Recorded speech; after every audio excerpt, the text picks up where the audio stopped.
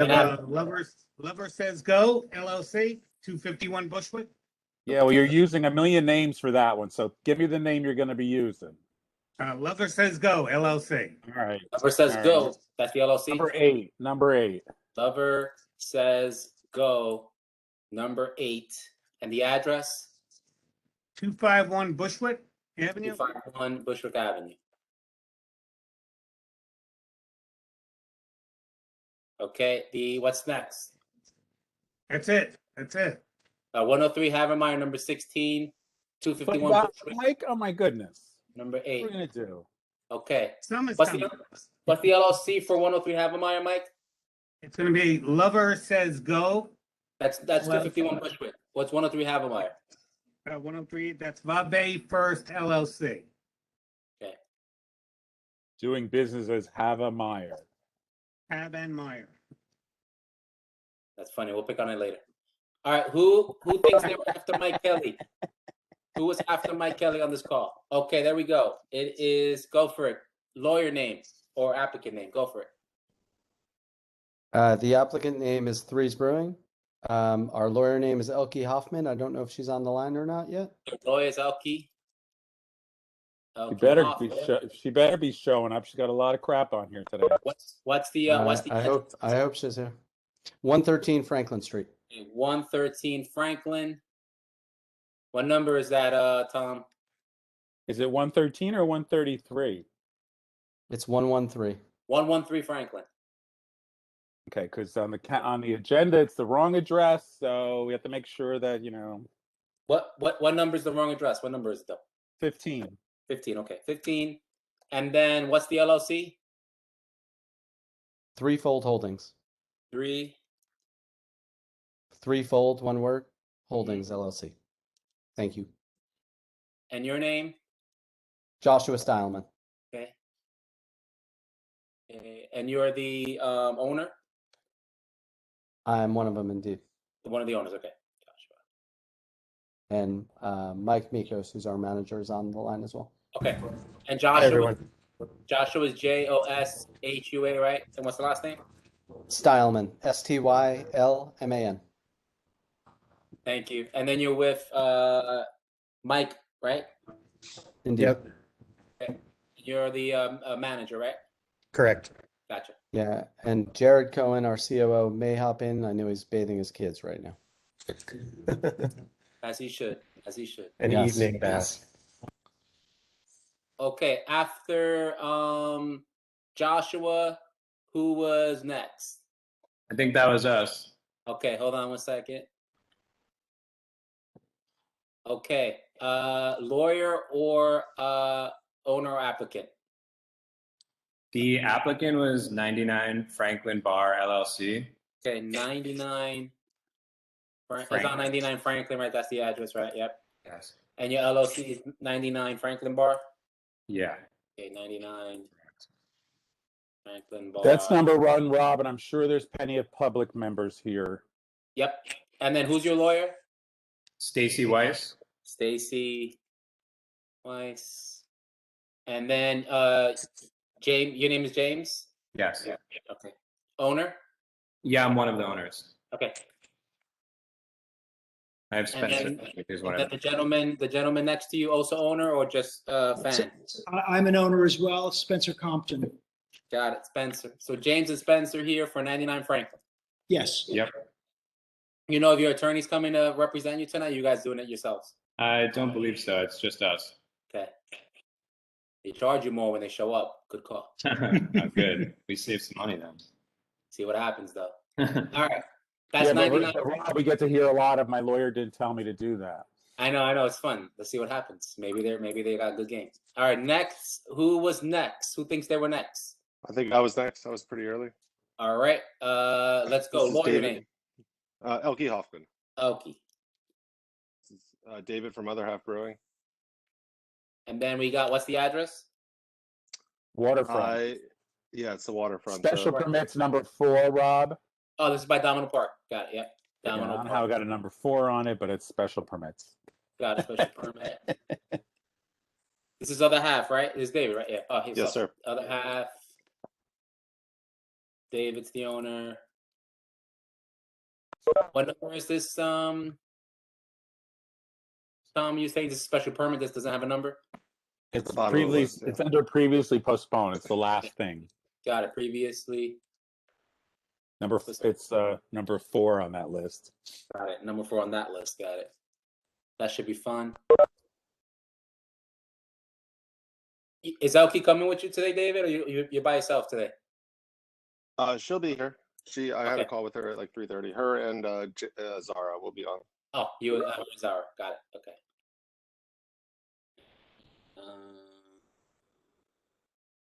All right. Who believes they were next after other half? Would that be a Lil Family LLC? Okay, hold on. What is the name of your lawyer? Elkie Hoffman. Oh, right. She's She better show up. batting 1,000 or 300. Let's see what happens. See what happens. Okay, address. 178 North 8th Street. Yep, 178 North 8th. And then what number is this, Tom, on the list? Well, they have a multitude of names, so but I believe it's number 10. Okay, number 10. We'll get to the aliases later. What's the LLC name? That'll be interesting. Lil Family. LIL space Fambly. FAMBLY. So who's John Waterberg? Who's John Waterberg? Me right here. Oh, that's you. Okay, so on the call right now, All right. we have one of the owners named John, John. And then spell the last name for me. WATTERBERG.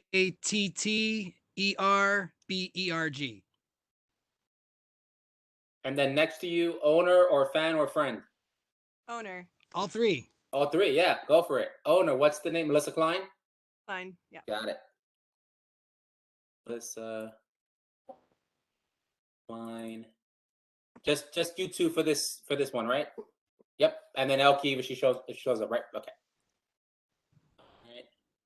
And then hold on. Do you know your DBA or you just got the LLC right now? They've got Santa Fe, Brooklyn, and they've got Family something or other. What's going to be your DBA? You know it or you don't know yet?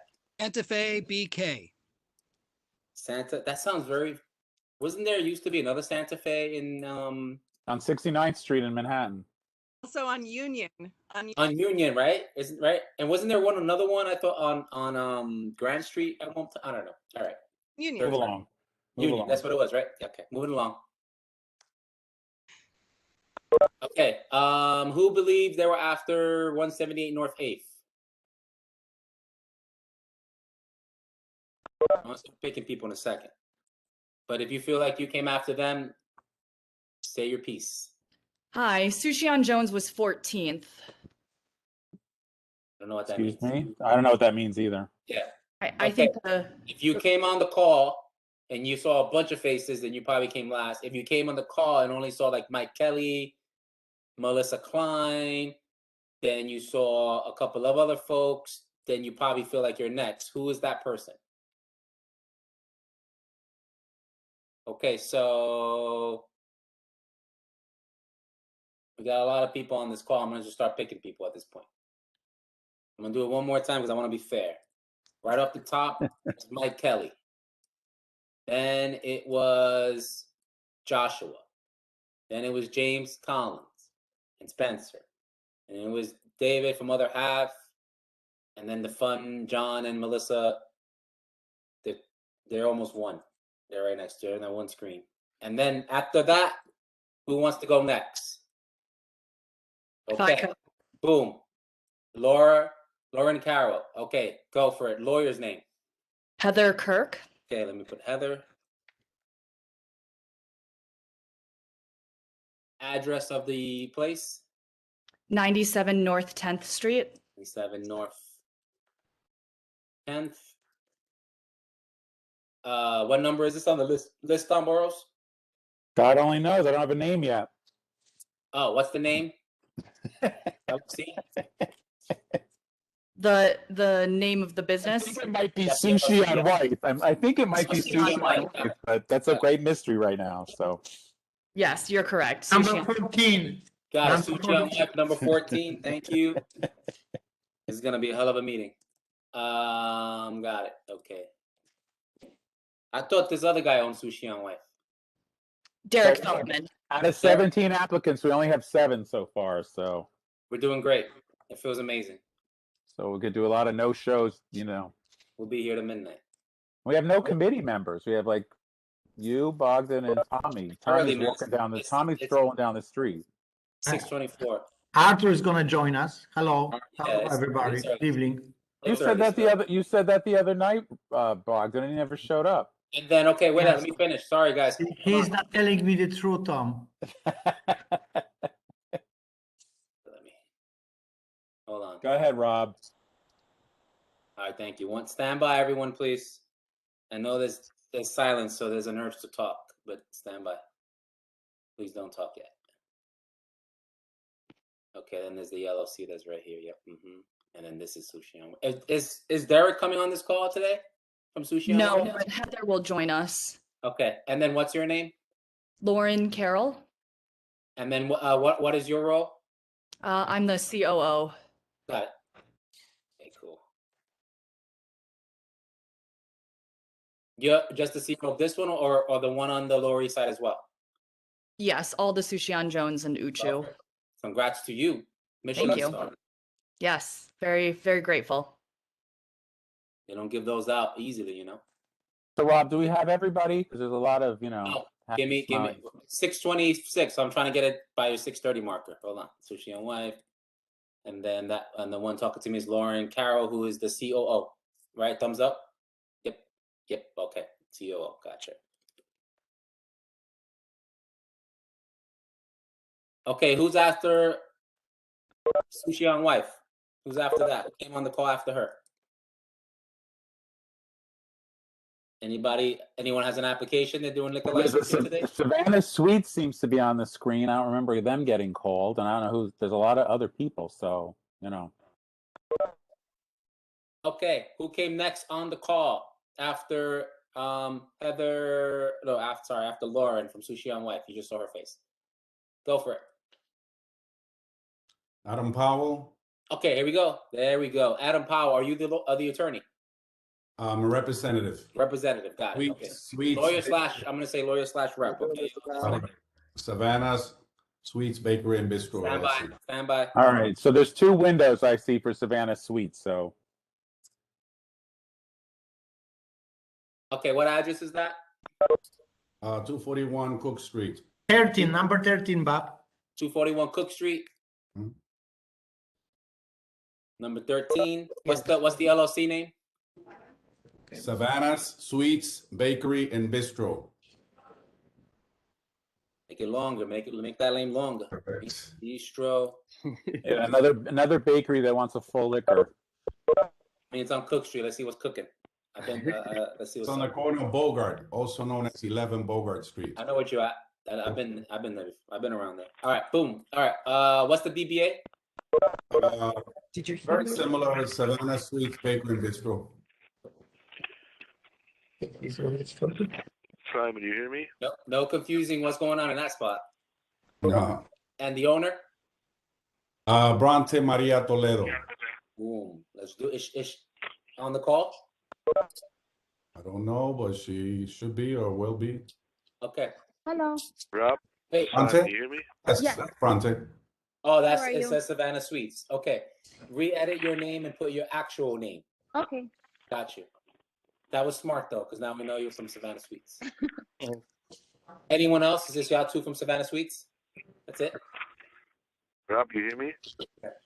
Yeah, I hear you. Oh, okay. Saying that Simon. from Mars. Simon, are you on the mystery phone number? Is that you? Yeah, sounds like. I'm on the phone. I'm dialed in, yeah. All right. It's like you're a secret person. Yes, it's very suspect. Okay. Okay, boom. Next after Savannah Suites is who? Martin Mailer, I'm an attorney. I represent Catalpa NYC LLC. Okay, stand by, Martin. I'm gonna ask you questions. Answer when I ask, please. Martin, Sure. got you. MEHLER, L.E. got you. Address. My address is 305 Broadway, New York, New York. Business address, sorry. Store The number. previously postponed item number 2, Got it. What's the address? 25 Greenpoint Avenue. Boom, 25 Greenpoint. LLC name? Should put a far that end. No water in there. Martin. LLC name, Martin. LLC name. Catalpa NYC LLC. Thank you. Catalpa. This is previously postponed. Yep. What's your DBA?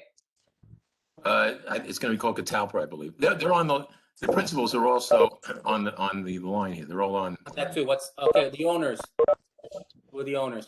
Rob Zorman. There's a Nicholas Padilla. Those are the only two I see on right now. Okay, so one of them is Michael.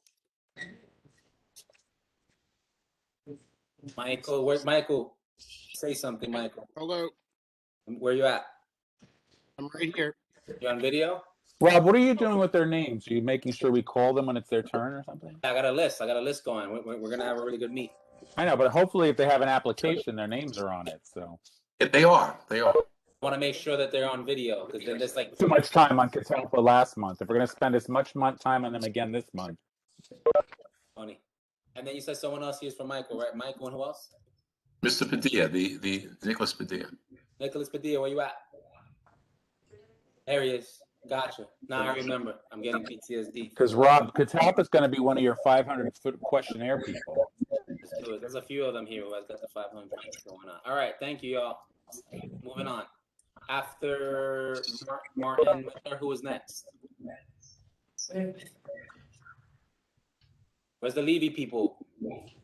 They're not here today? You got Heather from How Run on the League here. Heather. All right, Heather, let's do this. What do you got, Heather? I've got 3. I've got Brooklyn Green Golf at 195 Hold on. Well, clearly Heather wanted to stay till late because she's just quietly sitting there not telling us. Waiting my turn. That's true, to be honest. That's true. All right, give me the addresses. Go, Heather. The first one. Brooklyn Green Golf, 195 Morgan Avenue. 195 Morgan. This is the Brooklyn Green Golf thing. Number 4, Rob. Number 4. Got it. This is number 4. Rob, make a note. There's probably public here on that one too. No, I know it's on red on my thing. Number 4. Number 4, got it. And then DBA. Rob and Nick and Mary are here on the call. They're the owners. Okay, Mike. You said Mike and who? Mike and Mary. And Mary, yeah. Nick and Mary. Yep. Gotcha. I don't know why I called you Mike. Sorry, Nick. Nick and Mary. Got it. Call you back. I'm at a meeting. Okay. Okay, on the call. Owners on the call. Let's do it. Yeah. Okay. What is the other one you have after that? I have Sushi on White LLC. Yep. Yeah, you're gonna go a little bit early. You claim their spot. And then what's the next one after that? Number 14. Yep, number 14. Yep, they're here. And then after that, Heather? I've got the New Hope Brooklyn LLC with Bill Zafira. He should be on the call. That's 10 Hope, right? Yes, correct. Okay. And then it's New Hope Brooklyn. Sounds very Star Wars-ish. This is previously postponed. You on mute now? And then Bill, I saw Bill's on the call. I don't think so. Okay.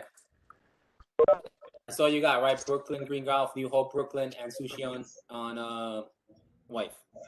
Correct. Thank you. After Heather, who's next? This is George Karp. I'm here on Bistro Stowe. It might have been called before we were able to connect. I'm just wondering if that's on the schedule. You're on which bistro? Bistro Stowe, it's called, and it's at 530 Driggs Avenue. I don't have it here. Are you representing yourselves? You have an attorney tonight. I am the attorney. My client is Soraya. let's do this really fast. What's the address one more time? 530 Driggs Avenue in Brooklyn. Previously postponed, Rob, number 1. Got it. Previously postponed.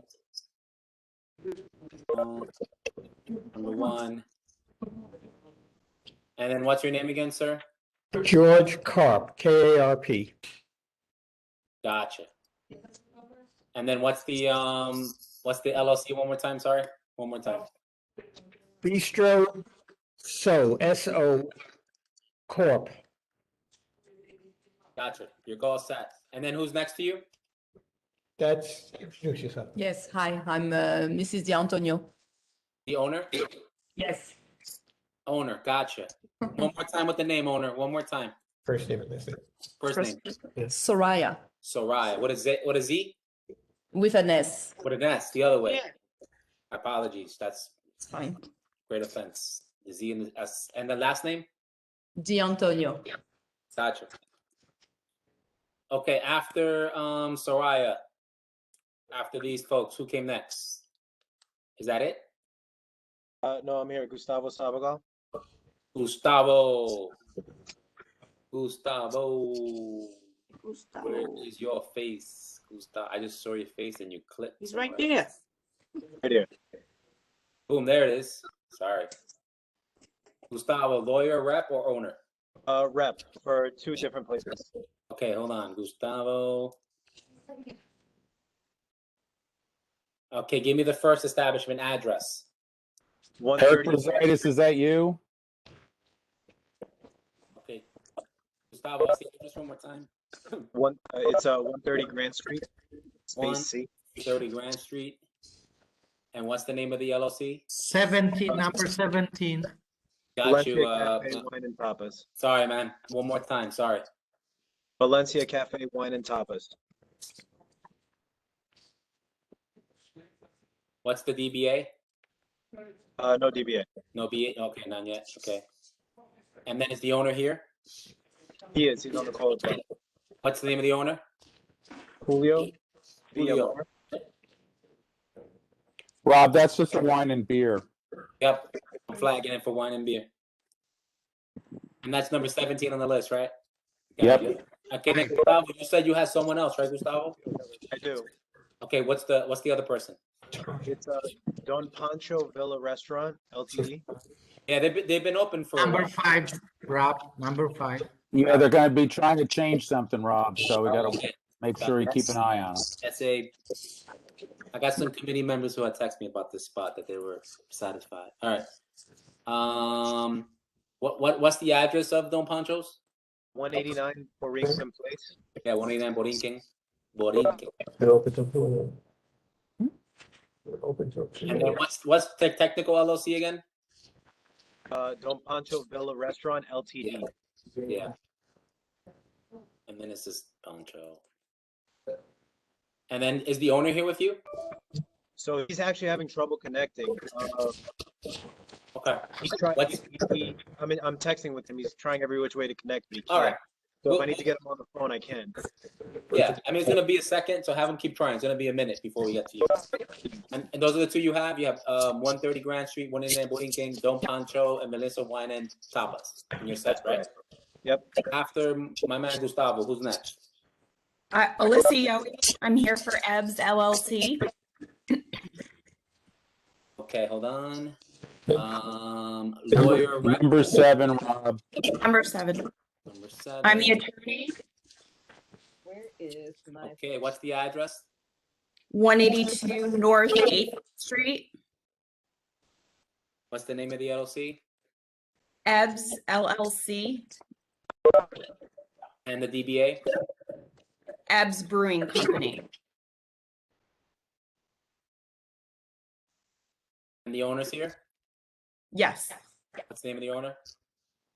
We have 2 owners, Bruce Wilpon and then Tomas Larson. Tomas, you're on this call, Tomas? He just joined. Yes, I sure am.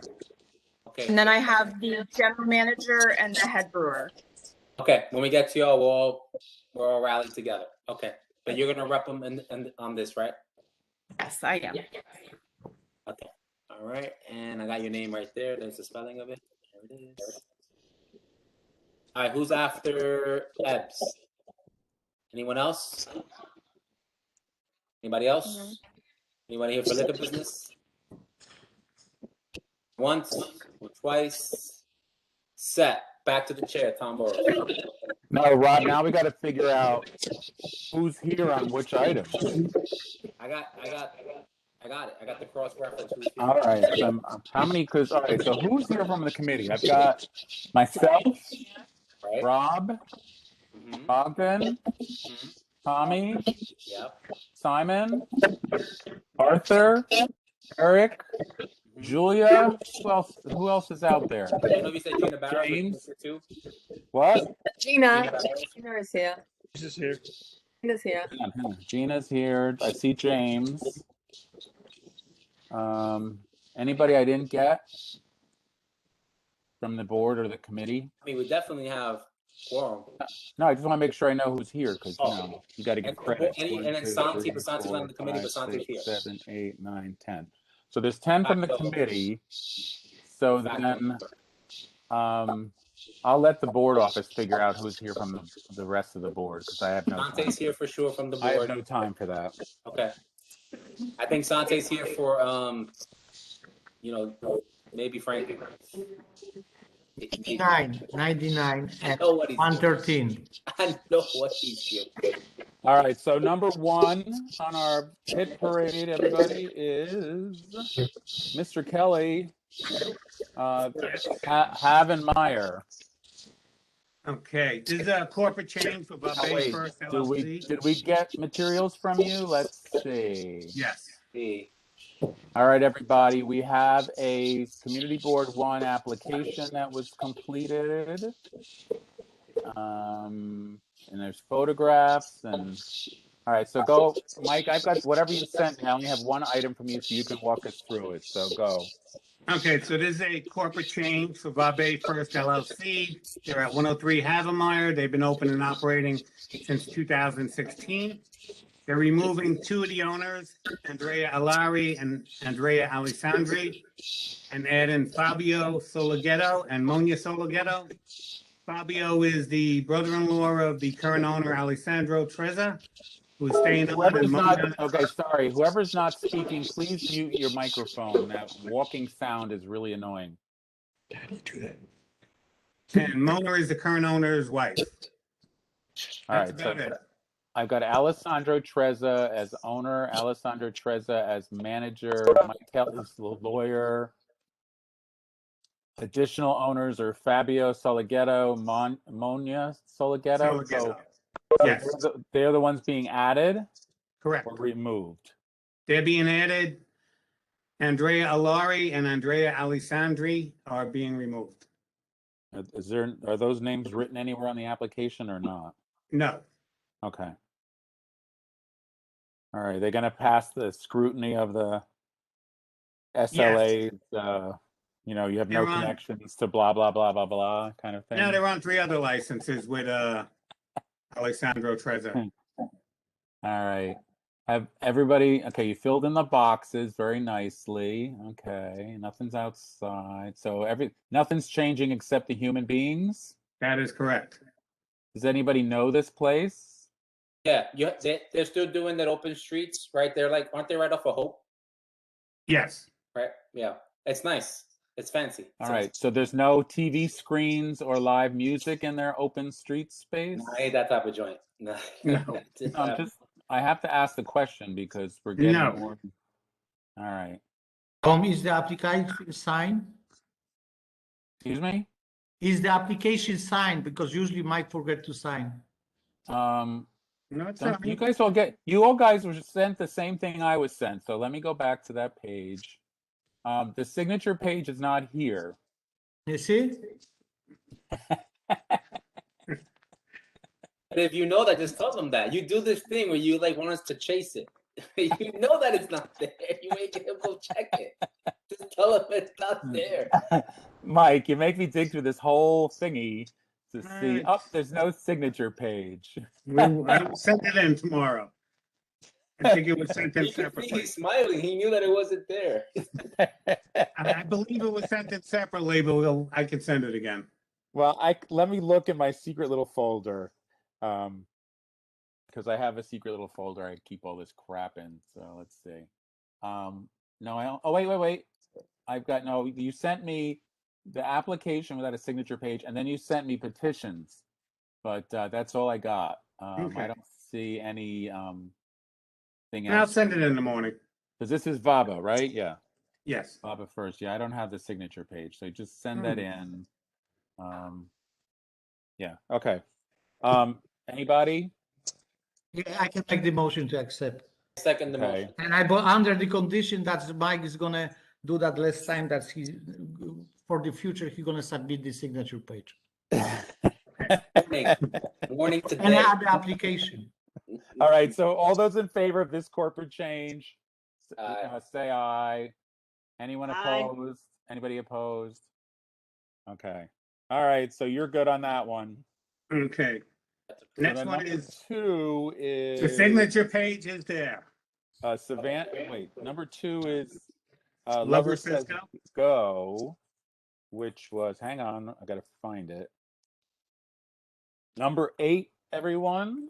So, and it also, if you got it on emails, it might be under Rajiv Shah, or Jiffy, or whatever, or Little Family. Is that all the same thing, Mike?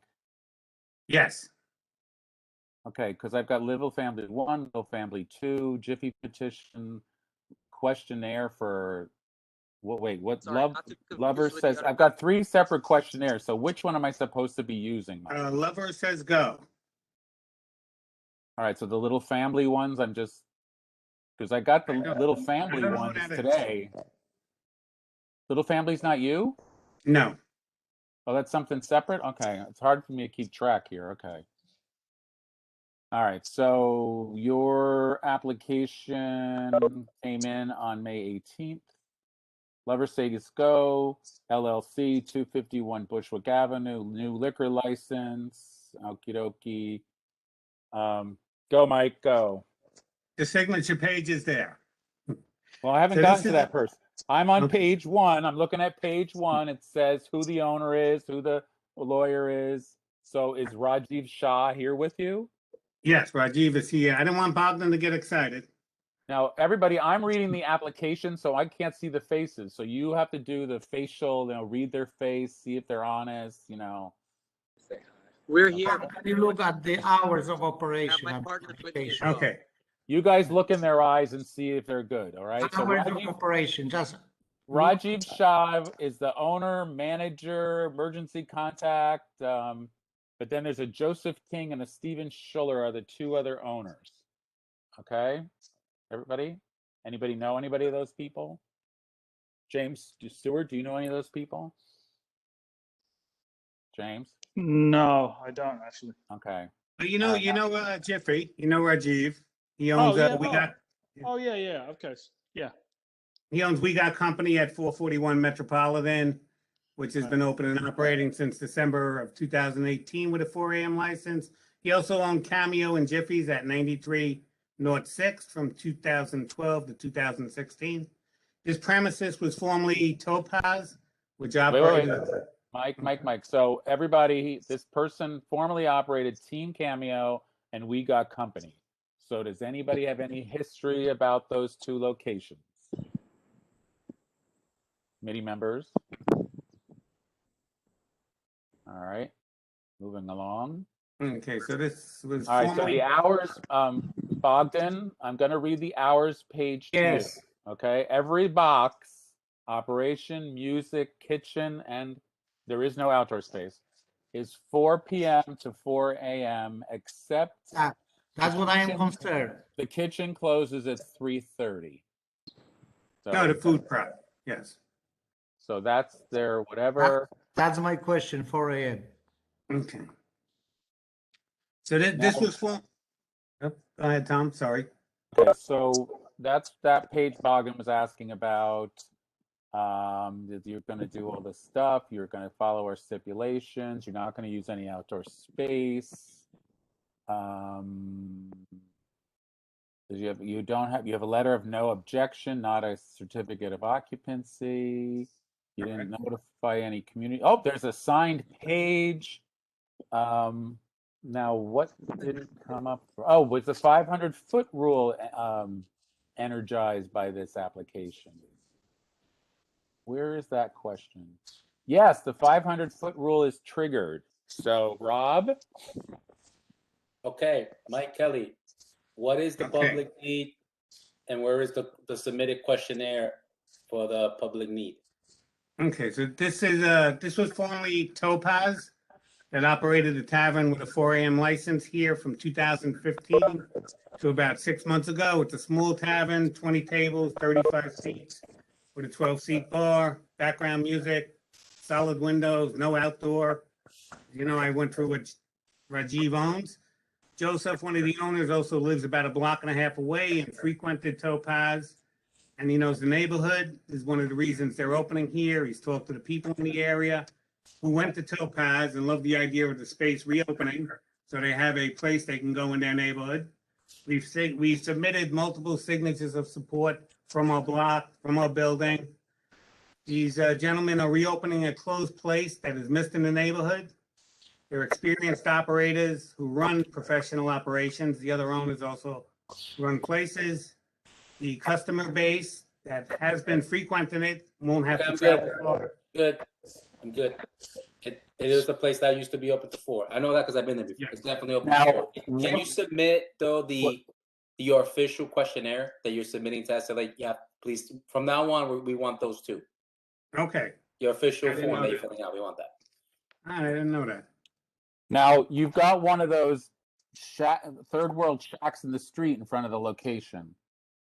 That's next door to us. We're That's not next open. door. Okay. Yes. You're not putting a shack in the street, are you? No shack in the street. Okay.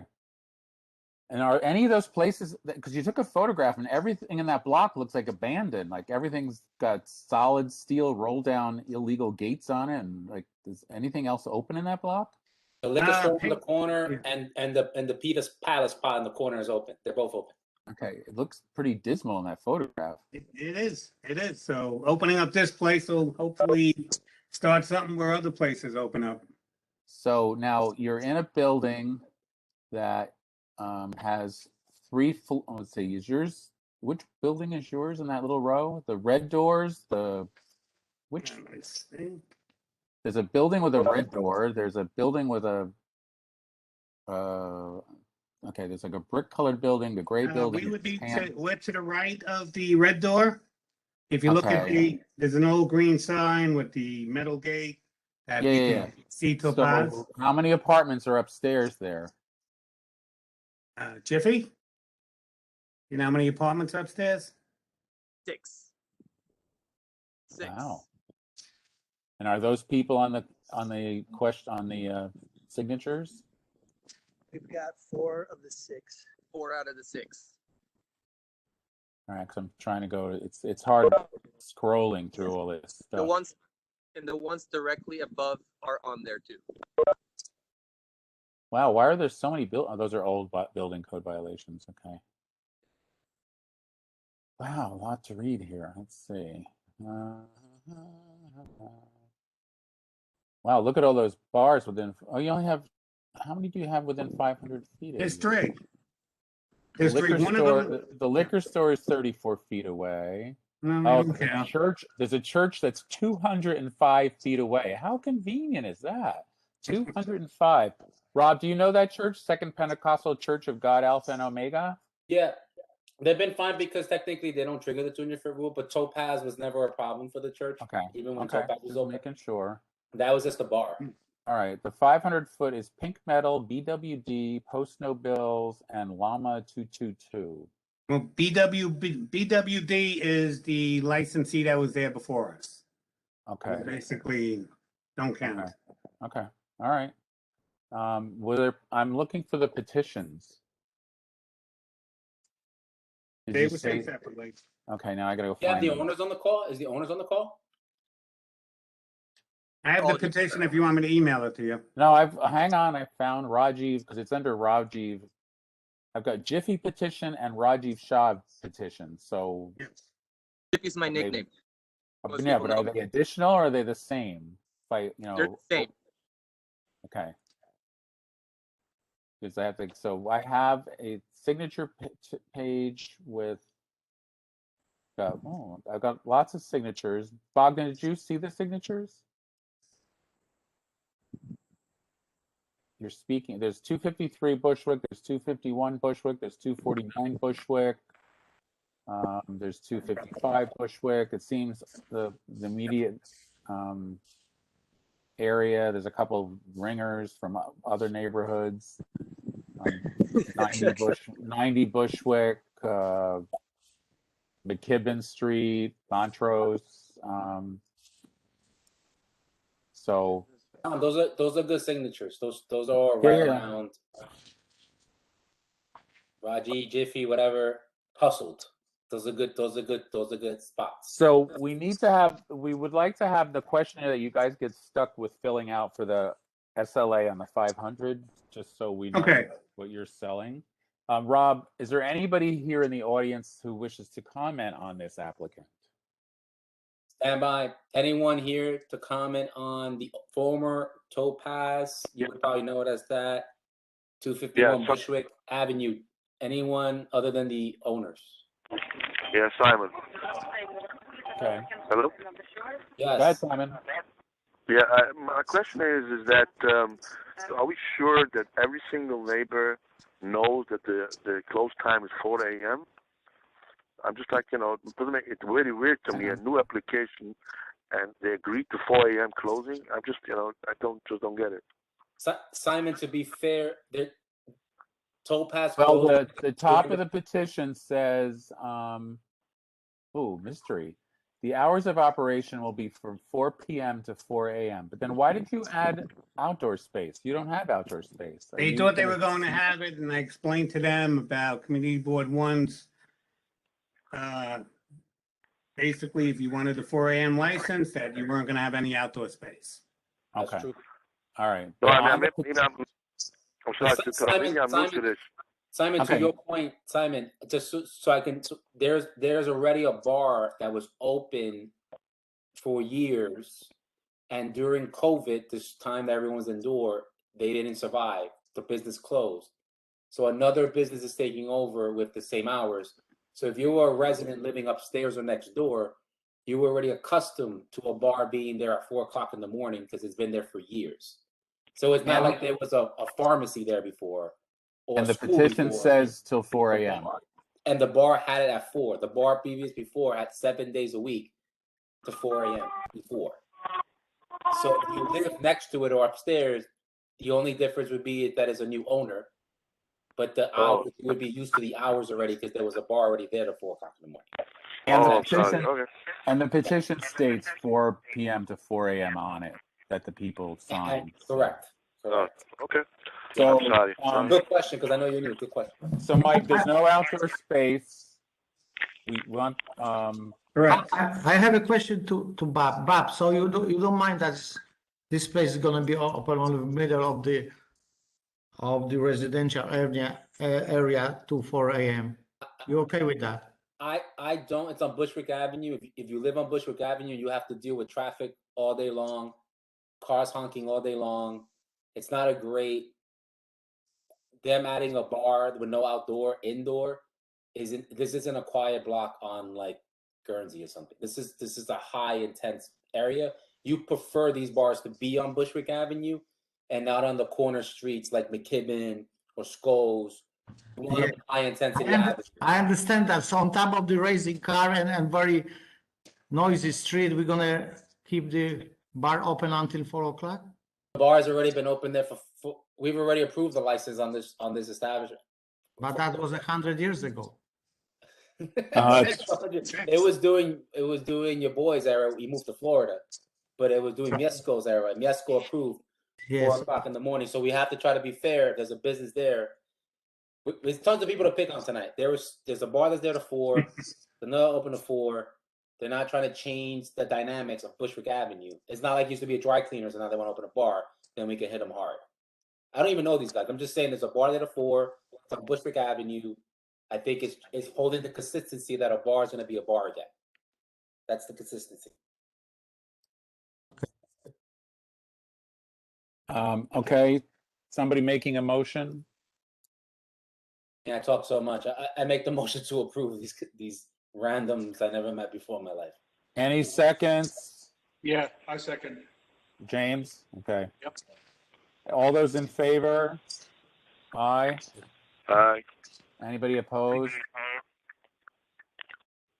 Oh, Ronan's here. I didn't get you on my list. Okay, I'm still trying to figure out who's here. I jumped in about Okay. 5 minutes late. All right, so that one's okay. Next, number 3 is item number 15, Threefold Holdings. Lawyer Elke Hoffman and team. And Zach. Now, did we get something from them? Yes. I got something at 10:49 this morning and then something at 5:32 this afternoon. So I'm guessing the 5:32. Just before we're gonna get any further, none of her application is signed. None. Yes, this is Let not. Let me go look. No. No, it's not signed. It's not signed. This one is not signed yet. We'll get you a signature page. And we did not complete 500-foot statements for all of our applications today either, but we can get those to you. We did not know that was a standard new request, so we will fill those out and get them over to you. Because we're still operating in this ridiculous COVID, whatever it is that we're doing. I don't, Well, I'd rather email it to you than have to print out 10 copies, so. That's still okay. So, any other attorney and reps moving forward, get the word going. For these meetings moving forward, you have to come with the completed 500-foot roll questionnaire that SLA is making you. Is no longer a statement, as you reps and owners and attorneys know. It is a form you're filling out. Please submit the form with your application. Thank you. It's not signed. Yeah. All right, so Threefold Holdings, what did I do with it? They did send something to us twice today, so I'm operating with the second one. Elke, is that correct? The one that's the second I one? believe so. Zara, is that correct? Yeah. Nod, yes. Yes, okay, yes, we're good. All right, it's at 113 Franklin Street. On which one is which? Because I can see the application second page is like half empty. What do you mean, which one is which? There's No, I have an application in front of me, and second page is missing a lot of information. The second copy includes the menu and the emergency contact information. Second page on the application. But our second page. All right, somebody's In half a mile, with the use the phone left 2 and lanes to take computer exit open. 69 for I-80 West Somebody toward has Patterson. their driving thing on. Don't if I may, second Hey, we're all echoing. Everybody shut your microphones off. Use the left 2 lanes to take exit 69. Shut your microphone off. Marie, Continue mute for 4 everybody, miles. Marie. You gotta find what that is. Hold on. So the application that was dated the May 26th. What date we have today? The 25th. Okay, that's one. Number one. Number two, on second page, when you go, there is missing information. All owner telephone number, manager telephone number, lender telephone number, emergency number. All this thing is missing. Oh. Okay, all right, hang on. Everybody just hang on 1 minute. Bogdan, the applicant sent 2 applications in today, one at 10:49 this morning and one at 5:32 this afternoon. Okay. The one at 10:49 this morning is missing all that information. So the second one, the one that came later in the day, has all those phone numbers in it. So I don't know if you got that one or not. I got one that was sent this morning. Okay, go ahead. So the second page of the second one. I just waste my time and my paper because I received wrong application. Bogdan, Joshua Stileman's phone number is 917-991-0685. Elke Hoffman's is 212-487-9100. The landlord is Guard General Merchandise with 917-548-7465. Anna Silver Cassell is the VP of Hospitality. She's at 646-361-4635. And Justin Israelson is the additional owner at 917-923-8013. That's on the second application that we received, which is the one I believe Elke wants us to use. Yes, Yes. Elke? Yes. All right. Long as it's there, I am fine. Right. Well, it's fine because they sent two in the same day, so that made me a little crazy. So okay. We had a lot with you today, so we were And scrambling the to try to get you application is signed, right? And the No, application. it's not. This is not signed. Okay. Okay. Do we have a All right. post site? Do you have All in right, your? I'm going to page 3. Okay. It's an on-premises liquor. The owner appears to have no prior experience, and it's checked as a transfer. So, Elke, would you like to explain what's happening? Let me explain what's happening here. So the owners do have experience. This is a Threefold Holdings is Threes Brewing. This location has been operating under the trade name Threes Brewing, but it was different operators. So Threes, their main brewery is in Gowanus, and this has been operated by a bar operator just under a trademark license agreement, doing business as Threes Brewing. That operator's out of the picture, and they have decided to take it over and keep it operating as is. So there are actually going to be no substantive changes to the operations at all. It's even called Threes now, but it now is going to actually be operated by them. They have So it's transferred from a licensee to the brewery owner. Is that what you're saying? That's exactly correct. That's correct. Okay. And so there are actually no alterations. There's no change to the hours. There's no changes at all to the operations. Can I ask? What's the Wait. So but it does say that there's the 500 foot triggered because you're now a new license. That's correct. So, okay. So we need that. I'm just trying to keep track here. Yep. We have a couple for you, and we did not fill those all out for you in advance, but we will get those over to you and fill them out for the next meeting. Okay. So Bogdan, the hours of this place are 5 p.m. to 12 AR, whatever that is, during the week. And on the weekends, it's Friday and Saturday, it's 1 p.m. to 2 a.m. But the rest of the time, it's to 12 AR. They have music, I don't know what kind of music, from 5 p.m. to 12 AR, except on Friday and Saturday. The kitchen is open from 5 to 12 AR, except Friday and Saturday.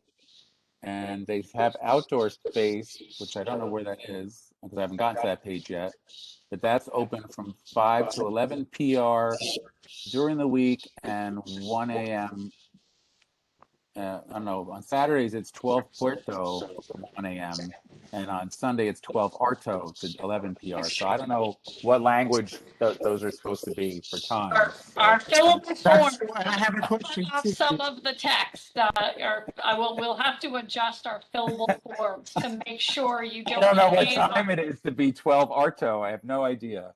That's You have no idea. You can't possibly imagine what that might mean. If the applicant can remind us what's the outdoor space exactly. I'm trying to find the map. If the applicant can remind us what's the outdoor space. Josh, Justin, is that the temp? It's just is it temporary or is it permanent for out on the sidewalk? So there is a sidewalk cafe. There was a sidewalk cafe. Yes. Correct. Sorry, I was muted. And Mike, feel and under the temporary DOT. that's exactly right. Quick question. Why do we have two addresses for this app? Why does one say 133 Franklin on one part and then 113 on the other part? Which part of what? What do you read? on the advertising for us. Is that our mistake, or how did that happen for us? It Elkie? appears that we put the wrong address on our list Okay. because the application says 113 on the top of it. So I don't know where the 133 came Yeah, from. that's weird. Okay. I don't know. That was the first I'm hearing about it was today when they came. Now, was there a sidewalk cafe permit? Because I see one of those shacks in the street things. Yes, there was. So What exactly means that's outdoor space? right, that's my question. It's like, what's the outdoor space? Are you, because you can't take over a sidewalk cafe permit, but there are no sidewalk cafe permits anymore. So where are you going to be outdoors? I think there was a sidewalk cafe permit. I mean, right now, everything is up in the air. You can't renew them because DCA isn't. Right, but you're a new license, so you can't have the old one. It doesn't transfer. You're applying for a new license, so you'd have to get a new sidewalk cafe. You can, if the DCA opens and accepts it again, there is a process to transfer sidewalk cafe permits, but right now, everything is up in the air. We don't know if and when DCA will process new sidewalk cafe permits or transfers of sidewalk cafe permits, but there was one before, and if DCA and the sidewalk cafe permit program, open again, then they will apply for it to be a transfer. We don't know whether it'll be a transfer yet because we have no idea what the DCA is going to do if that program is. But the question is where was it? Because all we're seeing in the pictures is the shacks in the street. I don't have a floor plan showing where the sidewalk cafe used to be. Which prior to the prior to the roadside structure, the sidewalk cafe was just tables up against the wall of the building. Which wall? Because it's a corner. Both walls around the corner. So how- the front, and then around the corner. Were they just two tops against the wall? Four tops, yes, against the wall. Okay, so let's see. So I think actually prior to the pandemic, it was just the front of the building, but now we're using the side as well. Well, so your application Was it your property line, or what did it was a sidewalk cafe? Or was it on your property line? No, there was a sidewalk cafe. It was a legit sidewalk cafe. It was. All right. Well, anyway, the application says you had 16 tables with 8 seats. So half your tables had no one sitting at them. Sorry, 8 tables with, we had less than 8. We had the permit for 8 tables, but we didn't have 8 tables out there. Yeah, so but your we had some application 2 that and you- some 4 tops. But the application you provided to us today says you have 8 seats and 16 tables. Hold on. Well, That's according Elkie. that's according to what was The permitted form application, previously. either it was the first or the second, the new or the old, all the application is filled up incorrectly. Yes, those numbers should be flipped, I guess. Yes. The DCA. All information is incorrect. It's also, there's a difference between the seating that we put down for under the sidewalk cafe license versus what they're using for DOT because the areas are different. All right. When somebody fill up the application, did not pay any attention what is writing on. All right, Elkie, page 4 is an absolute disaster because the times are all wrong and the seating is backwards, okay? The seating there is backward. The times are not wrong. We just, the font got cut off. Whatever. And is there not some kind of a thing that you have to indicate what your open streets attachment is going to be so we know what it is? Anybody else on the committee who works in the industry, could you help me out here? I can't know a single rule. What's the question? What's the question? When people stick the shacks on the street and they come for a liquor license, even though we cannot vote on them having the thing in the street, isn't there some way they're supposed to attach some kind of notification or thing that they gave to DOT to say we're going to be using the street? So it's attached to their application? Because the liquor license that we're approving is going to be extended to their tables in the street, and we don't know what's in those shacks on the street. So I'm just wondering if there's some kind of form that gets filled out for DOT. And number one, and number 2, the application for sidewalk cafe should be separate application. Is that correct, Tom? Correct. And if the DCA process ever kicks back in, they would have to come back and do the sidewalk cafe process separately. That's correct. But that's different than the DOT program. Correct, Yes. but you put in this combined application, outdoor space, and out to the backwards tables and chairs, which indicates that you're going to be applying for a sidewalk cafe, for which we don't have, we can't approve that. You with don't this liquor need license. you don't need to approve the sidewalk cafe right now because we don't know Right.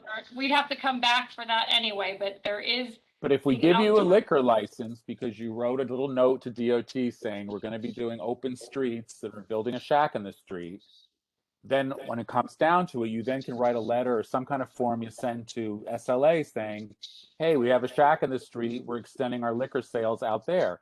We have no information on how big your shack in the street is and how many tables and chairs there are. Well, the There must SLA, be some form that went to DOT about that. I don't run a restaurant. I don't know. that would have been the previous operator. That would not yet be our client. They do that when they take over, and the SLA doesn't weigh in on the DOT approval. That's strictly Who's DOT. Nothing needs to speaking go to the now? SLA. Whose voice? is Zara. that? Okay, because I have to have the application up on the screen. I can't see who's speaking. She works for Elke LG. was speaking. Zara from Elke's office. Okay. And okay. the SLA doesn't wait.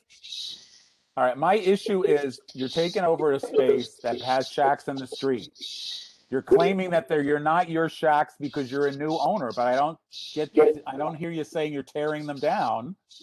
So They will have to reapply for them with their entity. They're not transferable in that way. And So we right, can now I've send lost you everybody, so that's a an great additional diagram. If you want an additional diagram, we will update we will fix that the digits were flipped on the form, and we can send you an updated diagram when we send you the 500-foot statement. One more question. What's Ramona? Was that the old spot that was there on 113? Because when you put 113 Franklin, It's next door. The building is the whole block. the whole thing and so it's what the was whole there thing. before? What was in the space we're in before? Yes, the space that you're taking over. What was there before you? Cluette was the LLC, and it was a restaurant called Cassette. And what time did they close? Same hours that we're presenting here, and they instead of going out of business, they licensed our brand, as Elke said, for the last couple of years. And then with COVID, they decided to go out of business, and we decided just to move in and take over the operator's job. And then where did you post your notification to the community? Mike, where did we post that? Where? Just right on the front of the building, right in the front window, next to the door. When did you do that? When did you put the sign up? A couple weeks ago. It's been up since well before the initial meeting on the 11th. Can the Greenpoint Coalition make a comment? Hold on for this. Tom, are you ready to hear from the public?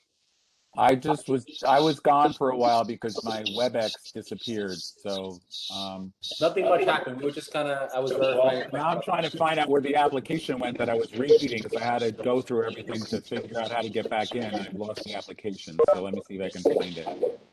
So this application is very incomplete from what I see. There is anyway, just the application is there. Whole thing is there, Rob. Just that I can't see it. I think this is the one that I made fun of. All you saw was a gate, and all you could see is a gate. Or something. No, this one has. I've got the picture. There's windows, gray windows on the. What side is that street? I can't see. Messeros. What side is that? What are the two streets? It's on the corner of Front Street and Kent Street. Yeah, What's the other, something in Kent Street. What's the other street?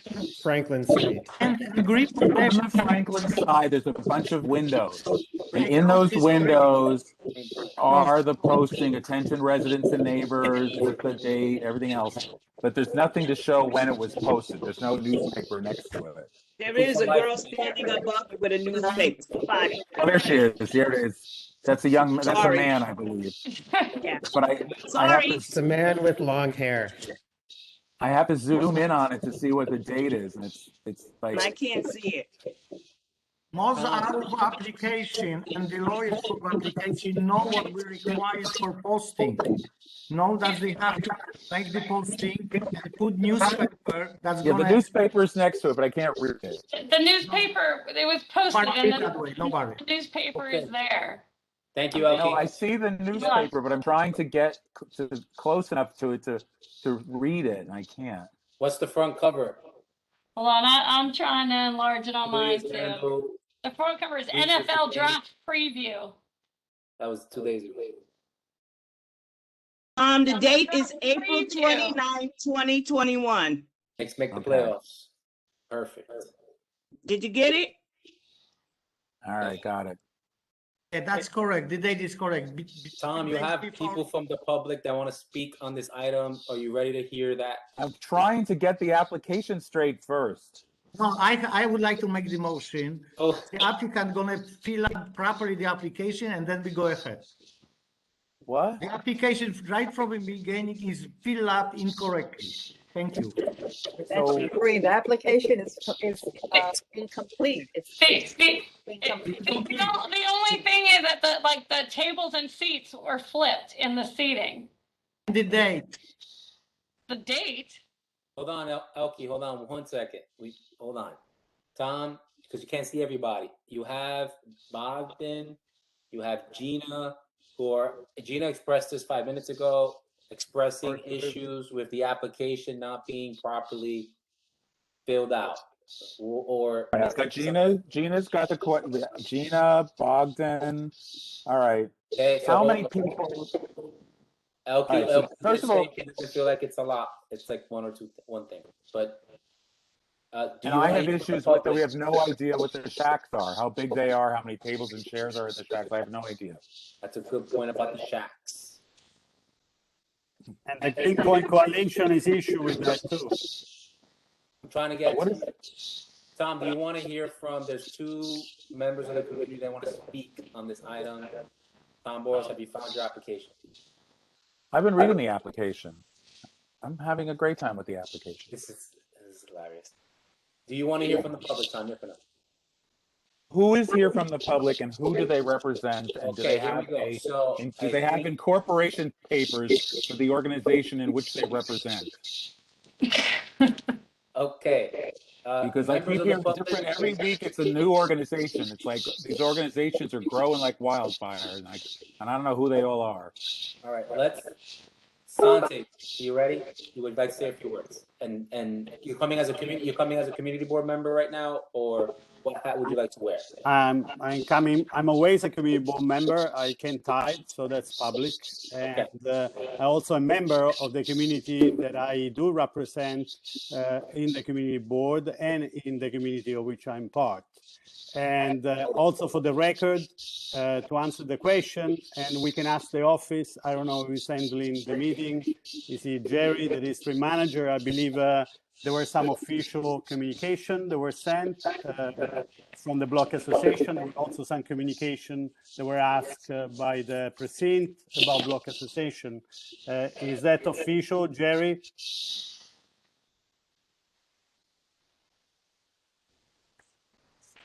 Who's with us tonight from the? Is it Joanna Marie? Who's with us from the board tonight? It's a mystery person. Mystery. I'm here. If you want to do it, we'll figure it out.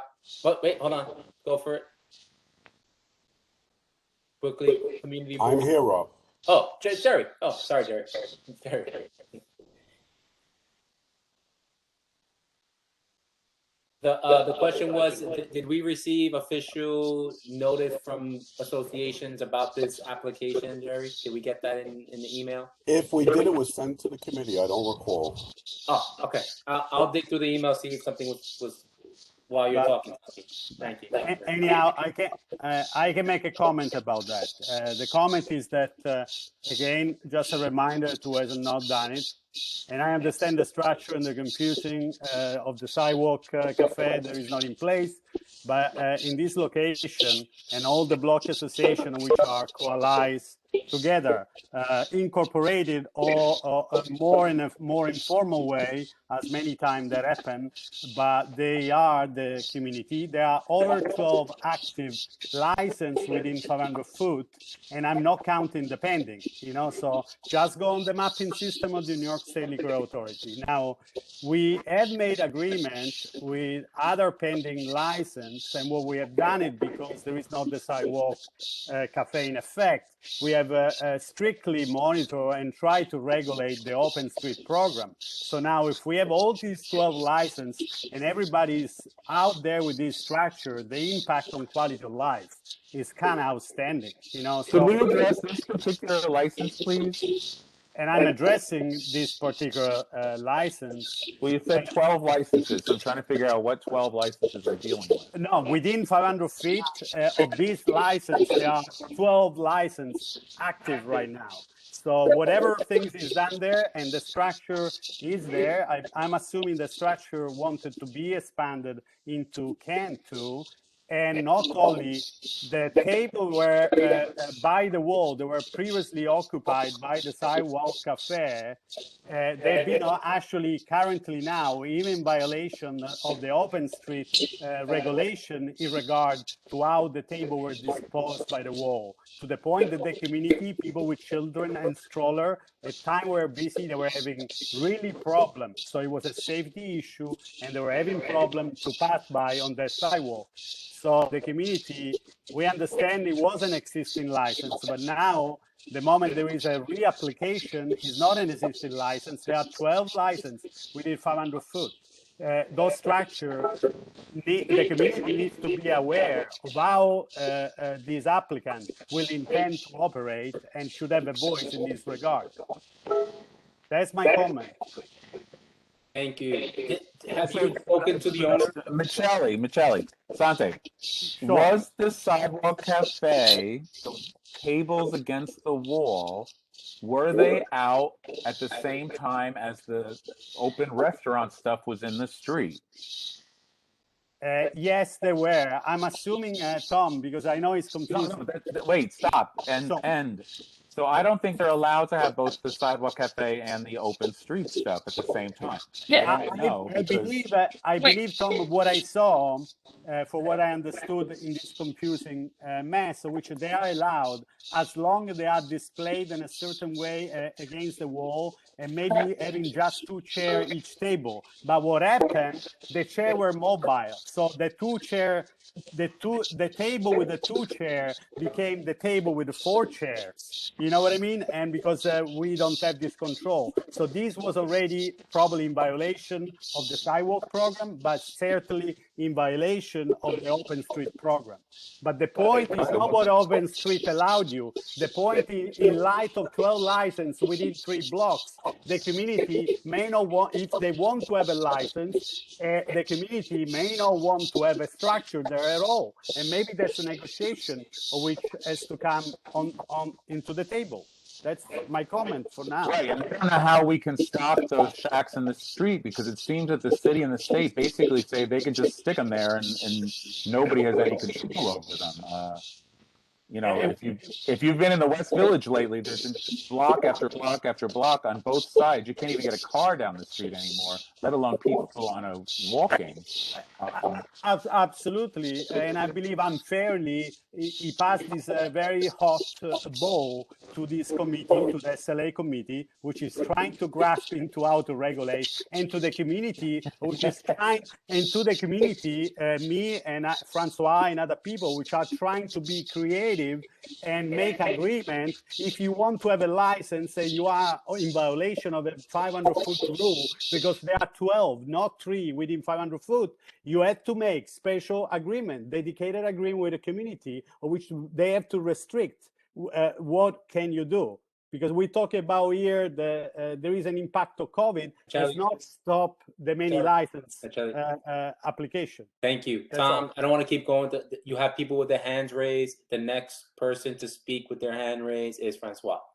Wait. So Sante, what were you said it's something, you gave it like a neighborhood association name. What was it called? I said that all the block association, Kent, Noble, Milton Street. Right, but have they formed have they formed a consortium kind of a thing? We are not incorporatedly kind of operating. That's why I called it a consortium. Under a coalition. I don't know how to define. And so probably what are you calling it? What are you calling it? We are a Greenpoint Coalition for now, let's say, but we represent all the block association together. We are doing to simplify the process of having to go through millions of email with each member, which is always busy. No, I understand how it works, because in the West Village, we had 26 block associations in what was called the West Village Blocks Association. But we were just a group that met as a group of the 26 block associations. Where'd you guys meet, Tom? What bar did you meet?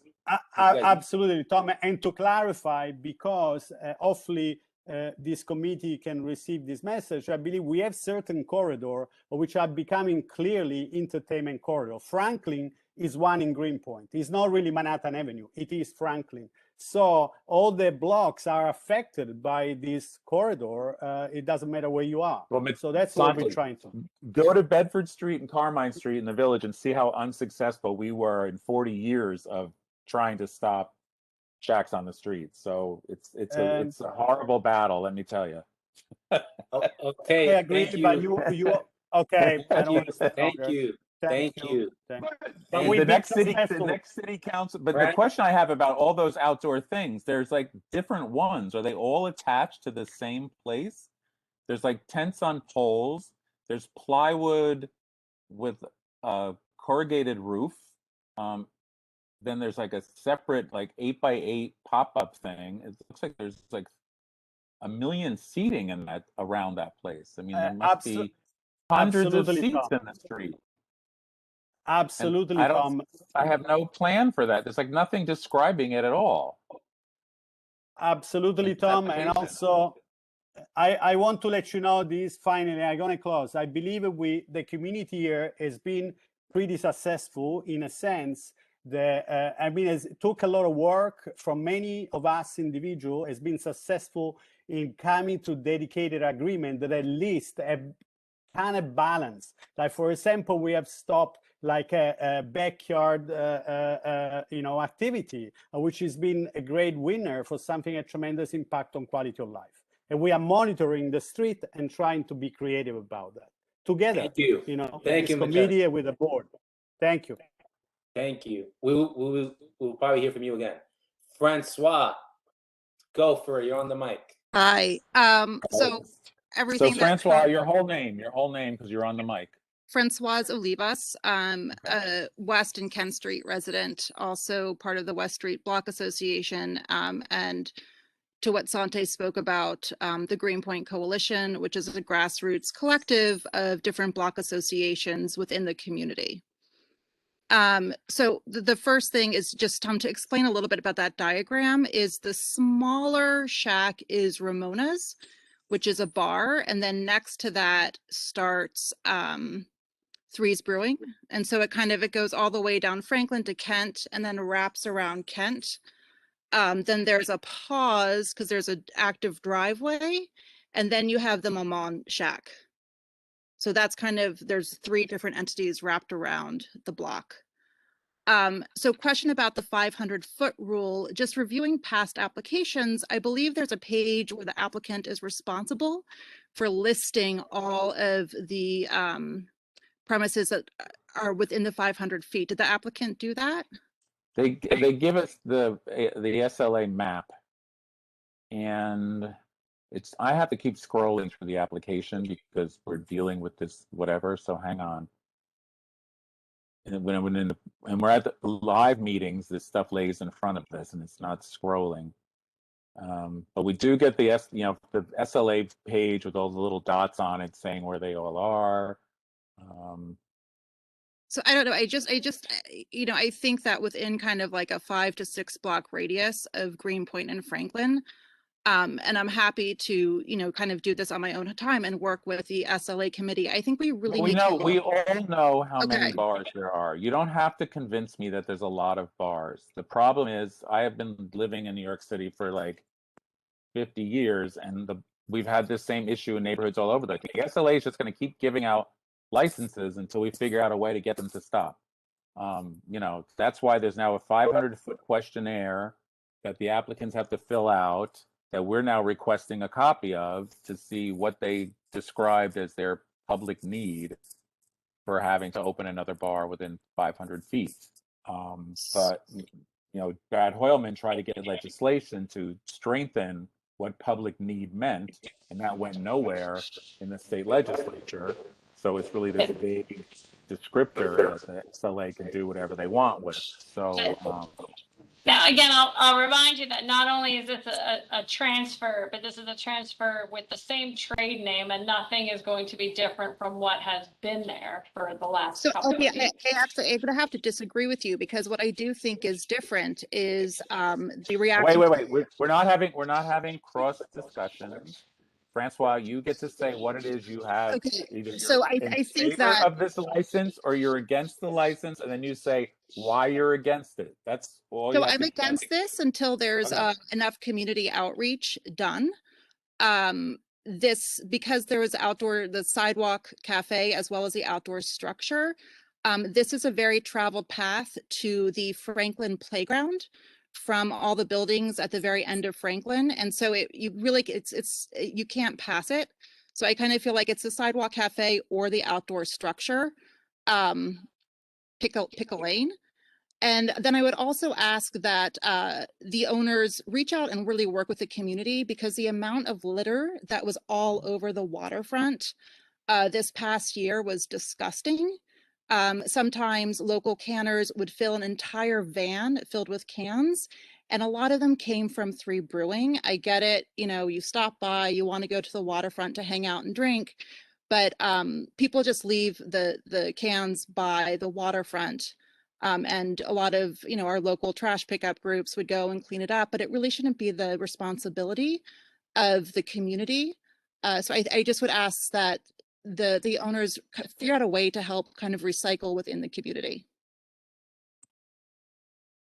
Thank you. So that's the permanent to-go rules that are going to be continuing for all time now.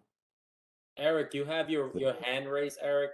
You still want to speak? Eric who? Eric who? Eric B. Eric Brisadis? Yeah. Yeah. Eric, Okay. go for it. No, Rob, it's that comment that I sent you. It's just gotcha. Noted. Yeah, just thanks. Which is now I forgot what I wrote because it was like an hour ago. But No, you were right. We'll talk. I'll make a note. It was to we should tell folks to submit if they're going to participate in open streets. They should be submitting that and open what's going open to restaurants. Open restaurants. Sorry, open restaurants. Sorry about that. Thank you. Okay. Well, Eric, what is it that they have to fill out? Is there a form? Is there An a application? Yeah, there's an application through DOT at the moment, and Okay. that's it. Now, I've spoken, to Rhonda a couple times, and they are working on something more formal and going forward. Whether open restaurants is going to be a thing forever or not, there's a lot of balls in the air with all the open everything, and so Yes. nobody knows what's going on. But as far as I know, it's only existing businesses can apply for an open restaurant at the moment. Thanks, Eric. Thanks. So if this is a transfer, then they can't, because they're asking for a new license. But the thing is, they can open as far as I know, they'd have to reapply. Yes, they'd have to reapply, exactly. When a new business, they need to have a health department permit in their name in order to be able to get the DOT. So after they're up and running, Once they have a health department permit, then they can reapply and resubmit through the DOT. So that's like when you get a liquor license for your interior, and then you tell us that in the future you're asking for a sidewalk cafe, and we say to you, yeah, how big is that sidewalk cafe going to be? So we can anticipate it. So we're back again to what is the size of. No, in fact, usually you tell us to come back for that sidewalk cafe. We don't tell you anything about it the first time around because we have to come back to you as part of the DCA process and to alter the liquor license application to add Yeah, it. but there's no process for DOT to come to us when you send in your application to be able to put the restaurant in the street, and you could have 10 seats indoors, you could have 400 outdoors, and we're getting no say in it whatsoever. So So, I mean, we can, Mike or Josh, or do you, how many tables and seats are there under your DOT open restaurants? they don't have one because they haven't opened yet. The prior owner had it. Yes, the prior owner had it, but presumably the number of tables and chairs will be the same, right? So we can estimate what is the, Mike, do you have a? Yes, we had 20, the previous owner has 20 tables outside, 7 along the sidewalk, and 13 in the roadside structure. Is that correct? Sorry, no. So how many people stood in that roadside structure? Because that's a One stands in the roadside structure. People need to be seated. but that's a huge structure.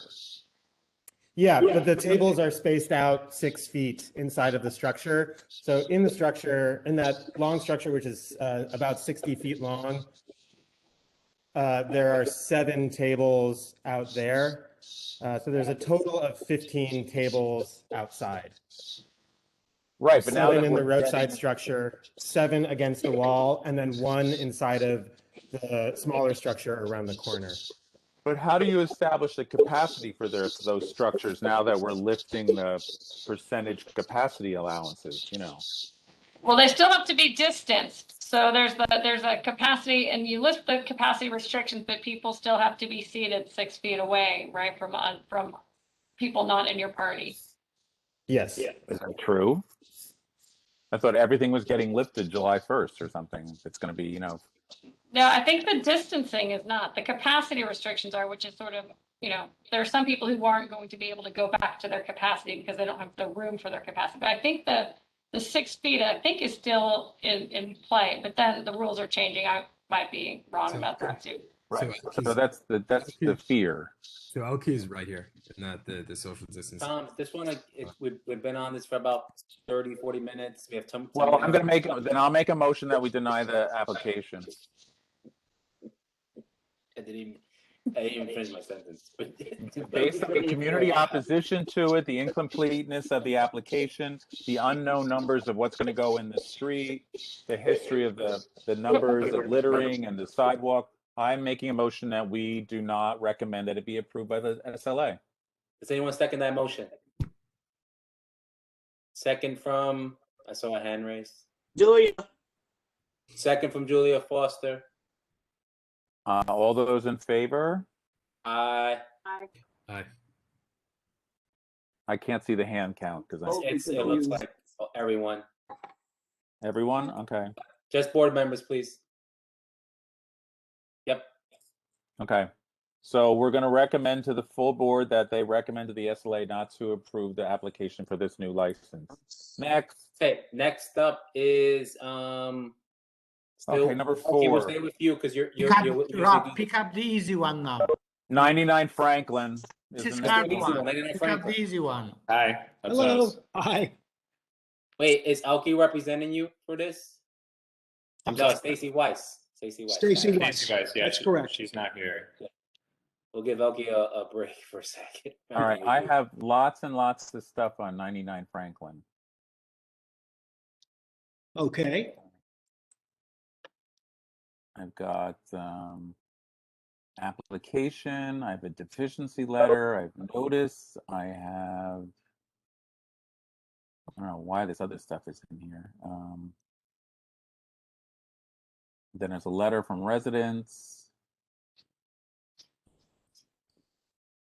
then there were people who spoke at the public meeting about it.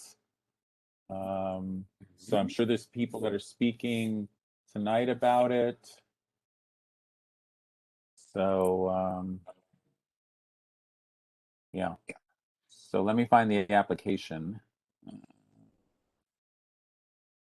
If you're speaking on the public on this item, please just simply raise your hand and we'll acknowledge you in a few. Just want to make sure get the hands raised on the little mini hand thing, and then we'll come back to y'all. All right, so I found an application for 99 Franklin, which is signed by Spencer Compton. That would be me. And it's notarized by Stacy Lewis. Oh, now it won't. Now, for some reason or other, I can't get it to open. Come on, come on, come on, come on. There we go. All right, so go. Who's speaking? What? Well, I'm happy to start it off. So we've been working with Stacy. All right. I can't see you. I don't know who you are. So you need please say your name. Please state your name and your relation to the application, please. Thank you. My name's James Collins. I'm the director of operations at 99 here, and this is Spencer. He's our CFO, if you will, and license holder. And we are a coffee/sandwich shop during the day, and we're opening our small, intimate cocktail lounge hopefully soon in the back by night. Okay, so I have on the application Stuart Henry Spencer Compton. That's me. So, all right, so James, you're not, there's no manager listed on the application. There's just an owner and a lawyer. So, and then there's emergency contact is Alexander Compton. Right. Alex and I both work on site. We also have a sandwich story. So why is your name and emergency phone number? So Alex is what, the co-manager or something? Because it just said he's a joint account holder. Like he holds somebody's banking account. So, right. He primarily owns our other business, which is helping fund and invest in this new business venture. Right. Well, the person that the community needs to know, and we need to know, is who's running the place. So when something happens, that they can call. That's right. why there's a line. That's why there's a line for manager on the application. Oh, I'm sorry that I missed that line. I didn't know I was supposed to be on it, but it's going to be me. Well, if you're the manager, you should be in there so we know your name and where to call you. So. Okay, I'm happy to add it or provide it now. And James, you're manager and owner, correct? I won't be an owner yet. It's going to be. I have an equity incentive in place. Got it. Okay. Can I ask Tom, what is square footage of the premises? All right, I'm just getting through the pages. It's Okay. applying as a tavern on premises liquor. Has not operated a similar business before. They trigger the 500-foot rule.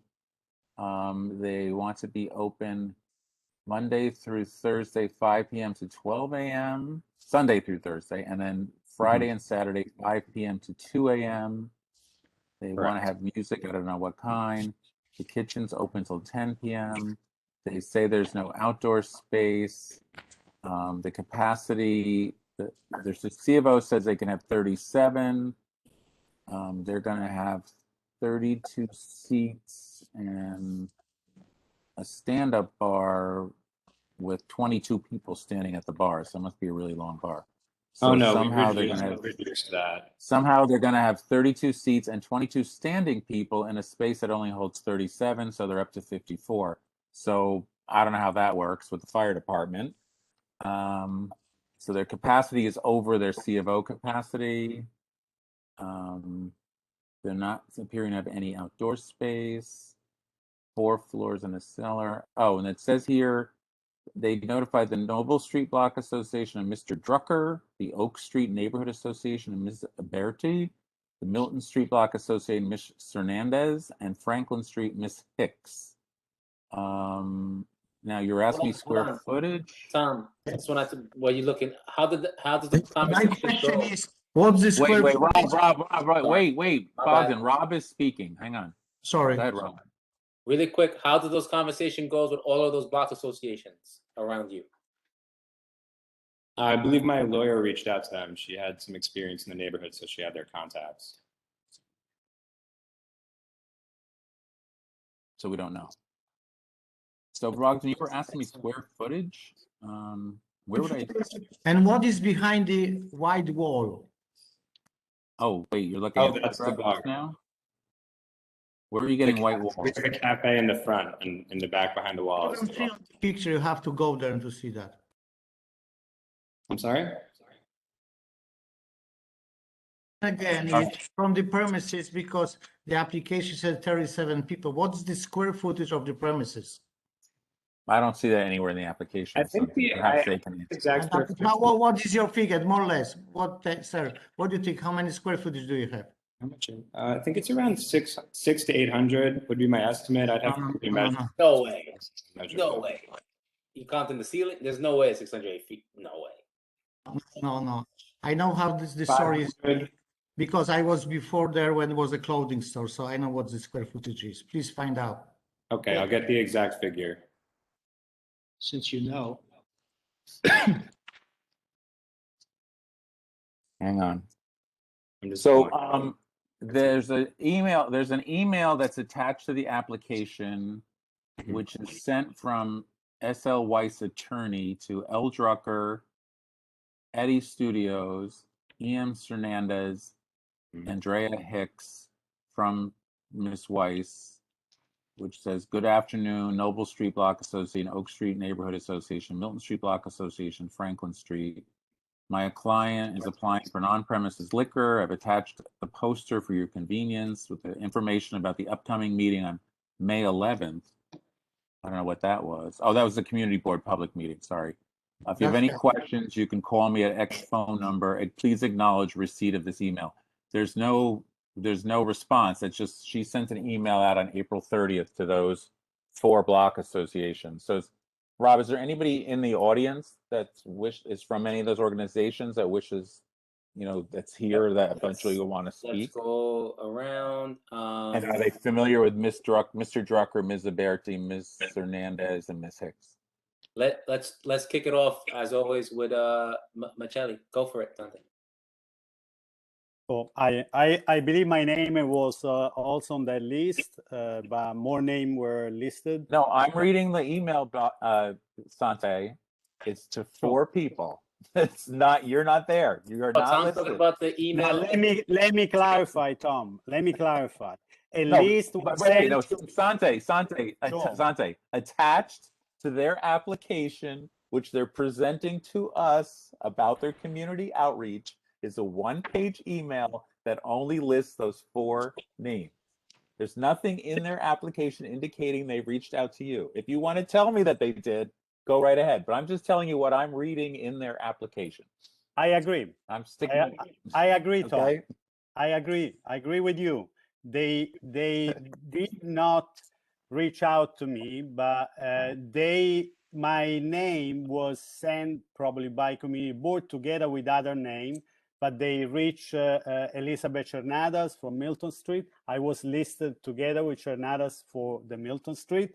I was also listed as a Greenpoint Coalition together with Elisa Iberti, but they have decided not to target the name on the coalition, which is fine, it's the same things, and they target some name of the block association. So the lawyer, I believe Stacy Wise, has sent a letter, that email, but nobody had replied. Instead, I believe Elisa had formulated an email to community board in our name as a group, but definitely there was no intention really or an invitation to come to the community. And this is a very controversial application, and I can tell you why it is. I believe some of your committee member, Tom, already had pointed at a few things, but let me clarify, because we know very well what it was there before.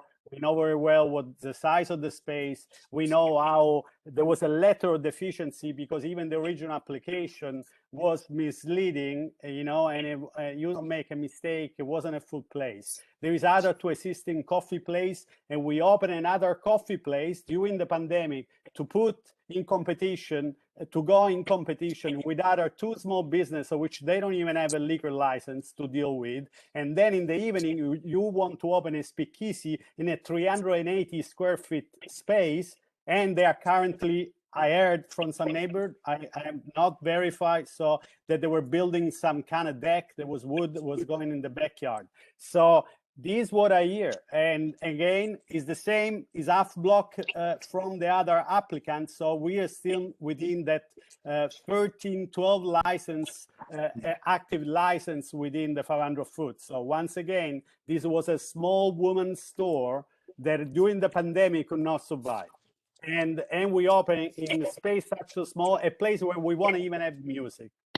Is really unacceptable, and they should have come to talk and inviting all the block association to hear before. And I received so many photos from the neighbor, just to tell you more story that's not related to, but is related to the dynamic and the fear the community has. A white Porsche has been parked regularly in front of the fire hydrant, so which is normally is used by the post office, is used by UPS, and they haven't been able to park there because they're a white Porsche. And I received so many pictures that unfortunately they send it to me or many other residents. I wish they didn't have to, but they do. In different dates, there is always a white Porsche or another car fully regularly parked on the fire hydrant on Milton Street, you know, and that's created a problem for the community because the fire hydrant function as a delivery parking place. But again, it's not related maybe to the license. They can break the law and park whatever they want, but the license,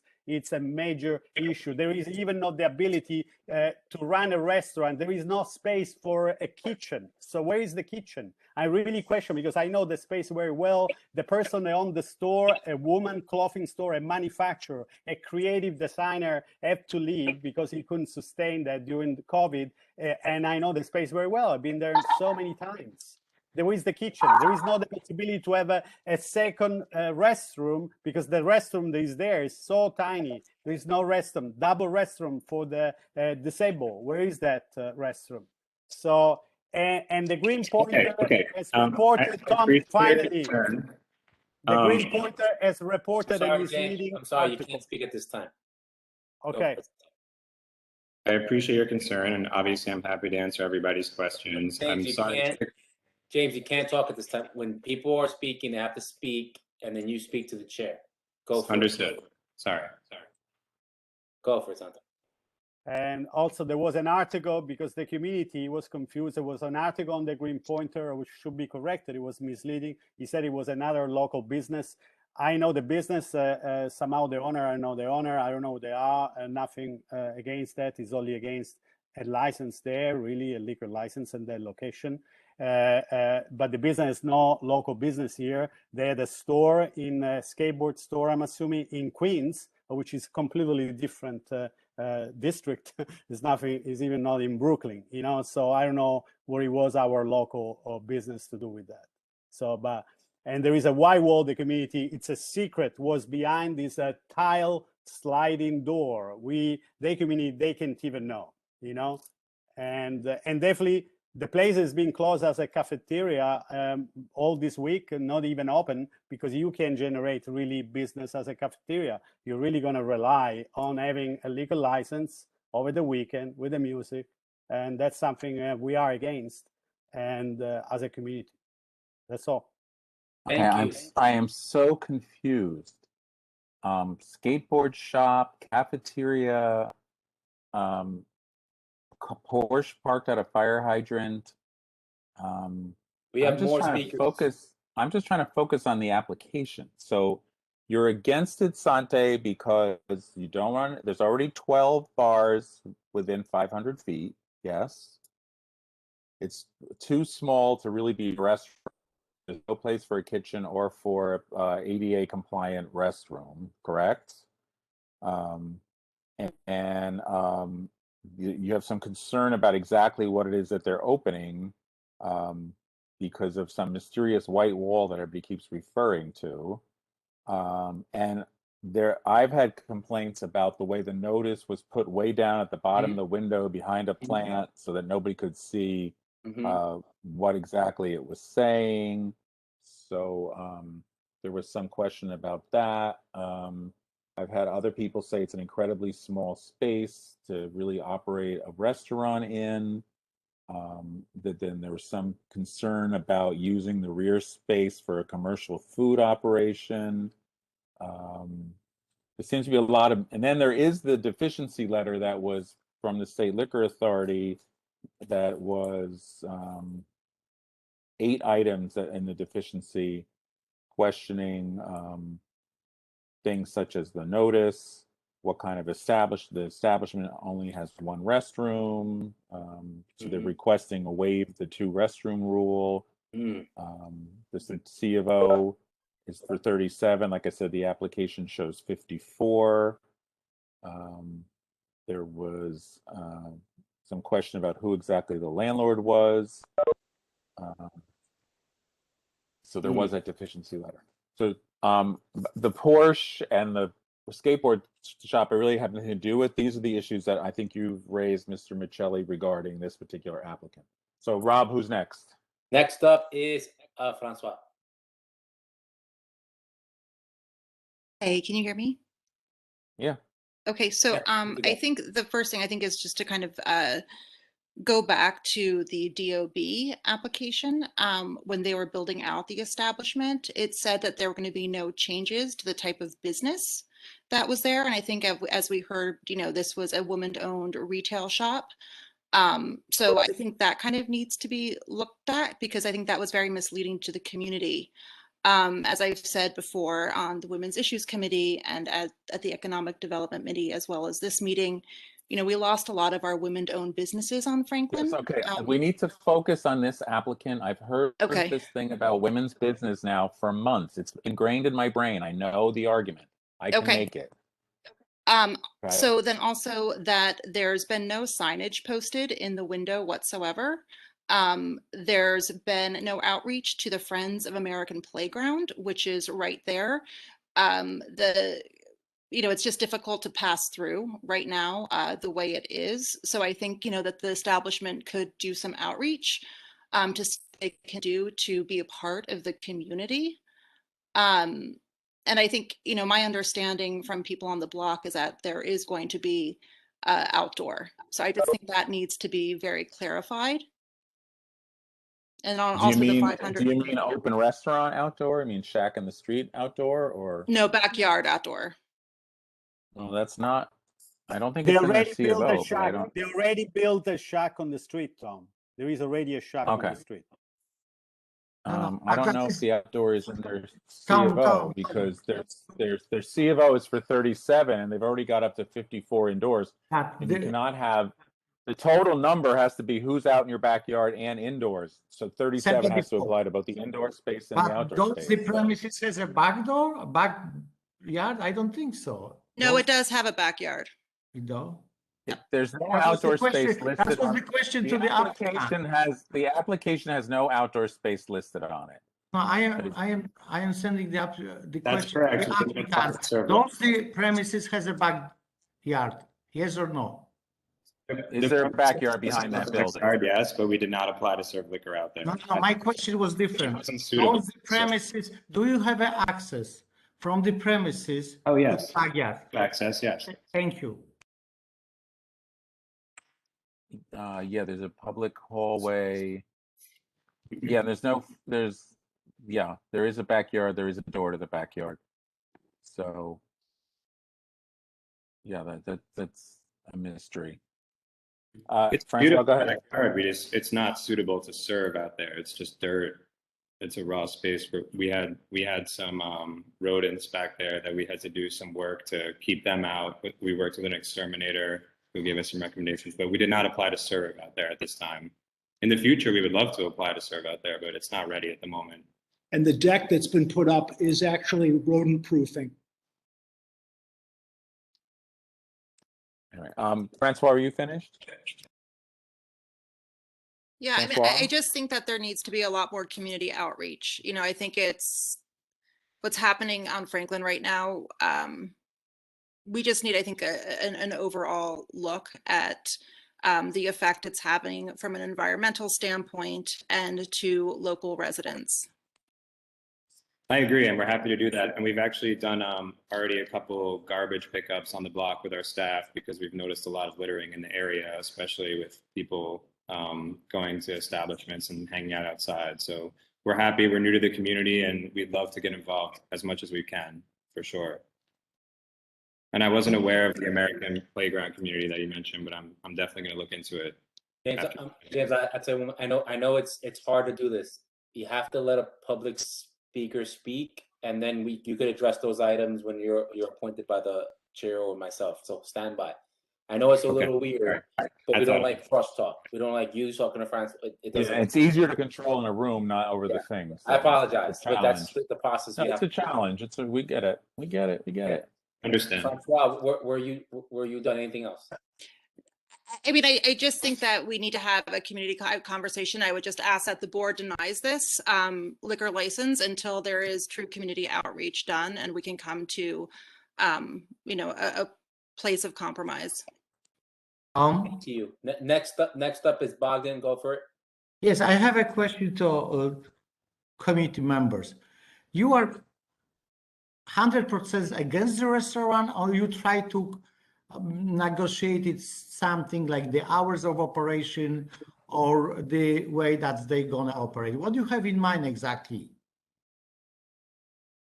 You completely against the application community, or you just want to get some little bit easier of the neighbors that live next to it? Well, I think right now, Laundromat, which is directly across the street, is just opening this week. So I don't think the community has really had the opportunity to see what it's like to have yet another bar on the block. Laundromat did do a very extensive outreach and work with the different community associations. Right. So I don't think that it's something that we can answer right now. You also have on the corner of Greenpoint Avenue in Franklin, you have a new bar restaurant opening there. So I think it's like, you look within a 3-block radius on Franklin Street, there's so much happening. I think we're just asking for a pause.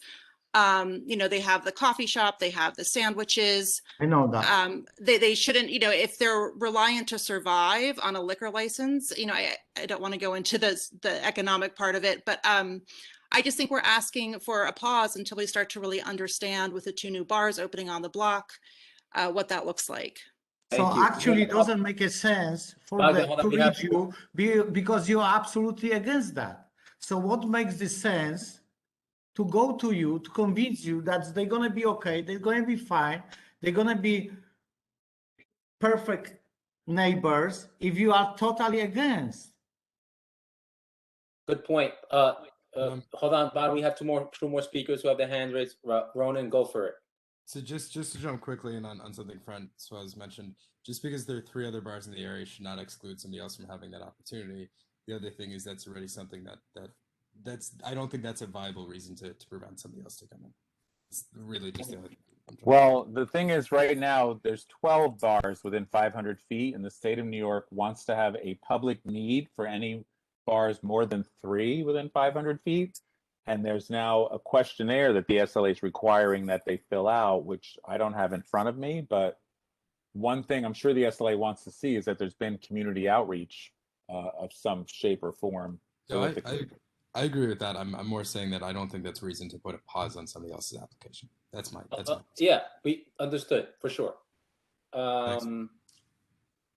Rob, can I say something that I tried to say before? Francois mentioned the Laundromat, which is a restaurant. It was already very controversial things, but they came very humbly. We went up to the hearing at the time when we could do that in person, to the 500-foot hearing in front of the judge of SLA.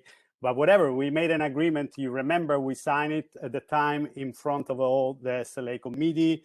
And so they were, they're not using him in the backyard. That it was put down on an agreement. And it is a restaurant. I don't see how this place can be a restaurant because it doesn't have the characteristic, of the layout to be a restaurant. Plus, it's also a secret of what is happening. And also I have a question, because I know very well about the rodents. This is an issue definitely in New York, in Brooklyn, for the community. You do not put a deck if you have rodent to tamper and to contain a rodent. You eradicate the rodent and then you build the deck. No one exterminator, which I had in myself call exterminator, will advise you to do that. So it's kind of a little bit ambiguous, this information, you know, so I would be more honest to say that a deck has been built there, because later on there is even the ambition to occupy the deck. But I believe the entire application,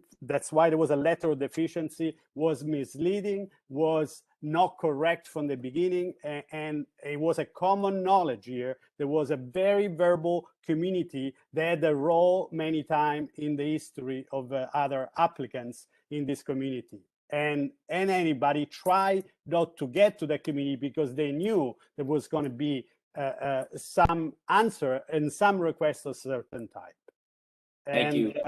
That's what is very important. So we are against, also because we never had the ability to understand what is happening and all this kind of secret that is happening in the background. Thank you. Thank Hey, you. Rob, this is Yeah. James. Can I say something? Yeah, go for it, James. Yeah, I was about to call on you. Go for it, James. Oh, thanks. James Collins, did you say you have your lawyer is on this call, your representation, or no? No, she's not. It's just us tonight. Okay. I just want to say that, Sante, with all due respect, I remember you vehemently saying exactly the same thing to the laundromat people when they were applying, as did many other community members. It's obvious that the applicants, like so many others, are not well advised by their representation, the importance of community outreach, all the necessary steps. This is something we've complained about to the representatives of applicants for years. Year after year, we have to sit here and play bad guys to new applicants because they are not aware of our expectations. What I will say is that that doesn't get away from the fact that engagement and really getting to know the neighborhood is essential. As is, I believe, it is our role as committee members and board members and members of the community to give you a fair shot and to hear and work with you. Too often, this process is you're guilty until proven innocent. It's something that I personally am not comfortable with, but I do think that you need to engage the community, and I think that we all need to give you a fair opportunity to operate a business. So I just wanted to say that. We appreciate that. Thank you. Thank you, James Stewart. Tom, that's everyone that wanted to speak. Bob, can I say something? Yeah, go ahead, Julia Foster. Go for it. Thank you. Thank you. Who was that was just speaking? That was James Stewart. James. Thank you, James. I was about to say the same thing. I'm sorry that your lawyers or your representation didn't tell you you have to do some outreach in the community. For a little while, I got confused because Sante, I'm gonna let you know you went too far with this, that, and the other. I don't even remember what the license is for anymore. Can somebody clear that up for me? Because I am so lost again. That's part of the problem, Julia, is that they originally told our application that it was for a restaurant, but then it became a tavern. And now the existing application is for a tavern. That's the deficiency letter they got from the SLA, was that they were saying restaurant to us and bar tavern to the SLA. So now it's a tavern. It's not even like an application for a what is the other application? Come on, thing. It's not a restaurant of wine and beer. It's not tavern wine. Looks like we it's lost not Julia Foster. tavern. It's Okay, like it's a tavern. The application is for tavern. Oh, she's okay, back. so Julia they're Foster. applying for a tavern. I'm pronouncing it wrong. I'm sorry. They're not going to be a restaurant any longer. So the community does not want the tavern. I want to make sure I got this right, because they said they were going to be a restaurant. Is that what it's going because like I said, I got so lost. Foster, let me try to do it in 20 seconds. It used Thank to be a clothing store, a Okay. woman's clothing store. Got you. Then that closed, and these two gentlemen opened up a cafe, no liquor license. You can see it in the photos. Now they put an application that said restaurant. Then they put another application that pivoted to tavern.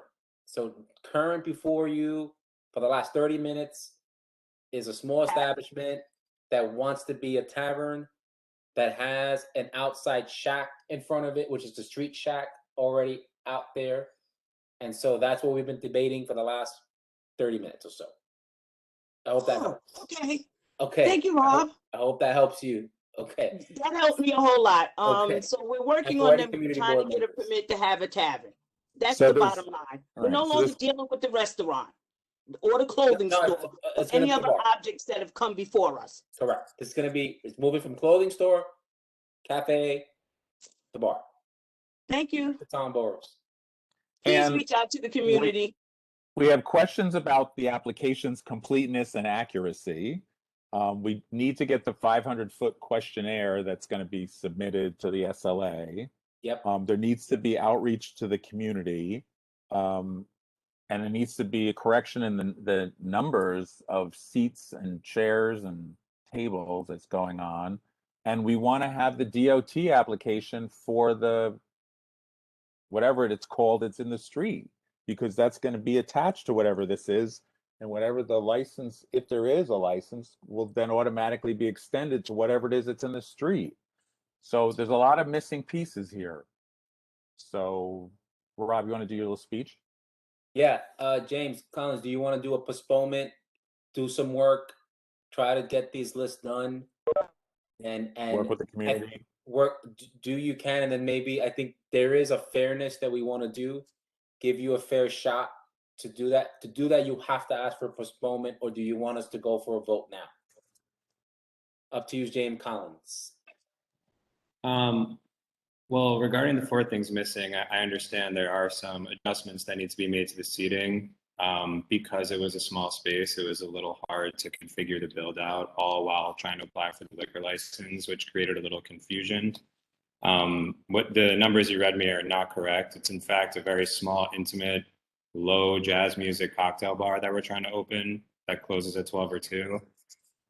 We will only have 4 tables and about 8 seats at the bar, and that's it. Just to clarify, with the DOT application, the reason we didn't submit it is because we don't plan on serving booze out there or any type of liquor at all. That's just for the cafe only. And then the posting situation.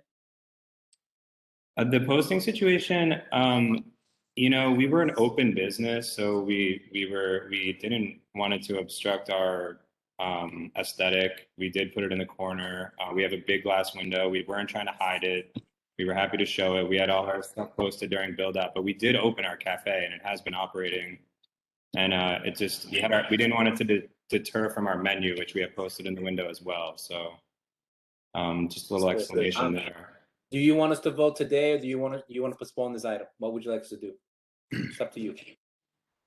I think it's if we postpone it, then we would come to another board meeting, or because I think I would like to. Postponement means you will come to the next board meeting to rehear your item again. Everything you're going through now, you will go through it again, or do you want to vote? I don't think I wish to postpone. I know a lot of people have said some negative things about us. Amazing. You want to vote right now? Okay. Yes. Tom Boroughs, the applicant would like a vote. Tom, when we gonna have next public meeting? When is gonna be next public meeting? You mean the full board? Yes, full board. Well, I don't know if they go back to the public meeting or they just come back to us, to the committee meeting. They just come back to us. The next full board meeting is June 8th. And then we have our next committee meeting on June 22nd. And then there's a community board meeting on the 13th of July. And then if needed, we have one on the 27th. Because my thought was before the June 8th, if the applicant is willing to work harder with the committee outreach, maybe he's able to do that this way or the other with them until the full board. That's what I have in I mind. don't, Bogdan, there's so many things that need to be corrected on the application. There's all of the deficiencies that the SLA had called out. We don't know what the 500-foot questionnaire is going to say. And there's, you know, question about exactly what it is that they're opening here. So. Okay. We You have have a to move on, coffee guys. It's shop, been 30 minutes. cafe, now. you 30 have, minutes you know, and you we're out. start with wine and beer, but you know. So somebody got a motion?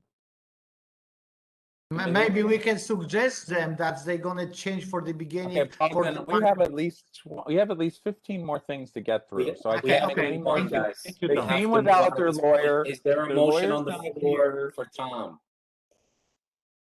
Take a See couple of again. minutes. Their lawyer's not here to advise James, them. James, mute yourself at this point. Follow Committee, suggestions. is there a motion? Thank you, James. Is there a motion on the floor? Okay, there's a motion from Ron, and go for it. I'll take that motion to vote. What's the motion? The motion to vote. Okay, what is it? Motion to deny? A motion? What's the motion? Take a motion to approve. Okay. Anyone want to second that? I'll second that. James is seconding that. Okay, so there's two people who would like to approve this applicant. Does anyone support that motion from the two members? I missed the motion. Two board members have motion to approve. Ronan and James Stewart second. Eric, are you here? Eric Rosatis? Yes. Can non-board members of committees make motions? I know they can Yes. vote. Okay, Yes. just making Yes. sure, just making sure. Yep. Okay. Okay. Does anyone support that motion? Okay, so there's a motion on the floor to Second. approve the application. It was moved by Ronan Daly. It was seconded by James Stewart. All those in favor of approving the application, please indicate by raising their hands. This is to approve the application have as one it hand is now. raised, one Not hand as it raised, is. All right, so and I'm Ronan is assuming yes. James is yes, so that's two. Anyone else? I don't see anyone else. Yeah, it's hard to see what's going on. Yeah. And I then, can't yeah, All right, all those opposed to the approval of the application? me, As is. Julia, Tom, I abstain, Arthur. abstention from Arthur. Rona, I'm imagining you're saying no to denying, correct? I imagine you're a no on that. That's right. Okay, and then James Stewart, I imagine you're a no on denial.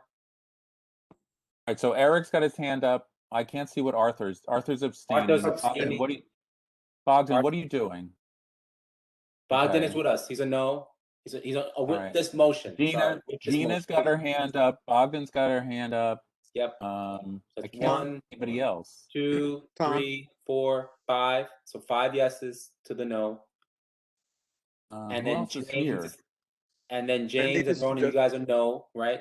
Thumbs up on that. Wanted to make a suggestion. I don't know what it is. Oh, Eric. Roll Eric's call. suggestion. Roll call. Roll call. Roll call. Okay. Now I got to find my list. Let's do it. All right. So I'm voting against the motion to approve. Well, first that first motion failed, right? Because there was only 2 yeses. So that's a failed motion. And we then didn't now get the votes you put up against. another motion to deny. Is that what I'm doing? Okay, I'm making a motion to deny the application. I second that motion. I second your All motion right. denial. All right. And now I you gotta take a keep roll track of this. call It's on very it. difficult. That's the cleanest way to do it. All right.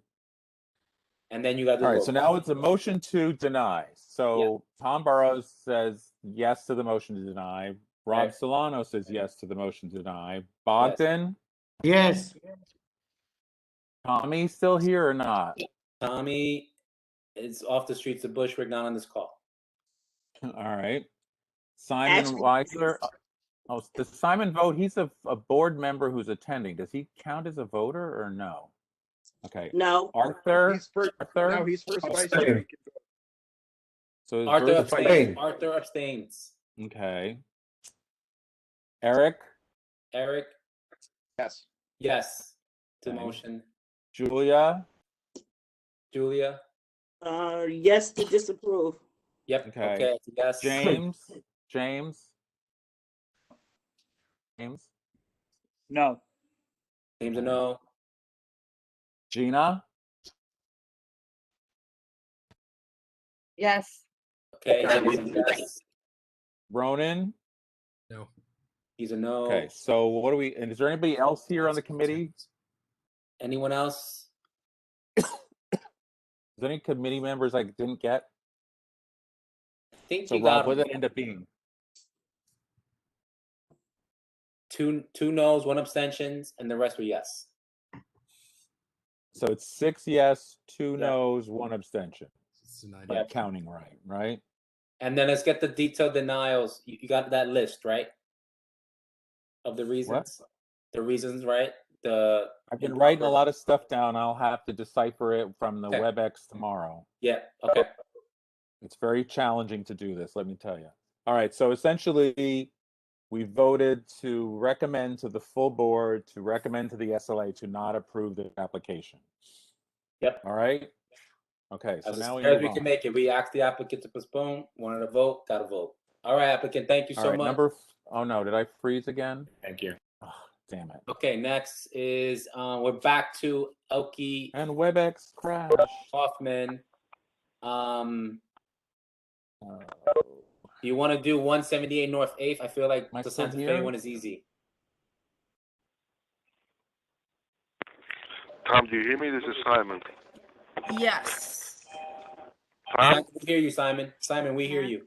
Yeah, just for the record, think I crashed. I have a voting power on every board.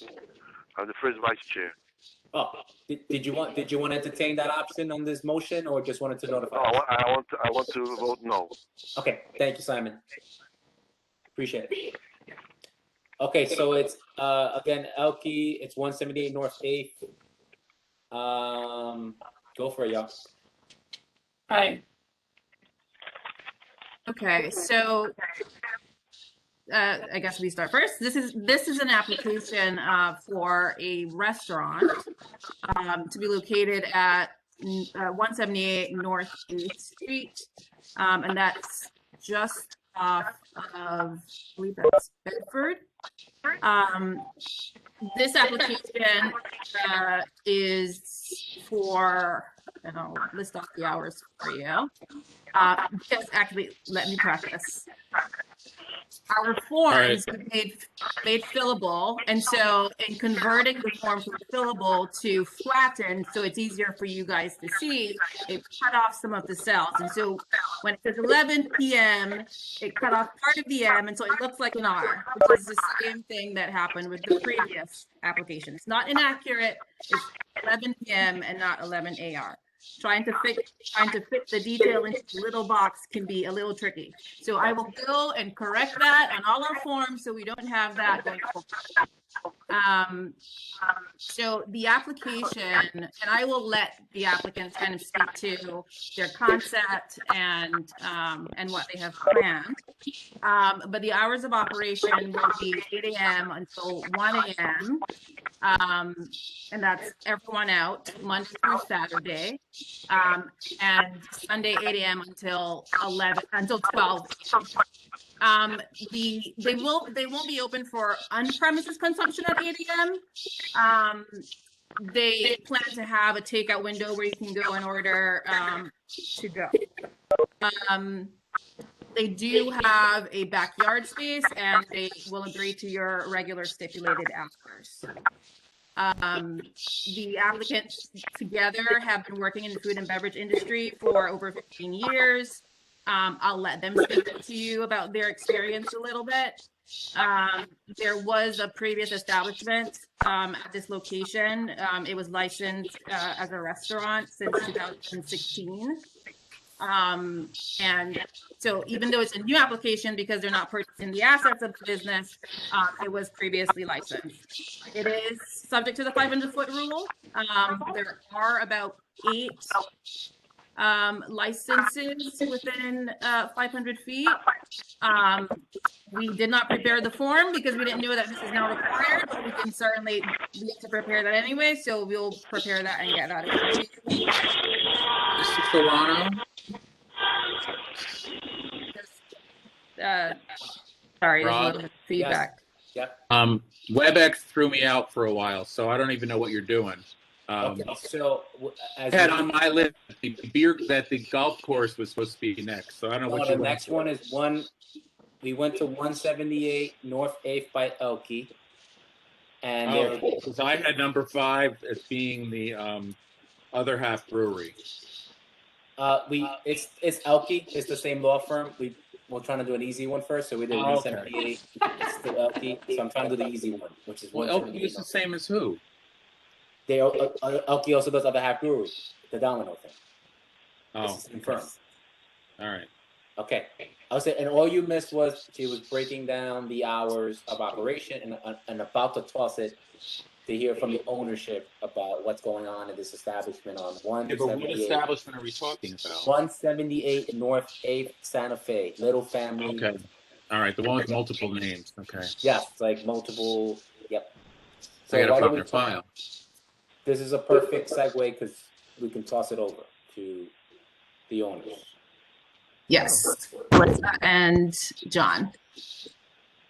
Hello, hello, John. Our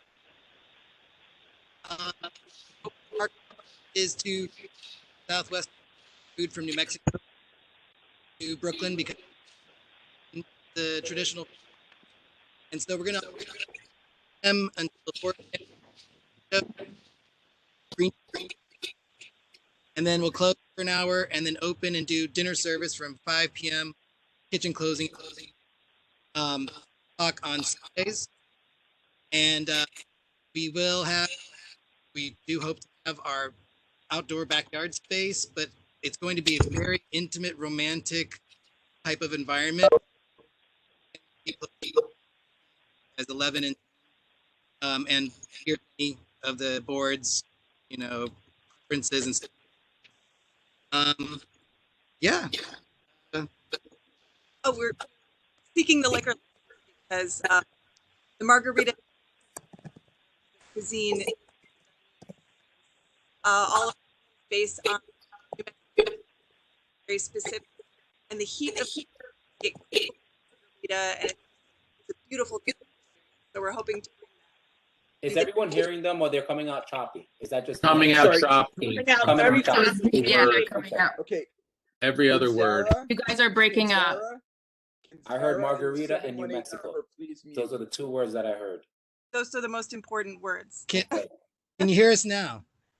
Yes. Wait. Okay. Wait. All right, can I stop this dead in its tracks?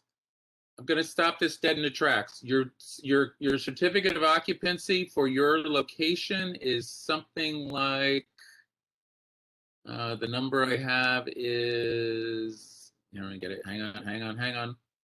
Your number is 40. Correct. The certificate of occupancy is for the entire first level, including the indoor and outdoor. So 40 is your maximum. You are trying to put 54 seats in the backyard as a fire trap, and you cannot do that. Your C of O would then have to be for 94 seats. You only have 40 seats. You cannot have 54 people sitting in your backyard. So We realize that now. We're doing. Hopefully, most of our business will be through the delivery and to-go program. So no, there can't be any hope. So you got to get rid of the outside. Get rid of it. Picnic tables in the back. Antics say, and 54 is 14 people more than the C of O is. The people have to exit for a fire out your front door. It only can handle 40 people going out your front door, not 94. So the backyard cannot happen. Yeah, we revised the seating on the backyard. Well, then you need to go away and come back another day with a new application. we were in the impression that the new application was submitted today without the backyard seating. No, so I left the backyard seating on since you guys said you would speak with an architect about what your options are for amending the CO to include that.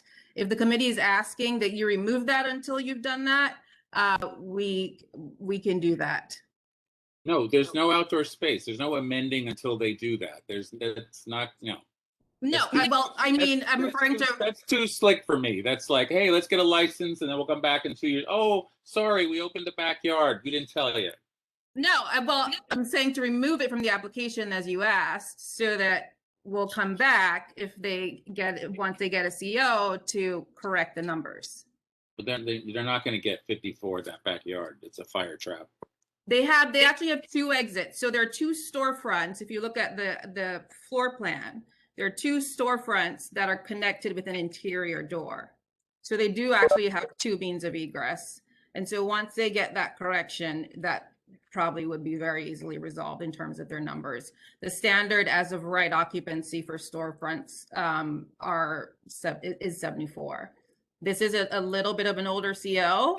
And so whatever existed there before the previous restaurant must have been a smaller operation on one side. And so they'll look into getting that amended. The SLA will not the SLA will not approve the application for more than what is listed on the CO. And that's a very residential block. What is all that? What's going on in that backyard? Wow. And that's a low fence. We need to have a better fence. We're putting to be more privacy for the people around you. The backyard's a big problem. So they actually have reached out. They have signatures of support from residents in the building adjacent and building across the street. And they do have plans to construct an awning for sound baffling. And I'll let John kind of explain what they have The fence has to be high enough that your guests aren't peeking over the fence into other people's backyards. A 7-foot fence. Yeah. Yep, we've already had people come in and look at it. We've got a company we're working with, so it's gonna be a solid fence. Right now, it's a white picket fence. It's falling apart. Yeah, I see it. And it doesn't look too sturdy. Terrible. So what we're putting in is a solid vinyl fence, which will also dramatically cut down on any sound that comes from that backyard. All right, well then you better get rid of that barbecue grill because it'll melt a hole in the vinyl fence. That's not part of our previous owners. It's in your pictures. Don't tempt me with things in your pictures. Oh, we're still moving all the junk out that they left behind. It's been quite a chore to clear house. Yes. Who was there before? What was there before? Pearl's Caribbean and Clyde's Bar. Wasn't that like a bar? Clyde's was the bar, Pearl's was a Caribbean restaurant, and we're not entirely sure how they were connected. It wasn't. You just drank there. It was, yeah. How did they ever get a license? We don't know. Yeah, they are apparently pretty difficult for the neighbors. So we understand that we have a very standard to adhere to make sure that we are, well behaved and engaged and accountable neighbors. Tom, we gave them license. We gave them a few years ago, the other. Really? Okay. Yes, we did. Because that backyard is scary. I can't imagine we allowed all those picnic tables and that many people in that backyard. Can't imagine that their application said all that many people in that backyard. But they look like nice people and they have hours of operation, not that bad. Yeah, but still, the backyard is packed with picnic tables. It's like if they're gonna get the higher fence and the sign off from the people that lives to next to it, from the same building and joint building. Well, I can't. The petitions are sideways, so it's hard. I'm trying to stand on the side of my head and read them. Did you guys get signatures from your neighbors, like next door to you? Yes. Yes. I remember kind of. I don't think so. Okay. You don't want me to check? No. Well, the building. I think they did a good job. They're saying they did a good job. Is the street behind 7th Street, or is it? What is it? Is No, North no, 7 behind, behind yes, you? yes, that's correct, that's correct. Behind, but they Okay. like middle of the block, okay? No, So but so they've got signatures for 171 and 173 North 7th. Then they've got Leonard, Withers, those don't count. 180 North 8th. I didn't check, but I 178 know they don't have a North 8th. signature. We have 176 and 176 North 8th. 180. 180 North 8th. And the people in front of us across the street as well. 71 North 8th. What's the name of the people in front of you across the street? 8th. Who are those people? The only good thing about that, there was always restaurants on that block, little restaurants always on that block. That is good thing about that. Yes, they're There's replacing. people at 173 North 8th Street, which are just first names, Ariel and Ann. So I don't know if they're the across the street people. There's some of More or less, more or less. This seems pretty good. What's the latest of this thing? It closes at 2 or something. Wait. 1 midnight. What is it? All right. So operations 8 to 1. 8 to 1. That's what it was, right? Yeah, 8 to 1. Okay. And they seem they're gonna have. But they got to get rid of the outdoor space because it can't.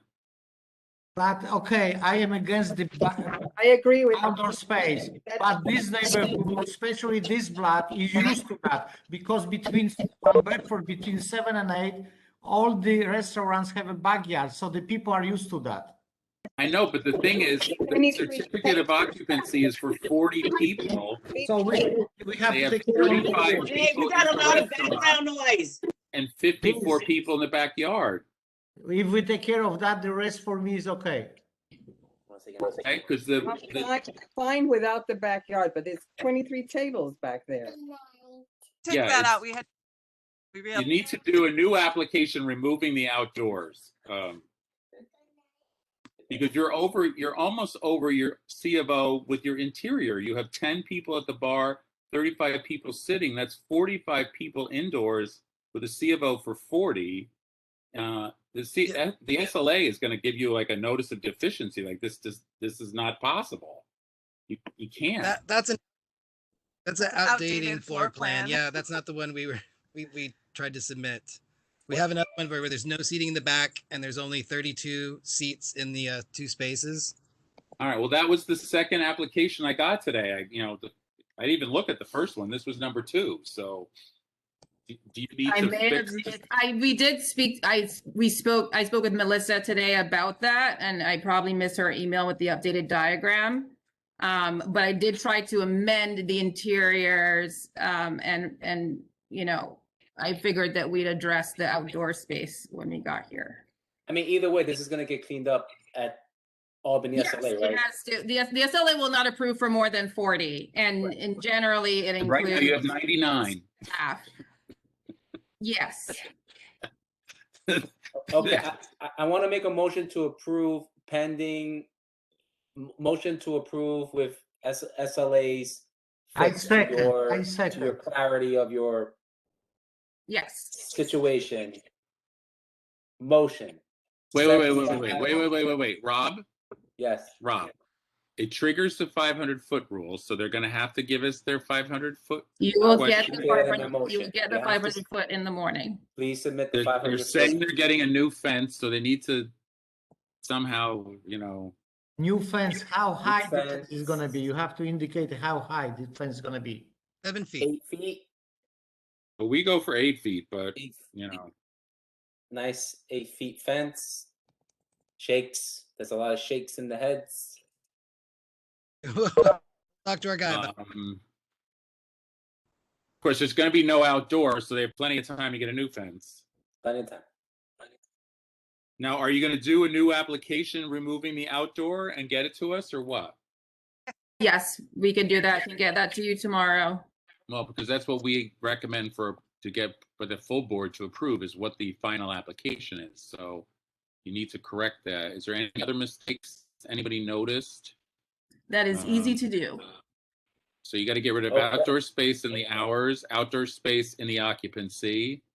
You got to get us your 500-foot questionnaire.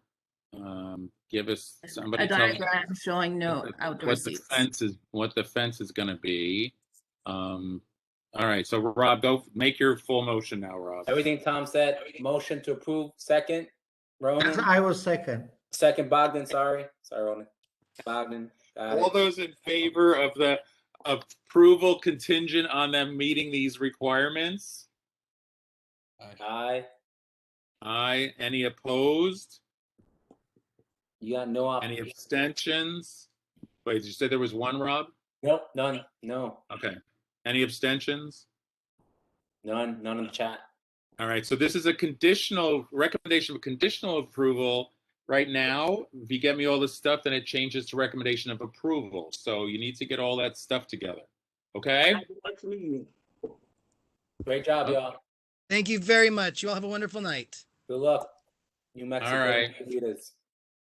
Good luck to you all. Thank you, Rob. Back to Elke and Dara. Other half brewery. Elke, you wanted to say something first, though. Go for it. Was that Elke's application? Elke's muted, but she wanted to say something first. Go for Yes, it. there we are. Sorry. It automatically mutes and unmutes, I think, regularly. Yes, I got it. Yes, I wanted to respond and mention, going back to my 113 Franklin, the next item, which was 99 Franklin, which is just about 3 blocks away. When their application was deemed incomplete, they were offered the opportunity to postpone, and yet my applicant was it was like it instantly went to a motion to disapprove, and I feel like I would like to request a postponement of their application as well. Who are we talking about now? Our very first one, 113 Franklin. Well, didn't they say they didn't want a postponement? No, we No. were not offered a postponement. The current applicant that went before this applicant was offered a postponement. They didn't want a postponement. They didn't. Elke's referring to another item that she was referring to. Yes, 113 Franklin Street. Well, Elke was with them. She could have jumped up and said, I want a postponement. Went straight to postponement. Elke, you're talking about 113. We Yeah. asked them. They said they wanted a vote. No. Our clients weren't. I asked. didn't get the Hold on, option. we're getting confused. Wait a minute. No. Rap, if I may. We didn't ask. So that's why applicant hires a lawyer, so the lawyer should know what to ask and when to ask. Wait a minute. Elke, what address are you talking That about? was a vote. Before we voting, the lawyer could have said, I'm sorry, I would like to postpone it. Actually, we cannot offer the applicant postponement. So the lawyer should know, and now, after all, with voting, Well, maybe again, if we were in person, I could jump in and shout that it went straight to a vote. I'm for a confused. future Okay, one more reference, time. Rob, Who is Rob. 113 Franklin? What's the owner's name? Three's Brewing. That's What's the owner's name? What for was the owner's future name? reference, What was the owner's everybody's gonna do that. Threefold Holdings. Yes, what was the owner's name that was talking? Oh, Josh Stileman. Okay, Josh Steinman opted not to hire representation today, correct? Did he hire you today to represent him on the call? Yes. And so you were representing Josh today on this call together in tandem, correct? Correct. Didn't we do this application for 30 minutes? Yes. Longer, Okay. Forever, right? And then there was a motion on the floor. What you're saying is that what you want us to do is prior to a motion, you want to be offered an option to postpone, correct? That's correct. And you're saying that you wasn't offered an option to postpone. Was. That's correct. No. Okay, That's all look, right. it's very simple. Yes. If, That's correct. according to what I understand from the rule is, that's not our decision. If an applicant postpones, they're allowed to postpone and come back again. If Elke's doing a postponement, that's in her right to ask for postponement regardless of, our vote has not even been approved by our full board. So if they are opting a postponement, they're in their right to ask for a postponement. Elke, you want to postpone 113 Franklin? Yes, I would like to request that we Item is postponed. Whatever we did is it doesn't matter. If a lawyer postpones an item, if we say no in a committee and they want to postpone, they can, because it hasn't even gone to the full board. So by the time it gets to the full board, it's going to actually be postponed. Yeah, you can ask for a postponement, There you go. They're allowed to do that, regardless of our committee board. Postpone All that. right, can we move on?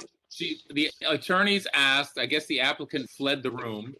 So we're gonna have number 3 is gonna be number 15 is now postponed at the request of the applicant's attorney.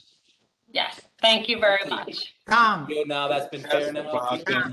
Tom, it's Jerry. Can we memorialize that, please? Can the attorney send us something? Yes, I think so, that's right. Well, that's what they're supposed to do. They're supposed to, in the old days, they would walk out to the office and give a letter to Marie that they drafted. Okay, but because this is a little convoluted tonight, can the attorney please follow that up in writing with us, so we'll have something for the record tomorrow?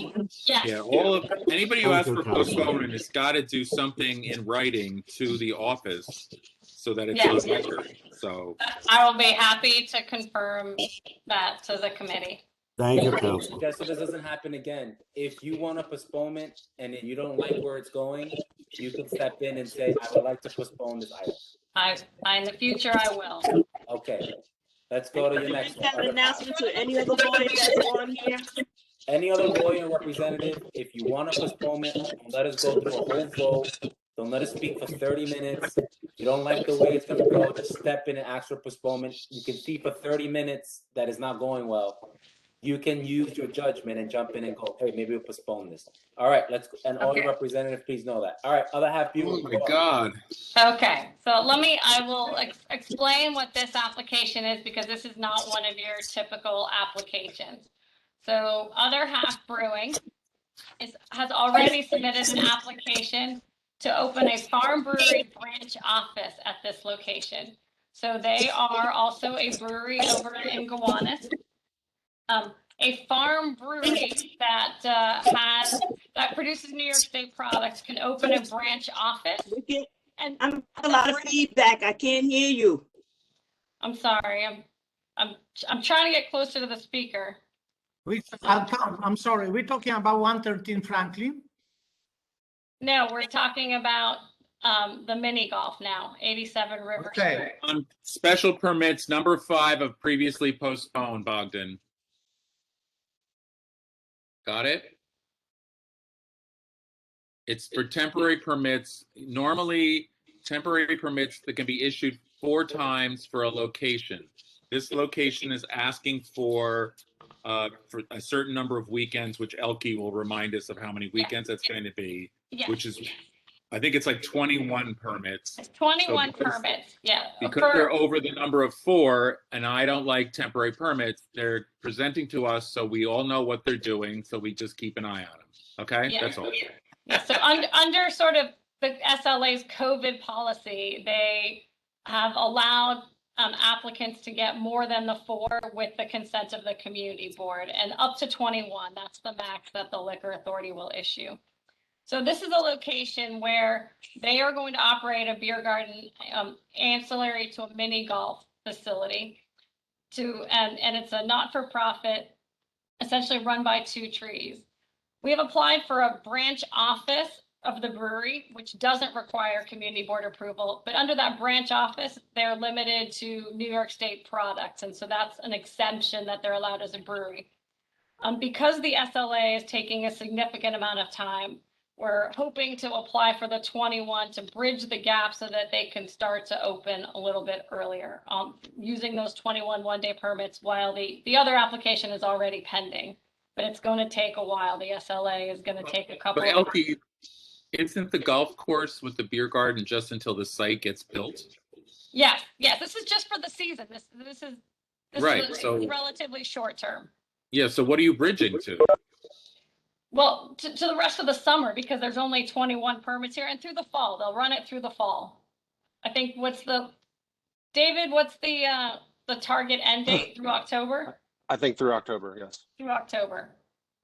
So And what's our position? Is this advisory or just notification? No, it is vote from us.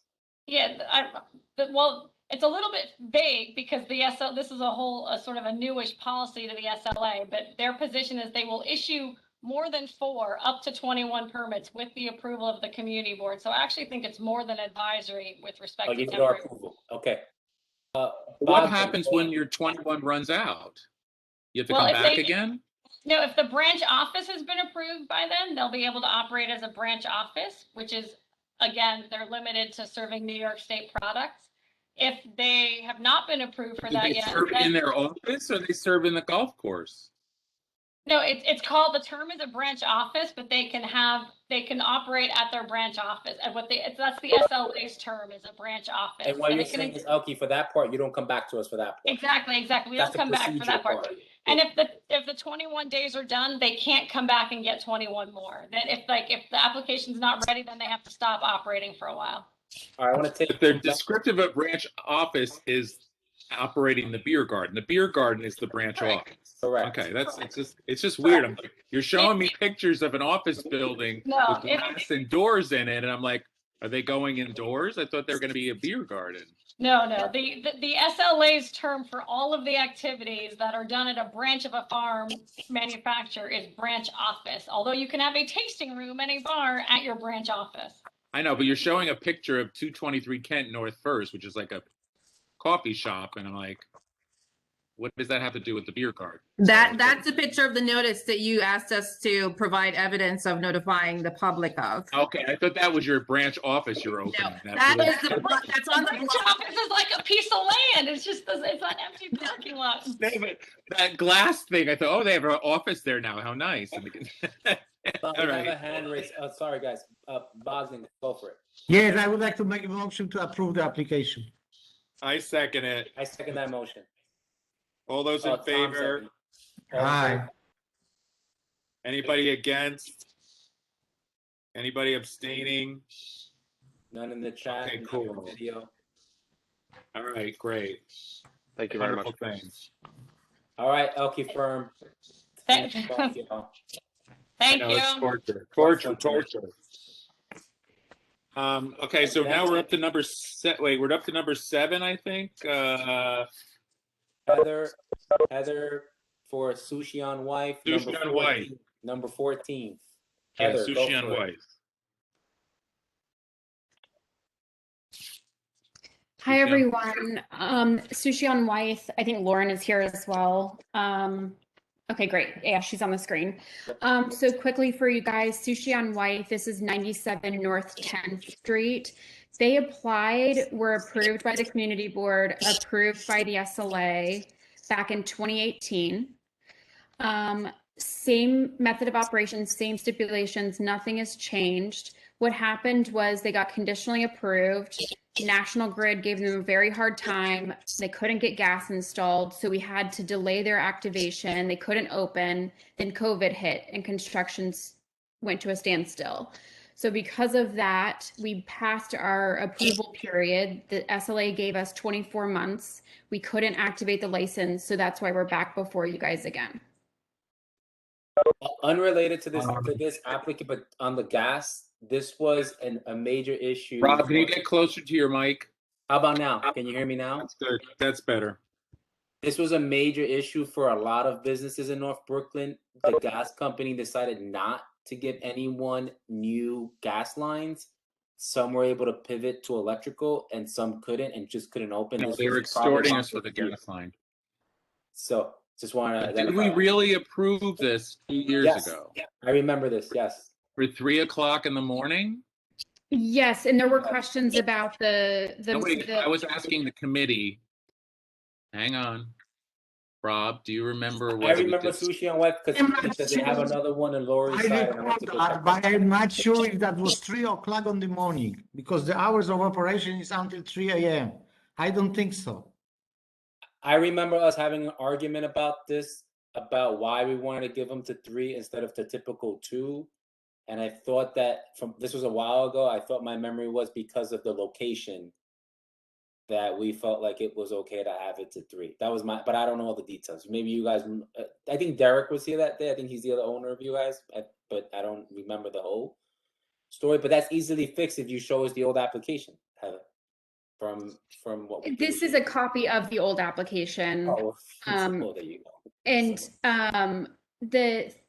the voting, the day that we were there was 10/4/2018. So October 4th, 2018 was when we were before you all last.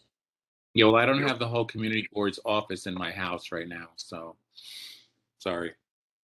If I'm not mistaken, there is like a. I went to the other one. There's like a sushi bar component to it, and that's why it's like more of there's a restaurant and there's a bar component that kind of extends a little bit, and that's why you guys got the 3. Yes, and there was conversation at the last meeting in 2018 as to why they also wanted the early opening hours. And that's because they wanted to do matcha tea service and have breakfast in the mornings. And so there was this conversation about why they were having such a large 7 a.m. to 3 a.m. right time window, which seems very large. But they are doing a breakfast, lunch, and dinner service, and it's a 4-top bar. It's a very small bar. It's primarily a sushi counter that takes up the large space interiorly, and then there is some tables and chairs, mostly 2 tops within the space. What's the outdoor space? What is the outdoor space? Where is the outdoor space? Outdoor, initially it was going to be a sidewalk cafe with the DCA, so there's no DOT permit, but they had shown you all that they wanted 7 tables and 20 seats outside. There's 8 tables. There's 8. It says. I'm sorry. That's the wrong amount. Tom, one second. Tom, it's the same situation at 113 Franklin. They have outdoor space and they have again seats and table incorrectly. Far as the breakfast hours, yes, that's true. That is correct. But I still don't remember about 3 a.m. That's my only concern. The outdoor space and 3 a.m. Let me see if I can pull it up in an old email. I remember this conversation. Let me see if I can find it. Outside seats, it's 4 tables, 8 seats. And that's what's on the application that was submitted. My chart for 2018 just says we okayed. I don't have the actual application to look at it to see what we okayed. We'd have to pull, what was signed and sent to the SLA by us, because if this was a copy, our signatures are not on this application if it's a copy of the open. So, and I can't, the floor plan is so small.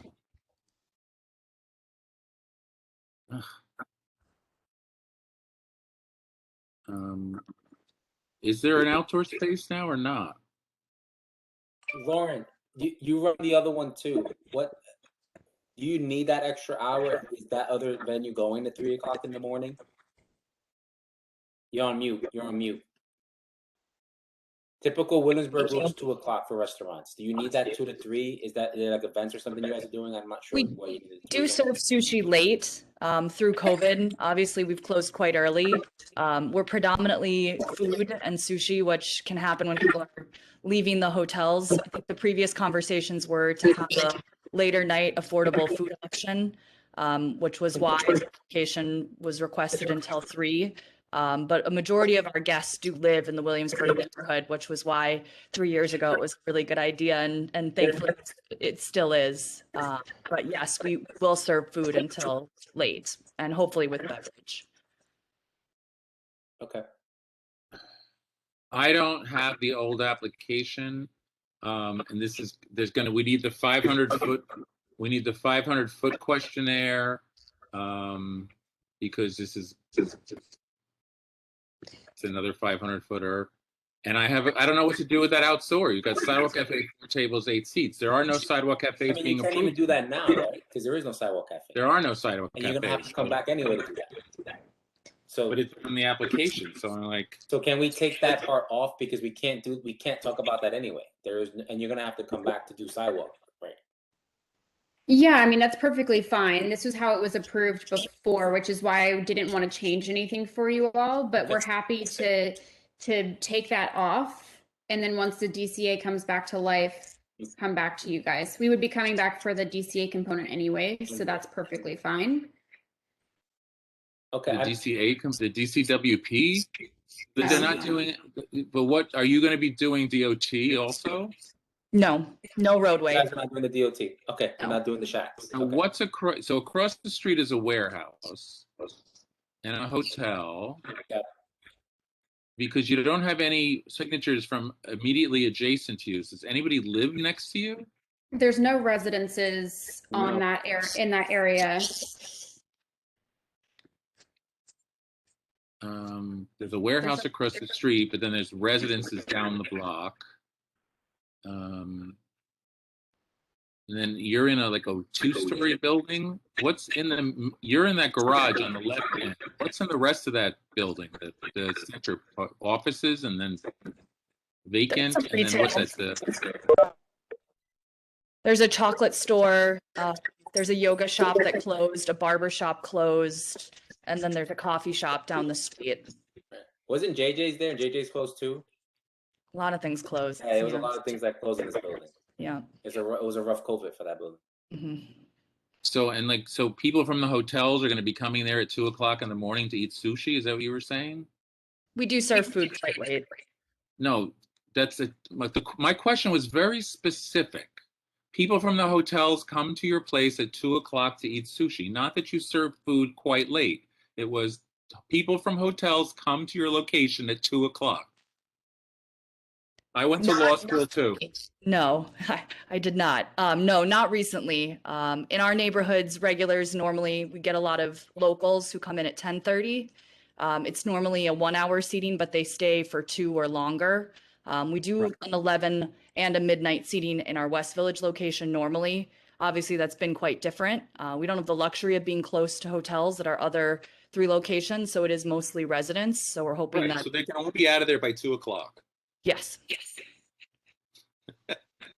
Bogdan? Yes, if that's if the applicant is willing to put 2:00 and then maybe in the future to change for 3, that's and cross out this outdoor space because they don't have it. So I don't have a problem. You down to take it to 2? I think there's a big momentum to say yeah, and then you can I always think come that back. yes, that'd be fine to come back for the 3 with the sidewalk. All right. So can You you with that, Heather? get a repaired application to change the little boxes to 7 a.m. to 2 a.m. and remove the outdoor and There's a lot of head nods to that, Tom. There's a lot of folks like that Okay. feels good. right. So you These just have guys to are get legit that. restaurant. I don't want to try to typecast this. These Yeah, are just restaurants. email it, fix the application, email it to us, and I make a motion, Rob. There's a lot of people on. I'll give it to someone else. Someone says a lot. Who wants to motion this? I would like to make the motion to approve the application. Bogdan. Who wants a second? Ronan is ready to go. Okay, Ronan. Ronan, sorry. Okay. Sorry, Ronan. All right. So this is a motion to approve with the condition that the application be amended to change the closing time to 2 a.m. and that to remove the outdoor space. Okay. All those in favor? Aye. All those opposed? Any abstentions? All right. So whoever was speaking, please update the application. Email it to us. It'll get to me, and we'll share it with the whole committee. Okay, Heather, you good? Great. And just to confirm one thing for the 500-foot The questionnaire, 500-foot questionnaire. Yes. are you asking for the 9 pages Yes. that the SLA asks for? Okay. Yeah, moving Just give us a forward, copy. we want those 9 pages to us too. Great. We'll do that. They're sending us a blank one now to show us what they're asking you. So it's like It's hilarious. They send us a 9-page blank. They say there's a like we're 500-foot supposed to goal. fill it out. Like Here's what they're, and then you open it and it's blank. All of them. It'd make my job easier if you did it. No, please do it. And all send right, it, please. Savannah Sweet Bakery and Bistro, number 13. Yes, sir. Rob, are they there? All right, Savannah. Adam, you're muted. Adam, you're still muted. Oh, okay. Now I'm on, Now right? you're unmuted. Go for it. Okay, great. Now I was saying hopefully I can make it to my surprise birthday party because it's not a surprise anymore. But it's a bad night. That's on there. Oh, sorry. Happy birthday. Anyway, it's Thursday. I have my own birthday party Thursday. There's some crazy people, but anyway, Savannah Sweets Bakery and Bistro LLC. They do business under the same name, Savannah Sweets Bakery and Bistro. They've been there for about 4 months. 241 Cook Street. That's also known as 11 Bogart because it's on the corner. And the cross street is White Street, although there's a street called Evergreen Avenue. Sort of cuts in the middle, but it's on the other side across the street. I'm sure you guys are more All right, familiar. is Ms. Bronte Maria Toledo here? Yes. I'm here. Okay, And and just to wrap anybody up, else? yeah, no, just the two of us. And just to wrap up, it's a bakery. They have a brunch menu. They're open until 8 p.m. They close at 8 p.m. They're not asking for any type of music choices. In fact, they don't have music. My client didn't want to check recorder. I said, listen, you should check recorder just in case one day you want to put it on. If you don't, nobody's going to complain. But it's a very low-key, family-oriented bakery. What is this outdoor space that's not on the sidewalk? What is that? Yeah, mean? the outdoor space, it's actually part of their property. It's actually fenced in. I don't know if you can see this. Oh, I see it. I see it. Yeah. Okay. Yeah, it's Isn't actually this the old fenced Mexican in. spot It's on part of the Cook Street? Are you property. sure it's theirs? Yes, it's sort of like a backyard, except it sits on a sidewalk. Right, but are you sure it's theirs? Because we've had people, Yes. cars hit those fences, and suddenly they discover they don't own that property. No, actually, the landlord is her grandmother, so they know it's theirs. All right. It's in the lease. I asked her. It's in the lease. And then this is right across the street from Boar's Head, right? The Boar's Head parking lot. Yes. Bronte, you more Yes, familiar? we're right across the street from there. All right, I make a motion to approve this I application. second the motion. Second. All those in favor? Aye. All Thank you. opposed? For the candles before they eat the Good cake. luck to you. Make that come back Okay. alive. Thank you. Thank You're you. good. Thank you. Enjoy. Thank you so much, guys. Great. I'm going to go there and eat some cake. Great. How's that? All right, next. Whoa, where's my list? Hang on. Catalpa. This is a previously postponed Catalpa, New York City LLC. Previously Yeah. postponed. Good evening. My name is Martin Mailer. I'm the attorney for the applicant. This is a tavern that's going to be open between 4 and 12 a.m. Wait. second. Wait. You have written, Tom, you have written things that they're supposed to bring. Wait. I'm sorry. Wait. The Yeah, I'm application was. Wait. The application was incomplete. There was community opposition to this. We're concerned about the 500-foot rule issue.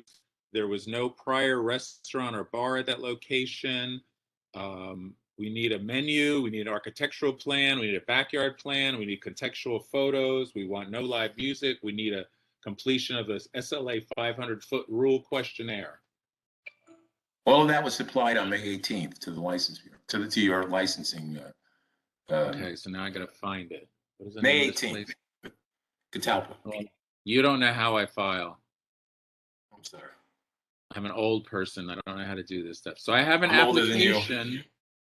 I have an application. It's got Nicholas Padilla, Michael Zorman, Martin Mailer on it, John Ortiz. It's on premises liquor. These guys had Mix House and Frozen Banana before. There's a 500-foot rule triggered. They want to be open till 12 a.m. midnight. Yes. Good. Very good. They're doing great job on construction. Yeah, but isn't this the one that's in a brownstone in a block that's never had a bar It is, before? but it's on the end of the block. On the end of the block, it really doesn't bother nobody. It's No, at the the end of community, Greenpoint Avenue. At the the dead community, end of Greenpoint Avenue. but the community came out in opposition to it because it would, it's Yeah, the establishing that. community is from 4 blocks from them. The community that was opposition for that applicant was 4 blocks away from that. No, but Bogdan, the problem is that the developers now are taking small brownstones, taking the apartments out of the ground floor, pouring concrete from the front door to the backyard, and then renting the space out. And the only thing that can make money in that space is a place with a liquor license. And this is it's the new craze of the neighborhood. Let's take little brownstones and stick bars on the first floor. That woman with the backyard over on Withers Street, she had a space for maybe 4 people indoors, but she wanted to have everybody sitting in the yard. And these guys have outdoor space with 26 seats. They only have 22 seats indoors, but they got 26 outdoors. And That these are was small. another question. That was another question because that is backyard. But he promised that he's gonna do some good things about the backyards. the applicant last time. I got pictures of a tree. There's an architectural drawing with cute little tables and a tree. You know, this place is called the Alhambra. All these fancy drinks. There's signatures from Greenpoint Avenue, Newell Street, Milton Street, Franklin Street, Driggs, DuPont, Huron, Manhattan, East 11th. I don't know. I have to see whether those signatures. I don't know, Bogdan, did you see if those signatures match up? Because I don't think Fox Street is anywhere. I did not see the signatures. Okay, but Yeah, basically, I don't think Fox Street and on Guernsey that Street are block- anywhere near. on that block, not too many people lives, and across the street is factories. They're doing great job, and probably nothing else can be there. That's little bar or restaurant. That's true. If the community from the neighbors, from Franklin Street, from Milton Street, from other very close neighborhood, doesn't have too much against that. So maybe we can think about, and the hours of operation are very fair. It's 12 o'clock a.m. If I may interject one other thing, the two people living above the establishment signed that petition. In addition to that, we have the 500-foot submission to the liquor Questionnaire is, authority. yeah, I finally got to it because it's 58 pages I'm digging through here. So, Well, I'm sorry, but that's what you wanted. so Rob, they answered the question. So, Rob, Rob, I think Rob stepped away for a minute. I thought maybe we should as public. If 74 people in 520 square feet. That's the maximum. Well, they don't plan on having that. They only plan on having approximately 22 seats inside with a 15 stool bar, and they're going to have 26 people outside. Well, you told he has to lay 12 at the bar, so be careful. I'm sorry. Well, then, no, I'm sorry. We'll reduce it down. I'm sorry. That was. Don't make the SLA crazy. No, I don't think I'm going to make the SLA crazy. Well, we can. Yeah, that's true. I can't argue with that. Boards can do that. We can certainly do that. All right. So we have the 500-foot questionnaire. All right. I mean, we should get some points for that. We're the only ones that have it. Well, because you were here the last month and we told you to get it. They've all now been told. Sir, you were postponed. The other applicant was first time tonight. I apologize for not being at the last board meeting, but I'm here now. Let's see. It's complete. It indicates it's a tavern. It indicates the number of seats. It indicates we're going to close at 12 a.m. It indicates we're not going to have any live music. All right. So there's a beautiful architectural plan for the backyard, but it's only from overhead. What kind of fence is there going to be? The owners are there. Could they answer? I don't know. I'm here. I'm No. listening. I'm saying I hope they're on now. Did Rob leave us? No, there he is. No. Here. I'm here. The owner. Unmute Nick, yourself, are please. you on? So Rob, there's 500-foot questionnaire is part of the application that they sent me, but I'm now looking. We wanted a backyard plan, so on there they have a beautiful architectural drawing with this from Philip Toscano, which is whatever, showing this beautiful patio and 4 little tables, and so I'm just wondering what kind of fence it's getting. Nicholas, around go for it. What's the fence? If I could, please. So we're gonna have cedar plank fencing that's How high? 9 feet high. Great. If you're interested in the rest of the aesthetic of the backyard, Well, are there going to be noise dampening umbrellas or canvas flies over the tables? we don't have a plan for any umbrellas. yes.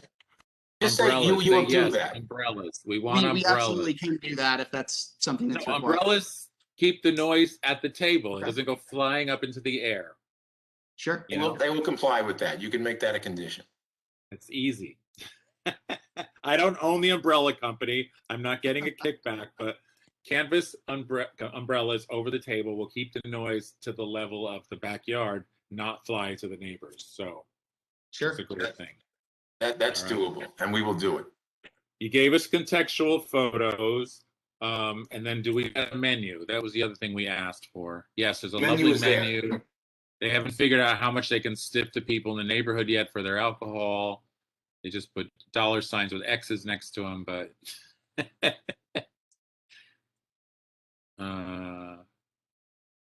The only one thing left is Santa. The only thing is Santa. That's not anymore. Everything is the way we ask for.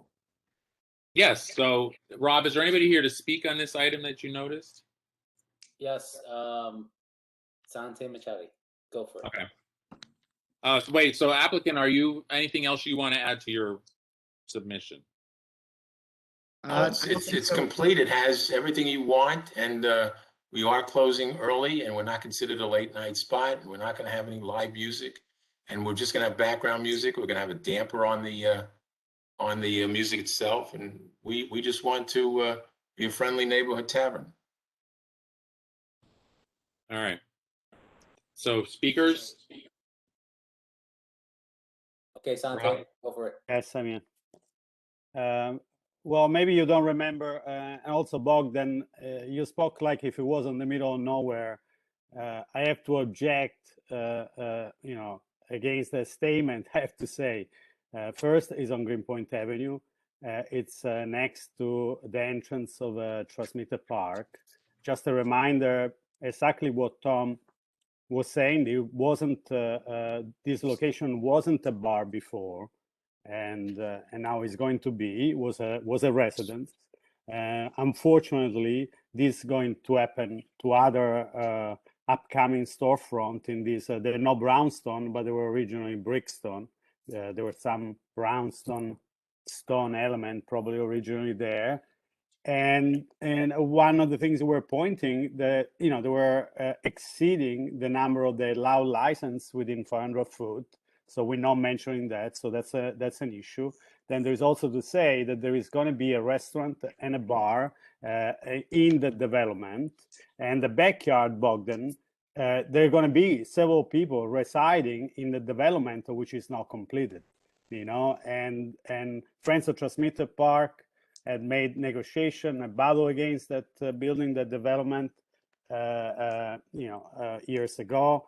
And we know that the bar, the restaurant is going to face Transmitter Park. The reason why we built the wall at Transmitter Park, a wall is being built there, it was to divide the public realm from the private realm and from the impact it's going to have. So Greenpoint Avenue definitely is going to become, once again, especially that block there, an entertainment block, which unfortunately there are people living there. And Bogdan is not what you're saying, because some of my friends, they live in the building next door, and Francois lives on the building next door. So I don't know how people feel about that. And definitely the backyard is something that needs to be revised carefully.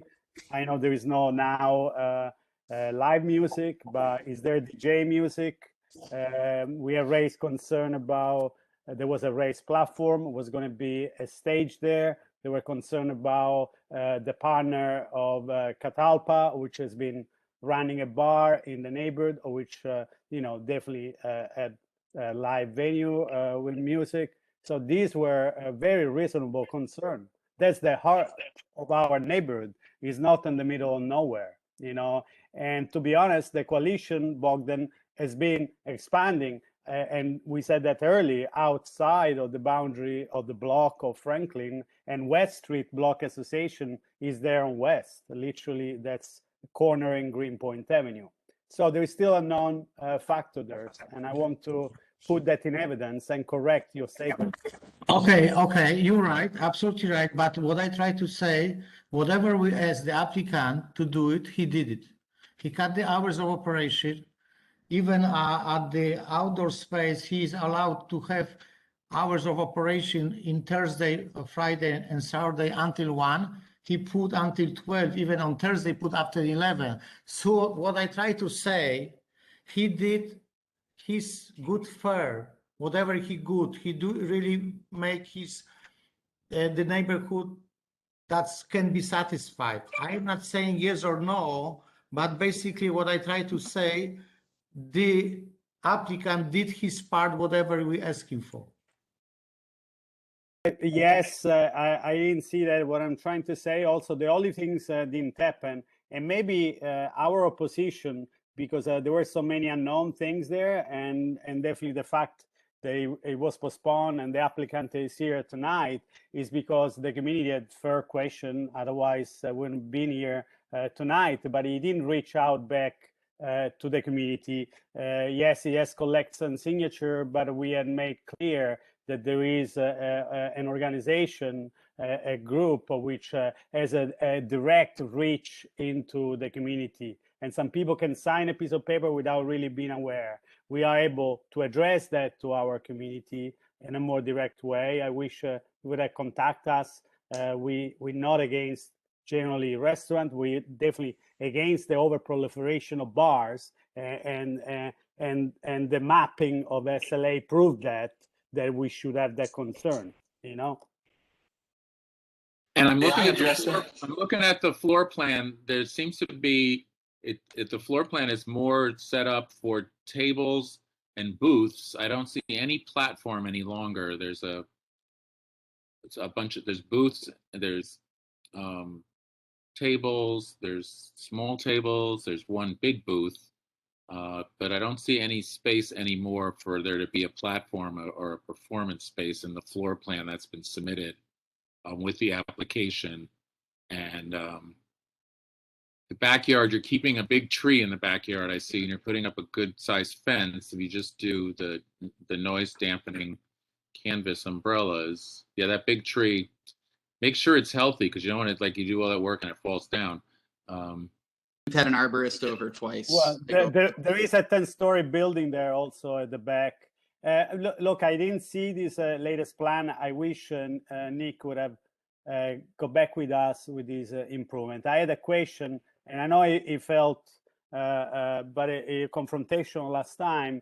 You know, one of my comment about the kitchen is that there was not an exhaust. Of course, you can have hot plate, but definitely something we have done in the community when there's been overproliferation of liquor licenses, trying to understand that you're not going to say that you're going to have some bar food, and really having a kitchen is definitely a major step, you know, to support when there are triggering the 500-foot rule, is stating that you are really a restaurant. Having a kitchen, having an exhaust system is definitely always an indication that your main source of income is going to be being a restaurant, providing food and not providing drinks, because having some food, it really, you know, is going to make you a bar with food. So this was one of my concerns. Maybe Nick can clarify more that. I would love to. Just to clarify a couple of the issues that Sante brought up. For one thing, just in regards to community outreach, I did invite Sante, Francoise, and Elisa into the space about a week before the previous board meeting. I gave Sante a thorough tour, during which I explained where the kitchen would be, what equipment would be there. I also explained to him that the booth would be the fact that what looked like a platform at that time was actually simply a raised area for the banquette, which you now see on the plans. All of those things were explained. I also sent Sante through Francoise our application, and that was, you know, we do care about doing this sort of outreach, and I don't want there to be an impression that we're not, you know, we want to be open and honest with everyone, and we've never intended to you know, misrepresent ourselves as something other than we are. And also no DJs.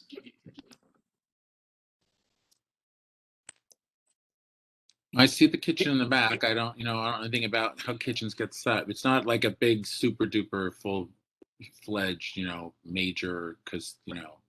It's an electric kitchen. This is not a restaurant. It's a tavern. We never indicated it was going to be a restaurant. So. That's misleading, actually. That's misleading, because last time, I mean, there is a recording. You said you were going to have a kitchen, but now your lawyer state is a tavern. So We you have a see, kitchen. It's on the plan. We have a kitchen, and we'll have probably 25,000. without an We've exhaust spent money system. on lot. There's plenty of equipment Yeah, it's just not the I know, case. but without the exhaust system, you Well, having it's an electric kitchen. We're not required to have an exhaust system. That was something we did because so many people we know have had problems getting gas turned on in new spaces like this.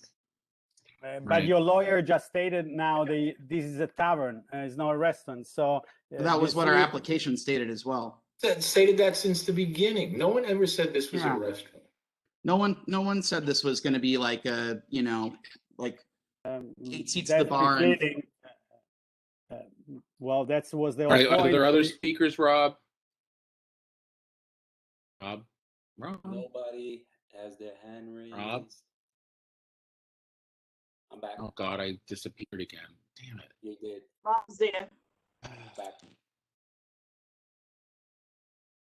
Rob, Tom, Tom. Tom. I would just like to support this endeavor as Nick and his partners have a long experience in Greenpoint with very respectable restaurants or taverns. And I don't see an issue with having them contribute once again to our neighborhood. Thank you. Thank you, Jeff. Adam, go for it, Adam. Hi, I live half a block from there at 78 Greenpoint. I also own a coffee shop in Greenpoint, not too far away. This is someone who owned a restaurant also in the neighborhood who is heavily involved in the community. I know them very well. They're incredibly responsible. The area they're going into is, right across the street from a big warehouse. Like, it's those of us who live right here on this street are very excited for this to go in. Just throwing that out there. Adam, what is your name? Adam Socy, Saucy. Okay. Thank you, Adam. Let me see if there's any more hand raised. Who spoke before Adam, Rob? Because I was gone again. The one that spoke That was before I, is Jeff Hansen. Hansen. Okay. Hansen. What was Jeff's position? Say that again, Jeff. I live on Milton Street. Milton Street. Nice. Milton Street. Jeff, those What? Hi, this What? is Casey. I don't know how to use the raised hand function. Oh, your hand's up. Casey's hand is up. I see your hand. Good. Casey, do you have a Excellent. full name? I have Casey Courtney. I live on Noble Street, but I lived in on Eagle Street for 8 years. I've lived in Greenpoint for a long time, Alameda, and a lot of the other local bars owned by these owners have been a place where I've met a lot of friends. I'm a huge supporter, and I know they're respectful, and they've never caused any damage to the neighborhood as far as I know, and only enhanced it. Thank you, Casey.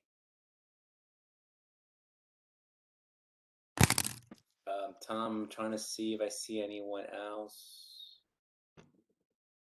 I And I'm don't see anyone. down to one window of little squares, which means we've lost many committee members, maybe? No, I see the committee members. Okay, They're all right. They're chilling. So, is Francois still here or not? Francois must have. I don't see her, but she must have jumped off. Is she here with you, Francois? Right. Well, she spoke on the She- last. she's not. She's Yep, not. she jumped off. Okay.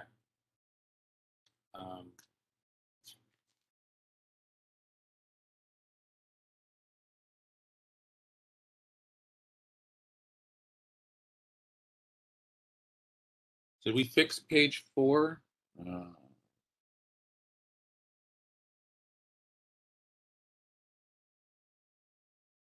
So how many people spoke? I disconnected. So how many people have we that spoke? It was Jeff. It was Casey. It was Adam. Adam, Sante. Okay. Sante. All right. So background. All right. Somebody want to make a motion, one way or the other? Yes, there's a hand raised. Ronan, go for it. I'd like to make a motion to approve. Motion to approve by Ronan. Anyone I second that second it. motion? second by Julia Julia? Foster. Okay. Okay. All those in favor of recommending to the full board that the application for this license be approved by the SLA? All those in favor? Aye. Board members only. Aye. Anybody opposed of the committee? Ogden? Anyone Wait, else? Bogdan, what do you say? Unmute yourself, Bob. I abstain. Abstention. Abstain. Okay, so how many people do we have left? 1, 2, 3, Arthur's 4, in. Arthur's for approval 4, Approve. 5. with his thumbs. Thanks. 6, 4, and 1. 6, 4, and 1 abstain. Okay. Yep. That there's 6, 4, and 1 abstain. Yep. Yes, Rob. Is that what you? Yep. Is that your count? That's what I got. Okay. All right. So we're going to recommend to the full board that they recommend to the SLA to approve. Okay. Next. Thank you, everyone. Thank you. Number 10 is. Somebody just left us. 10. Brooklyn Green Golf. Number 4 on the agenda. Heather, you're back. Heather, go for it. Wait, we got to find it first. Where is it? All right, Brooklyn Green Golf. I have received a letter that opposes it. Who's presenting on this? You've got Heather from Halbron and Levy, and then Nick and Mary that are the applicants. Okay, now I got two different packets, one on May 3rd and one on May 21st. So did you May change it? 21st. May 21st has additional materials. Okay. All right, let's see. All right, Brooklyn Green Golf at 195 Morgan Avenue, a new liquor license. And what kind is it going to be? Not clear. Where's the page that says what kind you want to get? There it is, on-premises liquor. Okay. All right, so we've got Joseph Levy, Heather Kirk is the lawyer. Nicholas Teodosio is the owner-manager.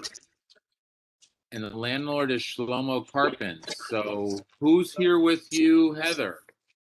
I've got Nick and then Mary as well from the team. Brooklyn Green. Mary, if you want to introduce yourself. Owner, operator, manager, what is? Hi, I just operations, like marketing and whatnot. Well, your name's not on the application, so I have to know what your role here is. So Mary, Yeah, Mary, what? It's just been as part of the build out and marketing. So Mary, what? Alden, Aldon. Okay. Thanks, Mary. All right, present. All right, so to kick this off, it's 195 Morgan Avenue between Stag and Meadow. This is a full OP license application. Previously in the space was Fitz Coraldo, which was licensed with an OP. This is an indoor golf venue with a bar. So I'll let Nick talk about the concept a bit, but I'll run you all through the method of operation. All days, they're looking to operate between 8 a.m. and 12 a.m. inside. Outside, they have a small courtyard that's between two buildings. It's an alley that's on their certificate of occupancy. And From what purpose 8 will a.m. that to alley play in the golf efforts? So they're going to have a bar, they're going to have a food component, and so there's going to be some seating in that alleyway. Well, we don't allow bars in the outdoor space. You can sit and eat in outdoor space, but the bar itself cannot be in the outdoor space. Understood. Right, so there's going to be a food component with this. Food component. What is that, like little pieces of food you put together? Like, what does that mean? They're going to have small bites, burgers. Nick, you want to kind of talk about the menu? All right. Well, I'm stuck on page 4. because the certificate of occupancy is of over 175. But you're gonna have 58 people. So That is how much is huge golf and change. how much is the food component? The diagram shows it's a large component of Did I golf just freeze venue. If you again? imagine like a driving range, a lot of it's going to be used for that footprint. So the actual tables and chairs, the bar seating, all of that's much smaller. Sorry, I froze again. I'm gonna go onto my phone. Tom, that is huge place, commercial place, used to be factories and whatever. The hours of operation are very fair. And again, I have just question about the outdoor space. Everything else looks okay. The hours of operation, they are at the place that is nobody lives around, and it's just really. I am surprised that they just put 12 a.m., but I would put at least 2 or 3. I want to hear from Nick about this because this feels like an alien in the middle of like a whole other vibe. Can't hear you, Rob. Can you hear me now? Very low. How about now? Now? No? I hear you. Yeah. I just want to hear more about the concept because it is different. So Nick, you could talk a little bit. This must be a love affair for you. Yeah. So I'm a PGA professional for the last 10 years, and I've been operating in Brooklyn for 5 already since 2016. I don't know how familiar everybody is with virtual golf, but essentially it's a projector screen we hit golf balls into, and it's extremely realistic. I use it for giving instruction and lessons and clinics and that. And you could also go play, a famous golf course in reality or virtual reality, but you're hitting real golf balls. It's a real golf experience. And that's mainly what the business is bringing golf to Brooklyn. I mean, we have a couple golf courses here, but they're really hard to get to. And just, there's a lot of golfers in Brooklyn. And that's something that I learned over the last 5 years. And they have a difficult time practicing and playing and enjoying the game that they love, because it's a schlep out to Marine Park for a lot of people up here. And so, yeah, so the main space is going to be big and open and for golf and chipping and putting, and it's going to kind of simulate being outside. We're building trees in the space, and it's going to be really cool inside. And then there's a bar restaurant area that's already attached. That's pretty turnkey. So yeah, we're gonna have a couple tables and chairs for a grill after a round of golf, and mainly be serving our golfers. It's not going to really be an establishment where a lot of people are going to be coming just to have a drink or a bite. We're going to be feeding and drinking our golfers. Yeah, cool. Thank you. Definitely different. Nick also did a lot of outreach with various organizations in the community, so I think it's important that he also talk about that a little bit as well. Go for it, Nick. Yeah. So in the past, in my previous business, I did things like charity work where I, would donate lessons to, local charities that, did auctions and whatnot. But I also work with a lot of high school golf teams in the area. Grand Street campus, which is right down the street. I've worked with them in the past, and I am now moving close to them. So yeah, I'm really reaching out to a lot of the schools in order to build a large junior golf program and bring golf to the kids. Heather, and is he signing the outdoor stipulation that we have, the standard stipulation? Is that being signed? Yes, he's actually. Actually, the application is not signed off. All right, Rob, can I ask a question? Because I got cut off a minute. Yeah, you're back over it. I'm good. There's this weird alley with this guy in this nice pair of black jeans and white shirt. And which is your building and which is not your building in that picture? So our building's on the left side. The right side is just a brick wall. It's a warehouse distributor next door, but there's no windows. It's a big, 15-foot building. All right. And then I heard you say you said grilling outdoors.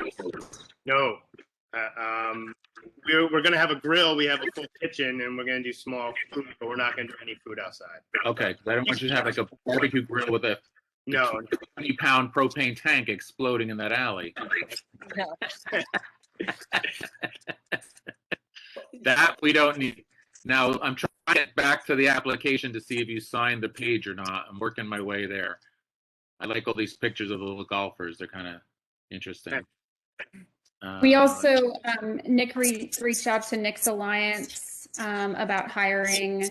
We've got a hiring plan in the packet for you all to look at. I don't think he's quite there yet with adding people, but that is something that, you know, I did express to him was important. And there are some other organizations. He also reached out to the local precinct about scheduling a site visit as well with the liaison there. And who do you work with at good old Grand Street campus? I worked with the vice principal, Tommy Torres. At the time, he was the athletic director and the golf coach. There's so many titles at this school. It's amazing the number of titles he has. Tommy, want to say a few words? Tommy, go for it. Tommy's late. I would like to make the motion. Oh wait, Tommy's not here. Oh wow. Tommy left. He was here for 5 minutes and left. Go ahead, Bogdan. I would like to make. My baby's busy, just for me. Wait, Bogdan, wait. There was one letter opposing this, saying that the repurposed industrial buildings have long been used by artists, musicians, and other institutions of arts and culture. She fails to see the cultural value of the golf call lounge serving alcohol, has little relationship to the history of the area. It's going to bring in predominantly male clientele looking for Times Square style entertainment. It will show little appreciation for the existing community of minority residents, as well as artists, artisans, and industrial workers. It's a gross misappropriation of restaurant space for a business alien to the neighborhood. The previous tenants, Fitzcarraldo, was a lovely, cheerful cafe. I had a lot of love for support for their artist neighbors. So this person asked that we propose this application because of these male clientele looking for Times Square style entertainment. So you answered all those questions about reach out to the schools and the neighborhoods. Thank you for your hard work. I second the motion. Okay, all those in favor? Aye. All those opposed? Any abstentions? No abstentions. Okay, it's approved. Thank you. Thank you. Thank you, everybody. Thank you. I will look at that Golfing and questionnaire bushes. for you as Look well. at that. Look at that. Write us over to check it out. I'll Okay, go New for it. Hope, Brooklyn. Number 3 under previously postponed, New Hope, Brooklyn. With a new attorney. Look at this. What happened to the other attorney? Long gone. If this place was supposed to come back with changing their outdoor hours, it was all about getting extra hours, and they had no signatures from their neighbors. And you have new representation. This is a new law firm. The old law firm, I guess, is Heather, can you speak to that first? Because you're not the old lawyer that was here last month. Yes, Bill Safiris is on with me. He's the owner and operator. We came on not too long ago to take over the application. So we have made some adjustments to the questionnaire, but there's actually a few more that I would like to flag for you all. They initially wanted to change hours of operation as well as some music changes. That's a little bit different now. No more changes to music with regards to live music or DJ. That's completely off the table now. And we are asking for an hour increase outside on Fridays and Saturdays and an hour increase inside on Fridays and Saturdays. Initially, they were asking for these changes throughout the week. And after discussion with the applicant, we've decided that we're just going to focus on Fridays and Saturdays. So outside, they're asking for Sunday through Thursday, 11 a.m. to 11 p.m. and Friday and Saturday, 11 a.m. to 12 a.m. And then indoor. What? And then Sunday through Thursday inside, 11 a.m. to 1 a.m. and Friday and Saturday, 11 a.m. to 2 a.m. So this is different than what you have in front of you. Okay. I have an application which I received on May 21st at 4:39. Okay. And after discussion with the applicant today, we have made the decision to remove some of those hours as well as the live music. So we're talking about page 4, first of all, right? Correct. Yes. Yes. All right. So outdoor space, I have on the application I have Friday and Saturday, 11 to 1. And it is now, they're only asking until 12 a.m. So you'll have to get it to new page 4. Yes, I will do that. Hang on. And then what was the other change? The operation indoors? Correct. What was that going to be? Just 2 a.m. on Friday and Saturday. The rest will stay at 1 a.m. Okay, so that whole line has to be also changed. Correct. So we're only doing a change in method of operation for Friday and Saturday, 1 hour each day. From 1 to 2. What? From 1 a.m. to 2 p.m. 2 a.m. Right. The application right now was 2 a.m. the entire week, and then outdoors was 1 a.m. So they're backing up an hour. Okay. Okay. Now, where's the music section? What page is that? It is currently checked off with That was background page light. 4, Rob. The hours was page 4. Yep. Now I'm trying to find the music page. It's the same page. Is it the same page? Okay, sorry. I'm getting cross-eyed. Okay. Where? Oh, what kind of music? Background live DJ. And it's just Check. background now. Yes. So what is it's it just now? background. Okay, so Did no I live break DJ. off again? Yeah. Tom. Hello? You're back. Your dial-up Hello? connection is back. You're back, Tom.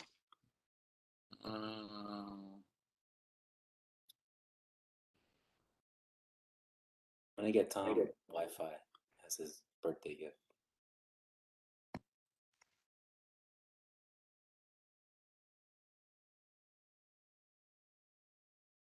Oh, Tom, you're back. Can you hear me, Tom?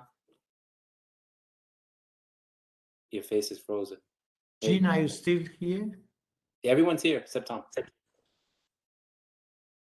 Having his applications don't open. Gina's here. I just have frozen applications that don't open. Can you hear me? You're back. You're back, Tom. Yeah. You're back. Okay, I'm on my phone. Okay. Yes? Yep. Okay. So we just had to finish changing page 4. Yes. Yes, I will make sure to get you an updated page 4. Again, the only change we're making to this application is Friday and Saturdays increasing by 1 hour inside and outside. I mean, that seems incredibly fair. Hold on. I'm about to motion, but Tom, I want to make sure Tom is here. Tom, are you? What? I see a lot of head nods with these hours are working better for this committee. I see a lot of. Yeah, the question I had before I left was background live and DJ were all checked. Yeah, she answered that. Go for I it didn't again, hear Heather, it. one more time for Tom. So just background music only. Tom, I'll get you an amended page tomorrow to reflect All right. that. I mean, Yeah, I'll that's make a when I motion to crashed, approve was that. just as you were answering that question. I'm good with that. Back, just 1 minute. A question. The backyard hours on Friday and Saturday and Sunday is Go for it. 12. Repeat those hours. It's just I'm getting static, so I'm not hearing well here. The backyard hours. Heather, what's the backyard hours? for Friday, Saturday? Until so background is only changing for Friday and Saturday. Until They're what going to time? close at 11 p.m. Sunday through Thursday, and 12 a.m. Friday and Saturday. Okay. Very good. I make a motion to approve. I second that motion. We lost our chair. We lost Tom. All let's in do both. favor? Where is it, Tom? Okay, Gina's We on lost board. time. We're all here except Tom. There's a hand. It's like Eric's hand. Yeah, that's his hand. All in favor? Aye. I approve. All opposed? Okay, No. so we're okaying it, right? Okay, Yep. great. Bill, Okay. good job. Get out of here. Get out of here, Bill. Go. Thank you, everyone. It was nice to see you all. All right, so that was number 11, 12. Number 1, Bistro South Corporation. I didn't know. Yes, we did. Tom, what is the number? Here. Sorry. Number 1 on previously postponed, Bistro South. Oh, yes, okay. 5:33, okay. All right, and they were to come back. Where's their postponement? When did we postpone them from? No, let's wait, let's time. I didn't like something about the application. Okay, 4 page, was not filled up correctly. Tuesday, Oh, there it Wednesday, is. Thursday, all the box has to be filled up. I understand that. I noticed that now. Okay, and the rest is okay, they were requesting, because that was before French restaurant, they taking over basically, that was something. Mr. Fada. Restaurants, for the restaurants. It was the Fada restaurant. We're taking over. You know, I don't have what we wanted you to do. I think your application must have been totally screwed up last time because I didn't even write down. No. The application, the timing was too close. So Okay. I was put over. All right.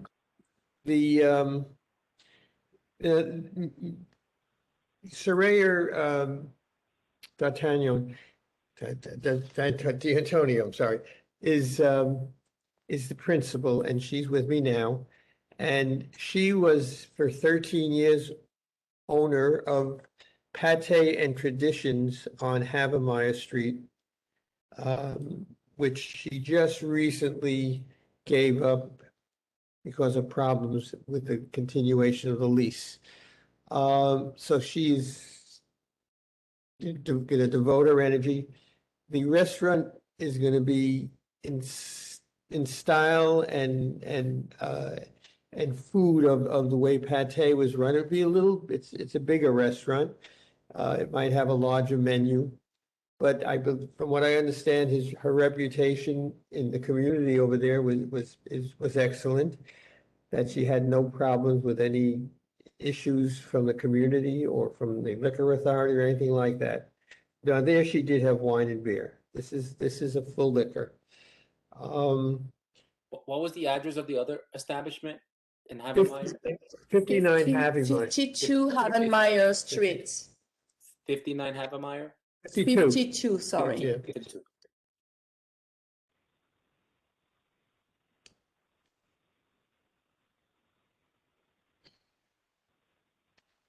I will provide you with a 500-foot statement. I understand that you're asking for it, and that's not a problem. Yeah, we're gonna need that for sure. I can send that out.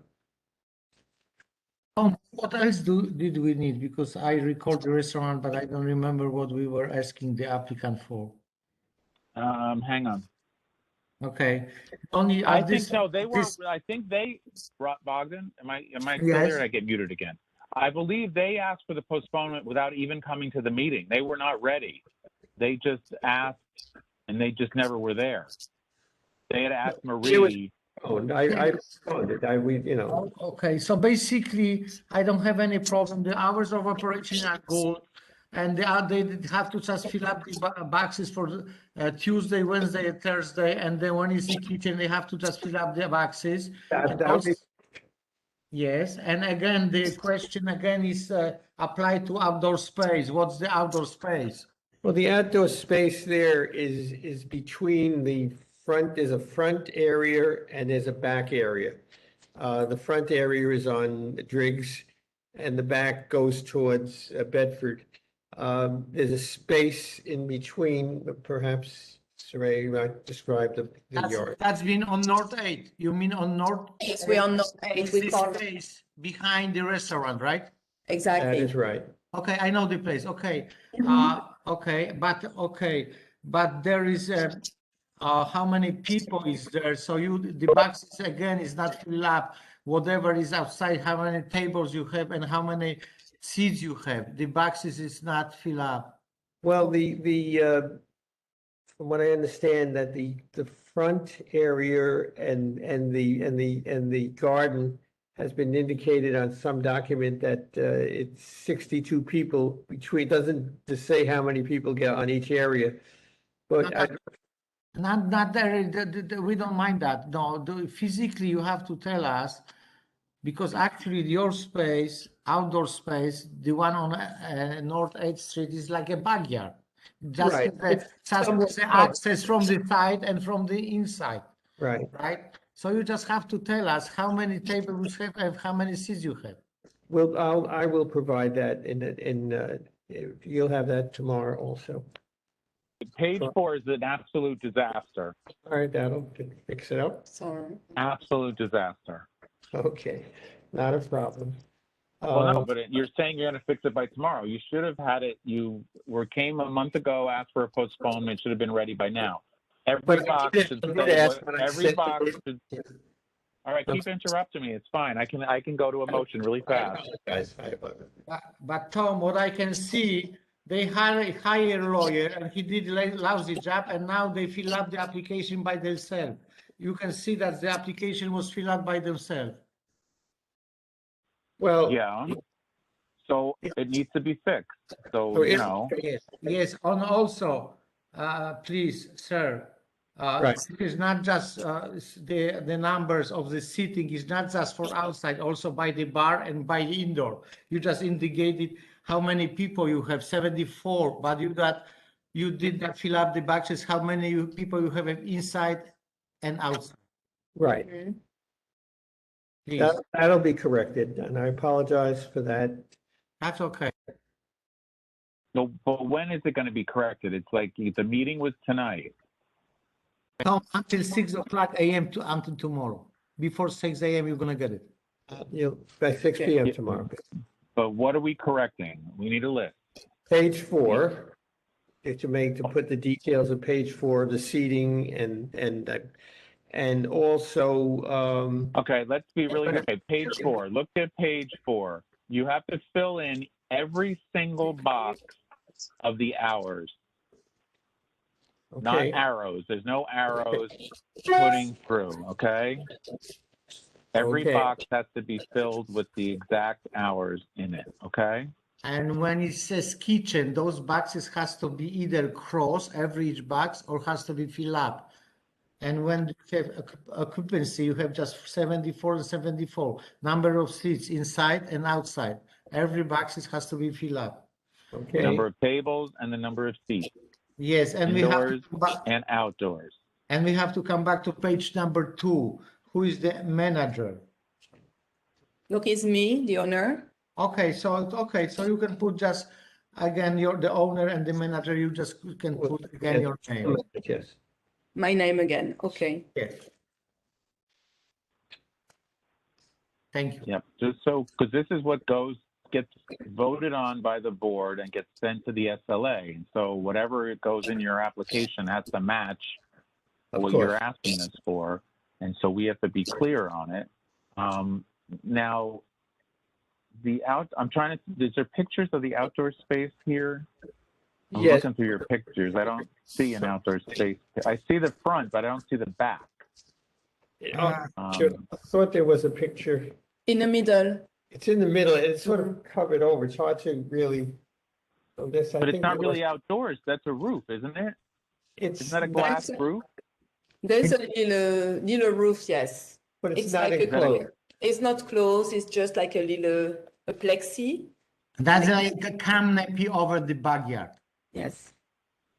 That's not a plexiglass roof on those beams? No. I don't believe so. You can call that, yes. I'll find something special, very, that's for. Well, it says garden Special, area. so it's There not- are beams over the garden area, and I'm looking to see if is there glass on top of those beams, or is it just beams? There's bins and plexi, like a plexi big, I don't know how you call them, but. So it's more like a porch. It's not really a garden. It's more like It's a porch. It's like it's a covering of some sort to keep the rain and the weather and the sun out. All right, so it's not really outdoors. It's sort of like a porch. Okay. Outdoor, but it's covered with the roof. Yeah. That's Yeah. correct. You're right, Tom. Yes. Well, because I just want to get a handle on that, and because we have no idea the tables. So that That you're counting always that as being is this way. outdoors. There is outdoor, but the previous owner, actually before Made long it time indoors. ago, he did like construction. He made a roof with Okay. plexiglass. Okay. Like the kind All of right, roof like so- they're doing now on the streets outside of the restaurant. That kind of roof. Yeah, I got it. Okay, we can do that. All right, so we just need to have the hours and the number of seats indoors and outdoors, and then the name of the manager filled in the first page. Is that it? We believe will, that's it. sorry about that. We'll have it by. Anybody else? Anybody Yeah. else? 4 o'clock. I just have a question, you know, my application is, everything is frozen, so what are the hours of operation again for outside? Oh, well, that's the ones that they need to fill in are, hang on. They've got, 5 p.m. to midnight on Monday to Thursday, and 5 p.m. to 2 a.m. Friday and Saturday, and 11 a.m. Saturday and Sunday, to 2 a.m. on Saturday, and to midnight on Sunday. That's their hours. That is your option, but she put the applicant put until all the outside hours 10 p.m. Okay. Yeah. Because they didn't know, or they just want that way. Well, what do you consider the outdoors? Because the porch area with the roof is really part of the indoors. I don't see how that's outdoors. It's connected. It's not part of the building, I don't believe. No, I would consider that as outdoor. No, it's not indoor, definitely not. Well, how's it serviced? I mean, people they're not going out a door to go into that Basically, porch. over the backyard is like plastic roof. It's a It's pass not the through. backyard. It's in the middle. Yes, because it's backyard from the 8th Street, North 8th Street has an opening. That's all. So it goes from the. But the restaurants on either side of it, Bogdan. On my floor plan, there's restaurant on both sides of that garden area.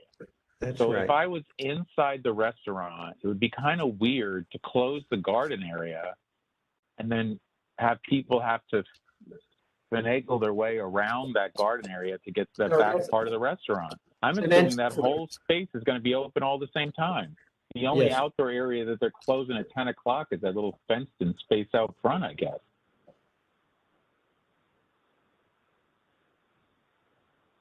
Closed You know, in. because I don't know how you would get from the kitchen to that room in the back that says existing restaurant, except to walk through that garden room. That's an entranceway and a pathway, rather, from one place to the other. Right, but it's just weird. And I'm- that's pretty much existing, from what I understand. Right, but there's also a glass wall that runs on that one side of that garden area, isn't there? No, that's some doors. Those are it's strange, but it's like folding doors that could open up, but they sort of separate the space. The wall, it sort of puts the walls around the walking space to get to the back. On one side is a solid wall. On that side, whoever the prior owner did, he put these doors in instead of a wall. They don't. Right, do you enter the restaurant from Driggs, or do you enter the restaurant from North 8th Street? Well, There's three entrance. You can entrance by Driggs Avenue for the front of the restaurant. You can you have an entrance on North 8 to access on this garden, and also another entrance to access to the rear back place. That This- little tiny door way down the end? Right, Yes, but those three entrances inside. the big room that's marked existing restaurant in the back. When that garden area is closed, how do you get from that room to the kitchen? The same way, through here. This place is not open all the time. And we have a path to the back room. Everything is connected. Donc the back room with the garden and with the first room. Right. So people who are in your restaurant until midnight are going to have to walk through the garden area, which is supposed to be closed at 10 o'clock. That's what I'm having a problem with. The restaurant could be closed, but it's still a pathway. And we have we have an exit also on the back room. All right. I have no idea what you're doing, but just fill out page 4. We'll clarify it. Yes, sorry. Antonio?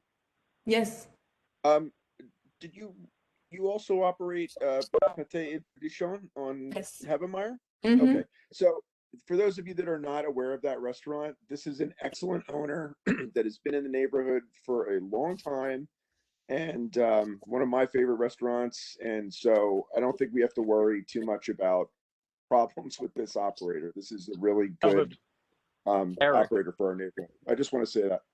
No, but Eric, what Gina raised, and which I'm concerned about, is that they're identifying that garden space as an outdoor space and making the hours in the garden shorter than the indoors. And if they put on their license that the garden has to be closed, I don't want them to get screwed by the SLA saying, "Oh, why is your garden open?" You know, that's all. Right. Like, make the whole thing. No. I'm not disagreeing with any of the. I'm not disagreeing with any of the points. I just wanted to make it clear that this is a good operator in the neighborhood. So I'm Oh no, I'm I with have no you guys problem with the restaurant. I'm concerned that their hours need to be clear on their application, so they're not getting screwed by saying we're going to close the garden earlier than the rest of the restaurant, and people are trapped. The application needs to be fixed. No. Yes, you're right. You have 100%. So basically, what Tom is saying, that your backyard, your garden, somebody may consider, or you may use as an inside place, but actually the application is correct. You said that you're going to close that at 10 p.m. So Tom wants to make sure that this is you consider this as an inside place or outside place. You're going to close that at 10 or at 2. That's his question. Can I make one observation? It closing it as a restaurant doesn't close it as a space that's a walkway. So that's what I'm saying. Then Tom is right. Then Tom is right.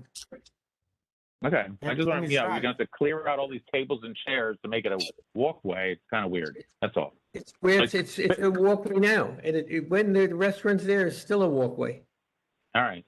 Well, fix page 4 so all the boxes are filled and the capacity is all filled in, and get that to us. Motion, somebody?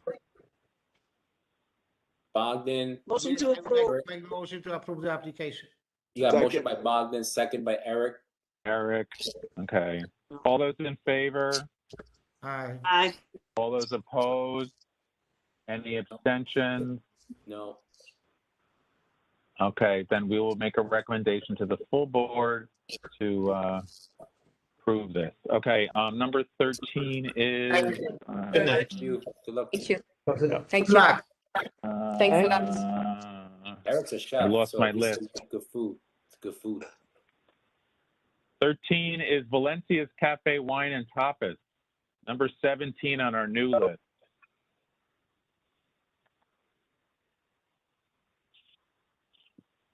Rob, is somebody here?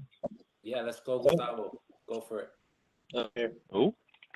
Gustavo's the rep. I'm the representative.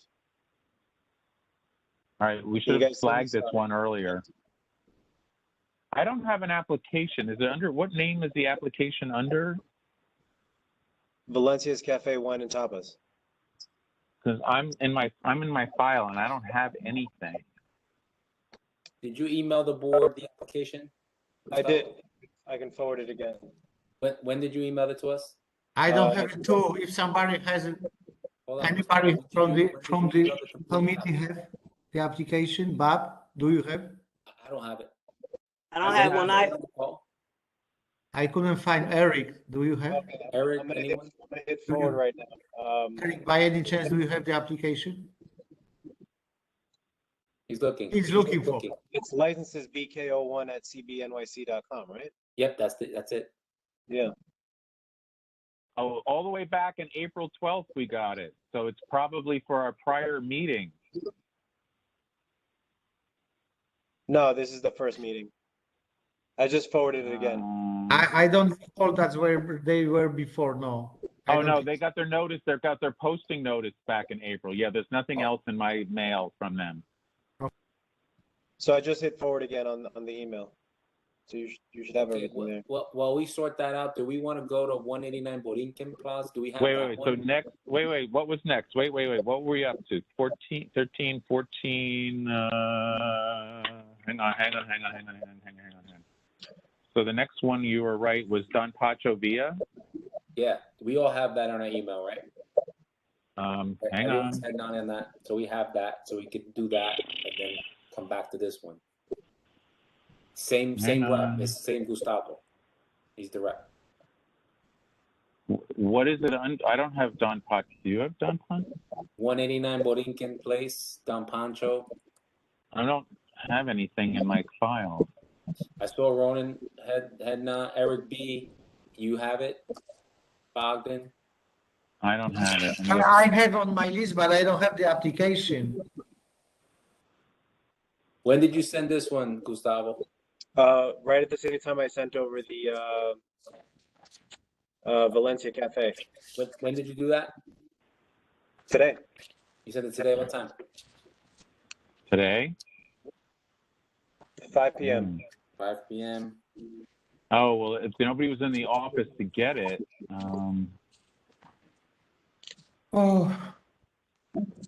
Stand by, Gustavo. Thank you. Well, if you got it, send it again, because that's what we're doing now. I think he's resending it again to the licenses BK.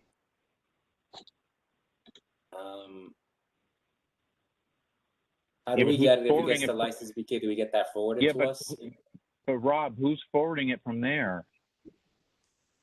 Oh yeah, I don't know. How do we do that? Can I just get Jerry's somebody's email forwarded there? Jerry has to do it then. I don't know. He's just monitoring us. I can't forward it. If I may lose the meeting if I go off meeting to forward something. Jerry, I imagine Who has you the holding shortest email? together with a string. Wow, it's hard. Man. I don't know how to do this right now. I thought, oh man.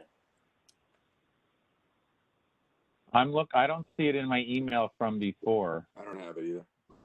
It's possible. I didn't see that before, so probably got lost somehow. Wait, what's Don Pancho for? Wait, that's already open. What's that for? What are you here for? It's a change in method of operation. What are you going from what to what? They're adding a service bar, a security guard, Nope. recorded music. Okay, stand by. Okay, stand by. Nope. We need the app for that. Nope. Okay. I knew that's what it was for. Even without knowing the application, I knew that's what they were looking for. Okay, stand by. Stand by. How are we going to do this?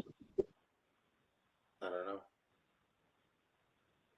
Well, does somebody have a way has the whole committee's email list that if you received it, then you could just attach it and forward it to the email list that you've gotten? The best in that is Eric. If he's not gonna find, nobody's gonna find. All right, look, let's go to. Well, does somebody know how to take the email list and put it on a new email and then forward it? I don't know how to do that. I'll do that with Gustavo. Yeah. I'll do that. Let's move on to Gustavo. Stay on the line. Mute yourself. The next one was EBS. What? Let's do that one. 182 North 8th, number 7. EBS? Okay. Do we have that? Yeah, it's the brewing company. Yeah, EBS we've got. Okay, EBS we got on May 20th. All right, that we've got.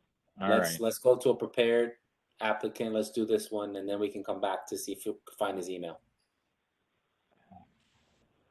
Go for it. I think Alyssa. All right, so Ebbs is a new liquor license, and it's Ebbs Brewing Company, 182 North 8th Street between Bedford and Driggs. The owner is Michael Katz. The manager is Alex Silverstein. Additional owner is Bruce Wilpon. And I it's a see Bruce microbrewery Wilpon. with He's an here. on-premises bar area. Okay, go. Who's presenting? Hi, this is Alyssa Yohe. I'm the attorney for the applicant. With me tonight are Alex Silverstein. Alex is the general manager of the brewery. Bruce Wilpon, who's the co-founder of Ebbs. Richie Saunders, who's the head brewer. And then Tomas Larson, who's also a co-founder. The application before you is for a manufacturer's on-premise liquor license application. It's for a bar located in the microbrewery at Ebbs Brewing Company. Ebbs has applied separately for a microbrewery license application with both the New York State Liquor Authority and federal TTB. TTB has already approved the brewery application, and the liquor authority's approval on the microbrewery is imminent. So the application before you tonight is just for the bar that is attached to the microbrewery. It's like a tasting room. The 500-foot rule is implicated for this application. I did provide you with our 500-foot rule statement and the list of premises within 500 feet. I wasn't aware that you wanted the liquor authority's completed questionnaire, so I will get that to you tomorrow. We don't have any churches or school within 200 feet of the premises. Just a couple of background information on this site. It was previously a prior manufacturing building. It's been vacant for a long period of time. The microbrewery is comprised of only one floor and then the small sidewalk cafe directly in front of the microbrewery. In addition to the bar area, we have a small food prep area and 2 restrooms. There's 9 tables and 41 seats at tables on the interior of the space and 22 seats at the bar. There's a sidewalk cafe with 4 tables and 12 seats at the table. The maximum capacity of this space is only 74 persons, so it's a very small capacity. This isn't a large scale bar or operation. Okay, one thing I asked for is contextual photos. And the photo that you gave me, I have no clue what that is, because there's sort of these side-by-side photos that merge together with a building with a mural on it attached to a wood frame building. And I'm like, what is that? So the first photo is the exterior of the space. That then- wood frame house is your brewery? No, next to it. Well, why don't we just take a picture of the location? Why are we taking a picture of the next door neighbor and half of the building? I have no clue what's on the left side. Like, what kind of photograph is that? Or is that what the other half is supposed to be? Oh, you know, if you had matched the pictures up the other way, I would have gotten a panoramic view. Now I'm getting it. If you took the one picture and put it on the other side, then I could see the whole front of your building. I got it now. Can you rearrange those photos? Because I'm going cross-eyed. Sure. Sure, I can send you new photos tomorrow. No, it's all right. I figured it out that if I just flipped the pictures around, I could tell what it was. All right. But why a sidewalk cafe, since there's no longer sidewalk cafe permits? How are you going to deal with that? Obviously, we'll have to obtain a sidewalk cafe permit from the city at the time when those are. But they're not making them anymore. Well, we'll have to address that issue with the city. And where's your brewery plan? Like the tanks and the thingies and the, you know, like those are lovely little rooms. But where's where's the brewery plan? I see a bunch of tables and chairs, but where are we brewing? So the brewery is actually on, if you're looking at the diagram's facing you, the brewery would be on the left side. There's a box that says storage. Behind that space is the brewery. We didn't provide you with a diagram of the brewery space because that application is not before you. It's a separate application. No, but wait. the cross-hatched building to the left is that wood frame house, right?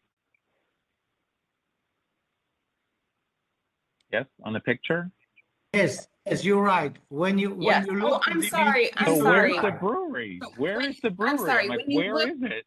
yep. When you look at the diagram, to the Yes. rear of the space, you will see the microbrewery production area. Okay, because I'm reading it upside down. Now I see it. Okay. So you're really, what are you like making 1 gallon brews or something back there? This is very small. It's a microbrewery, so we're only It's like allowed to micro. produce up to It's like, 75,000. where's the brewer? Where's the brewer guy? I want to hear about his brewing. Hey, that's me. Yeah. So what are you making? Like microscopic batches? No, you know. no, we can call ourselves a microbrewer, but definitely not microscopic. I wouldn't even call us nano for sure. But you know, we've been operating a brewery out of City Field, and this Ebbs location is going to be the essentially the crown jewel of our brewery operation in Brooklyn. The big thing for us is trying to bring craft brewing back to Williamsburg. You know, Brooklyn Brewery did a great job coming in a couple of years ago. They kind of, you know, in like a lion, out like a lamb. We definitely want to bring that back to the community, but not necessarily in, you know, in your face sort of way, just like representing the craft. You know, the space in the rear of our facility, we have a 10-barrel fermenter back there, which holds 310 gallons of beer. But we It's also not bigger have than your basement. What's that? It looks like not bigger than somebody's basement. No, it's definitely bigger than a basement. But the brewing, the majority of the brewing equipment that we have back there is about 15 gallons per turn. Okay. All right. Which is, you know, just over 1 keg. A lot of the beer that we're producing is actually going to be brewed at City Field in Queens, and we're going to be finishing a lot of that, mainly barrel projects, a couple of wild beers, bacterial fermentation will happen at Williamsburg. So how is this raw product coming from City Field getting into that space? Yeah, we have stainless steel IBC containers that will transfer about 200. No, I'm talking about roads and streets. Like, how is it getting loaded into that space? Since the front is the restaurant, is there a loading dock in the back? Yeah, no, there isn't. We have a curb cut on the sidewalk. So the 250-gallon IBC containers we're going to load on a truck that we have and transfer between City Field and the Williamsburg location. And with the curb cut and the lift gate on our truck, we can just drop the IBC container off of the truck and just push it right into the front door of the space that we have in Williamsburg. And how often is the truck going to be backing into the front of that location to make deliveries? Probably once a month. Okay. I'm just, you know, because all of a sudden I was wondering, where's the stuff coming from? And yeah, which is a great question. Those monthly deliveries, you know, we're going to time so that they're not in busy times of the day. But for general production, really, we're going to have that 15-gallon system moving inside the space. So there won't be any, you know, ingress, egress of, you know, daily equipment or product. Now, does somebody live in that wood frame building? Of course, that is 6-family house. Right. Was somebody living there? Have they been, you know, Yes, talked to? all Do they know around, about this? especially across the street, all residential houses, all 6-family houses across the street. So have we gotten questionnaires from those people? Somebody? Yeah. Hello? Alex, who was signatures. Alex, who was on the call with us, is the general manager of the space, and he was out recently getting signatures. No, but did he go to the buildings next to and behind? Because I don't think anybody on Havemeyer Street lives there, or Herbert Street lives there, or Bedford Avenue lives. It's like, we need the people from the buildings adjacent and across from your space to be aware of what's going on in that space. So yeah, so we provided you guys with, I believe, 75 total signatures, many of which were from North 8th Street. So residents who are living in the buildings directly next to and adjacent to where our facility will be. okay. You have to understand, by doing this virtual thing, we're reading these applications on a scroll, not like laying in front of it, and you can flip through them really fast. So if you can point out the good things, do that. Mm-hmm. Now, Bogdan, they want to operate till 2:30 a.m. and they want to have music till 2:30 a.m. So what's this neighborhood like over there, people? Hello, people. Anybody else here? It's super residential block. That's a very resi block. That's really has like a MMA thing to the left, and then on the left has like a stone. It's really kind of low key. This seems kind of hot for this block for going on so late. Well, we only have an occupancy of 74 guests. That's a lot. We're running. That's a lot. We're running a craft brewery. We're not running a nightclub. There's no intention to play loud music at all hours of the evening. If we do have any live music, that would end at a reasonable hour, then would cut to just normal background house music. It's not our intention to keep. This is a lot But your different music box from is being in saying the parking lot. 2:30 a.m. This is you guys are coming from. Tom, if I may, most important number, write it down. 180, 180, 180. 180, 177, 179, 175. Oh, those are the addresses on North 8th?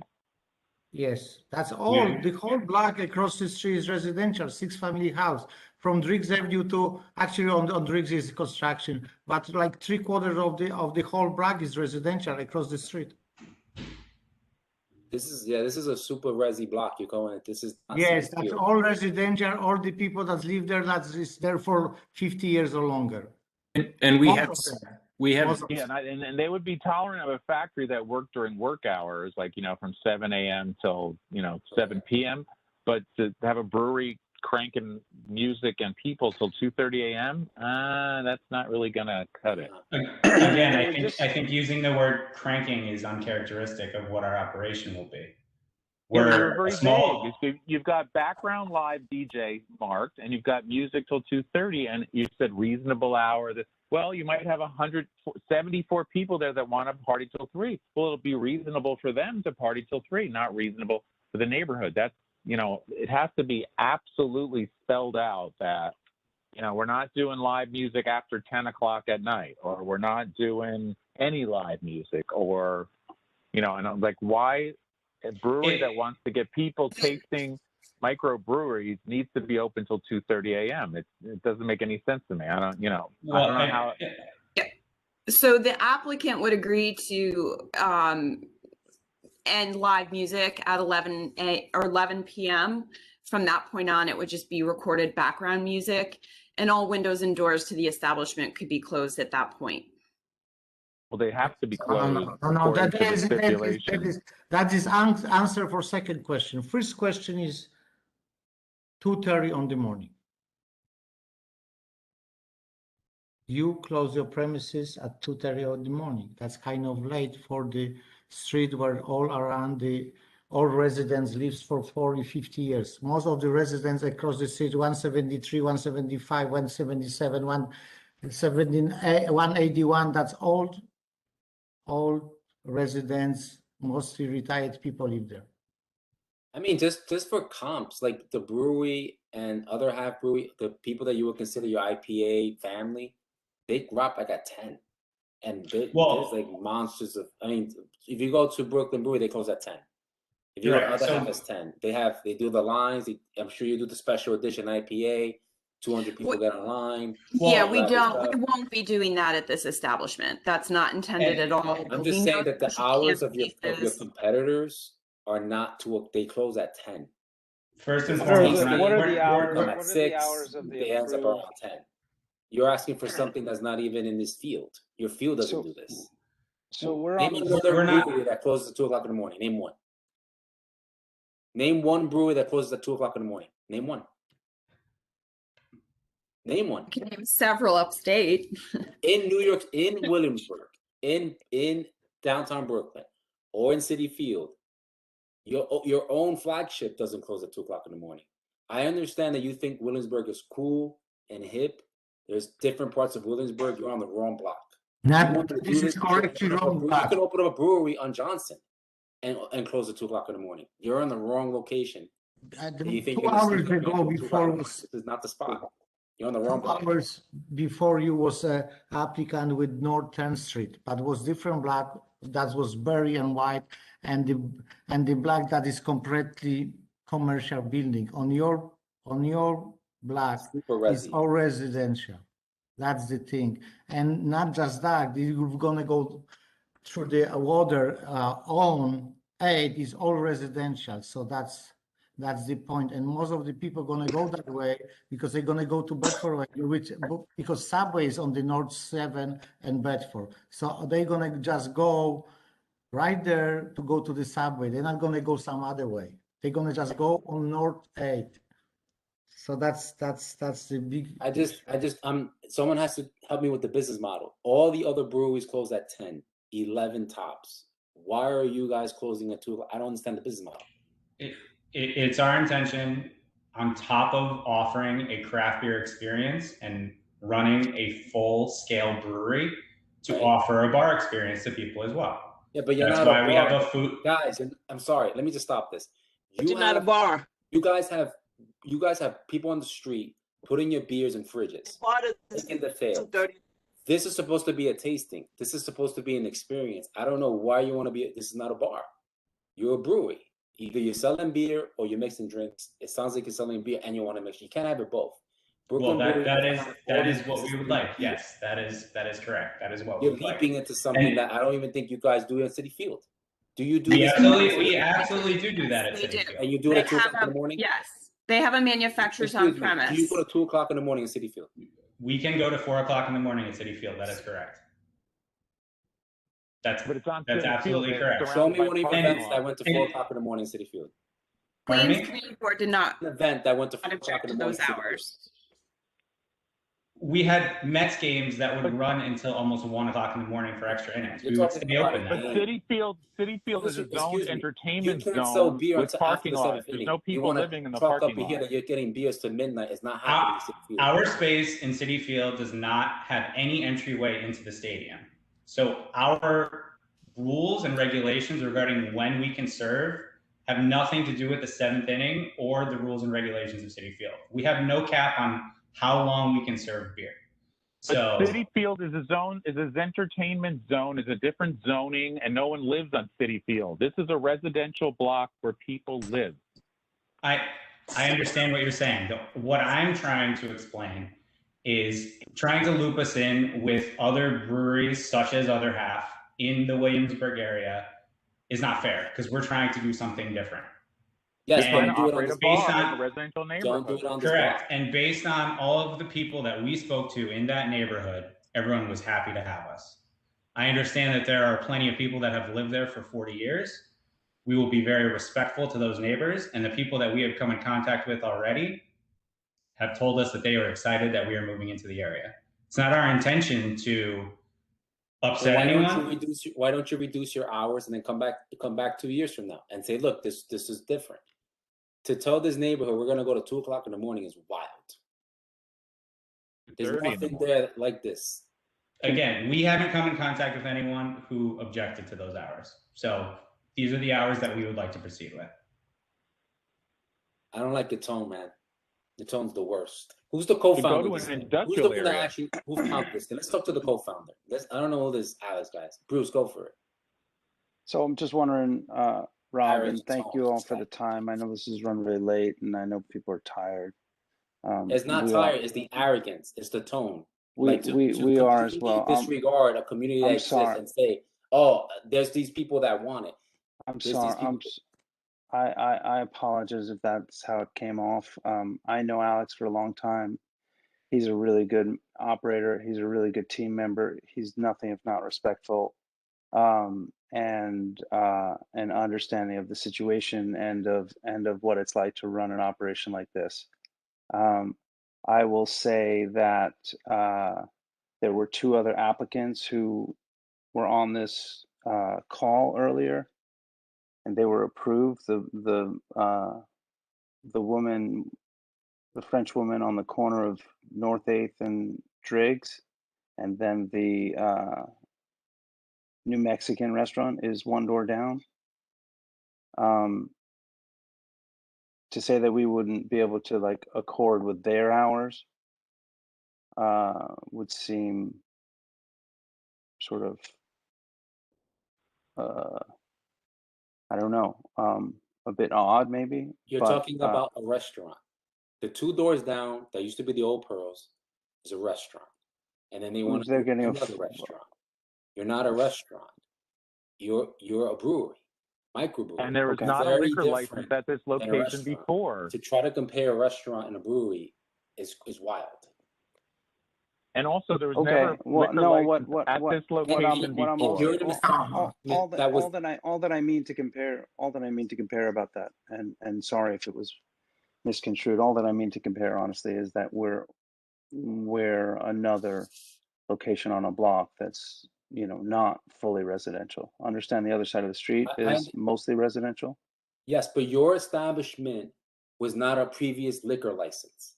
I That understand. place was a previous liquor license. It was a vacant You're warehouse creating for what was 30 in years. what's in the space. What was in your space before? It was vacant for 20 or more years That's and the it was auto garage shop. That was garage It was shop. a garage shop. no, it was actually a HVAC Okay. shop, I believe. HVAC shop. Okay. Now it's going from HVAC shop to selling liquor. To go convince The SLA HVAC shop about was doing a probably new open liquor from 8 license on a.m. a to new 5 block p.m. is a stretch. I don't know how you convince SLA to give you a new liquor license on a block where there's businesses closing, that they're going to open up a new liquor license. I mean, that's kudos to your team if you think you can get it up at SLA. I know you're going to need our approval. There's no way you're going to go to SLA with a disapproval from here and get it. There's no way. I don't know who's telling you that you can come in here and not get an approval and go up to SLA and think you're going to get a no here and a yes up there. It's not going to happen. No one's expecting to be disrespectful to the community board or to the community. We want to be members of the community. We are members of the community. We either live or have lived in the community for long periods of time. And we want this to be an asset to the community. We do not Why want don't you ask for postponement? We can huddle up and you can do some more. You can get some more neighbors next door. You can review the hours. You can see what's happening around, and we can come back next month and talk about it. Maybe when it's not 10:40 at night. And the thing, the other thing about your hours is your kitchen's closing at 10, but you have people drinking to 2:30, and that means it's just a bar in the middle of a residential block, and that's not going to go. No, I do want to make it clear that although the kitchen does close at 10:30, food will continue to be served past 10:30. They're obligated under their liquor license to serve food. The law requires that. So there will be food available. Cuomo chip? No, it'll be a regular menu of food available to patrons, more than just chips. The application is cheese plate and the raw vegetables and the bread and butter. That's the menu I have. Bread and butter, mozzarella sticks, and chips. That's a menu. And I'm going to answer one more question, Tom. The gentleman says that the previous applicant had the same hours of operation. Sir, that is not true, completely not true. He had every day closing hours of operation, closing at 12 a.m., only Friday and Saturday at 2 a.m. And you have from Monday to Sunday, 2:30 a.m. every day. So this applicant, as you mentioned, had it just 2 times, Friday and Saturday, 2 a.m. it would be helpful, I think, if we could get a sense of what the community board would be willing to agree to with respect to hours for this space. And then we could convene and talk about that. But I think we'd like to Rob's have an already idea. suggested 10 or 10:30. 7 days a week. I think Yes. that's the other That's places what the do. brewery does around the corner. They go to 10, 4 to 10.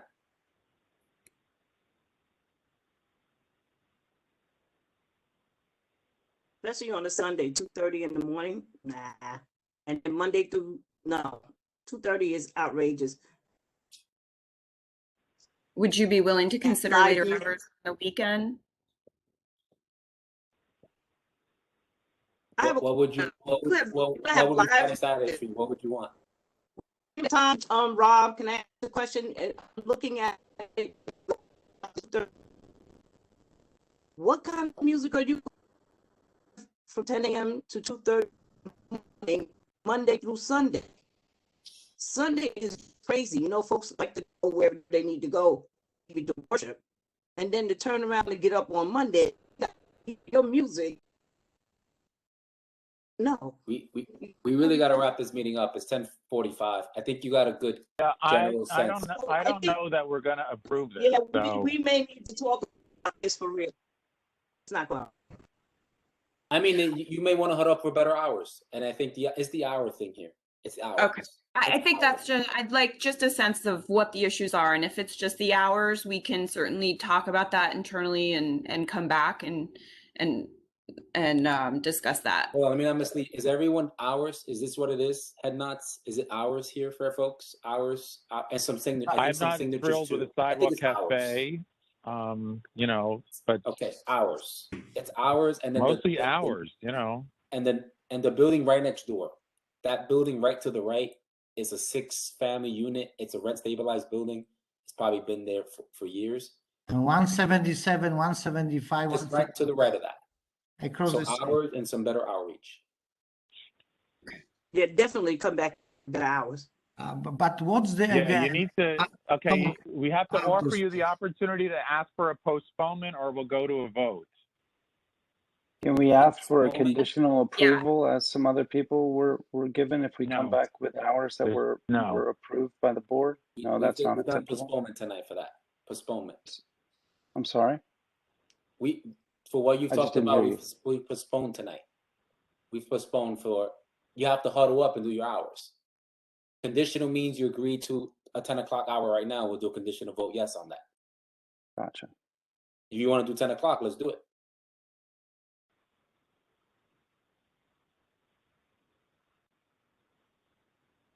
And you can go right to SLA after this. It's it. It's over. And that's how conditional votes work. We can do 10 o'clock every day. I think everyone will be happy to do that. And you can come back 2 years from now and prove me wrong. Say, look, this is what we were. We just want a little bit later. Right. And would you be willing to move on the weekends, or is that just a 7-day-a-week blanket? 11 p.m. 11 p.m. Friday, Saturday, Bogman. 11 p.m. Friday, Saturday. 11. There you go. Friday, Saturday, 11. Things are being. What about Sunday? Sunday, it's no. 10. No, Sunday's 10. Sunday's 10. That block is shut down on Sunday. There you go. I think that's more than reasonable. Yeah, it sounds like we should postpone. I think we need to have a moment. Right. But thank you all for being amenable. We appreciate. All right, we tried. Appreciate it a great deal. We'll see you next month. Okay, thank you all. Thank you very much. Thank you for your time. Thank y'all. Thank you. Hey, okay, committee. We have those 2 missing applications. We can either adjourn and I don't know what those 2 applications. Let's not vote no. Let's just adjourn them because we should not penalize those applicants. Hello? Hello. Yeah, Rose. Yeah. Which application? Hi. Which application? Because Rosa from Kent hasn't been called yet. Wait, what Did happened we to? finish with the applicant Tom? Did we finish with the Hang on. I'm looking. Hold on. Jesus Christ. The Give me two a that chance. we're talking about is 130 grand, 189 Bonique. What? Rosa from Kent at 254 Kent. Are you the rep? Yes. Oh, I didn't have you on the list. Yeah, I don't have that on our list either. Sign up. But Yeah, I had emailed that. okay, let's. No, but we did a what's the check-in address at the again? beginning of the meeting. I don't recall that ever getting checked in. Yeah, I did. We did a check-in round call in the first 30 minutes of this call. We did a roll-up. Yes. Of all of the Do you have my Do you have my email?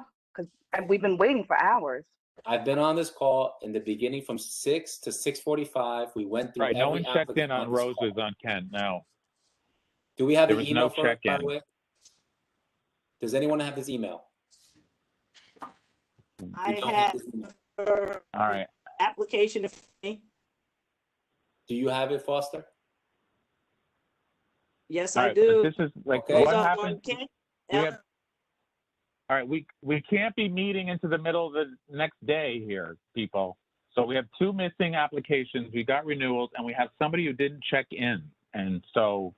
Okay, look, Gustavo, we're gonna have to adjourn. We could not get your things forward. Just check in. Go ahead quickly. Maybe that's gonna be easy cake. What do you have? Go for it. No, are you serious, Bogdan?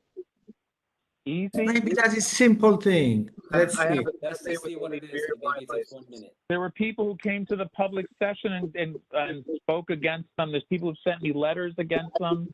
There might be people still here wanting to speak against them. Okay, so that is not an easy case. Against which What's the case? And we have to read the application. But we have to make a decision about whether we're continuing or we're going to deal with these other ones some other way. I would continue because it's already almost 11 o'clock. So let's continue All right, because the people were waiting so many hours. So all right. Well, what's happening with the other 2 people? Are they emailing to Rob? Is Rob cannot get your applications, so we're gonna have to move you to the next meeting. We don't have it in our system. They didn't get Who are it you to supposed? us. Wait, who are you speaking If you to? sent it after 5, unfortunately, you have to send it earlier than 5. Everyone sent it before 5. We're gonna have to move on from you, Gustavo. But who are you, Rob? Who are you speaking to? That's Gustavo. His 2 applications, we could not get them. Are 130 Grand Street for Valencia Wine and Tapas, and 189 Borinquen Plaza, Borinquen Place Don Pancho. Right, we just never don't got have either one of those. So it may not be your fault. Maybe you sent it at a time that they couldn't get forwarded over. We shouldn't penalize So his we're putting them applicants. off to the next meeting. We're gonna have to pull you off the next meeting. that's in another month, right? Yep.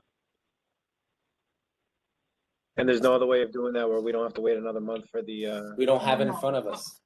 Tom, one of the applications is just wine and beer. One is wine and beer for a cafe. That Yes. closes out. 30 grand is wine and beer. Yes. Well, what's the story? Maybe somehow we can help the gentleman. It only seats 5 people. What's It's the hour of operation? It's But when from- when am I getting the application? I have to see an application. I mean, he's going Can to I tell us forward it all to this stuff, and like, what Can am I I going to forward it be your talking personal about? Can I forward it to your personal email right now? I Oh, thought well, you I did that. suggested that an hour ago to Rob, No, and nobody took me up on it. So I just said, forget it. No, that's what I wanted to do when we first talked about it. Yeah, I wanted thought to- in this last hour and a half, I thought it was sent to Rob, and Rob was going to send it out to us. So I don't know whatever happened to that. Email. I sent Gustavo. I put it in the chat. The email, Gustavo. Go ahead, send all of this. Yes. Yeah, I sent it to you in the chat, brother. It's right there. 10:18 p.m. I gave you my email. I'm so sorry. I didn't realize how to open this chat. Okay, Rob, can you finish with this gentleman and we're gonna go to next case? Yes. I'll get it. I'll forward it over. Let's go to Rosa. She's on the line. Hi, good evening, everybody. So the name of this application is Roses on Kent LLC at 252 through 254 Kent Avenue. All right, you're It's gonna be breaking up. operated- I'm getting every other word, so I don't know if everybody else is able to hear you. You're breaking up, Rosa. You're breaking up. Okay. How's that? Is that better? Yes. Okay. So the name of this application is Roses on Kent LLC, located at 252 through 254 Kent Avenue in Brooklyn.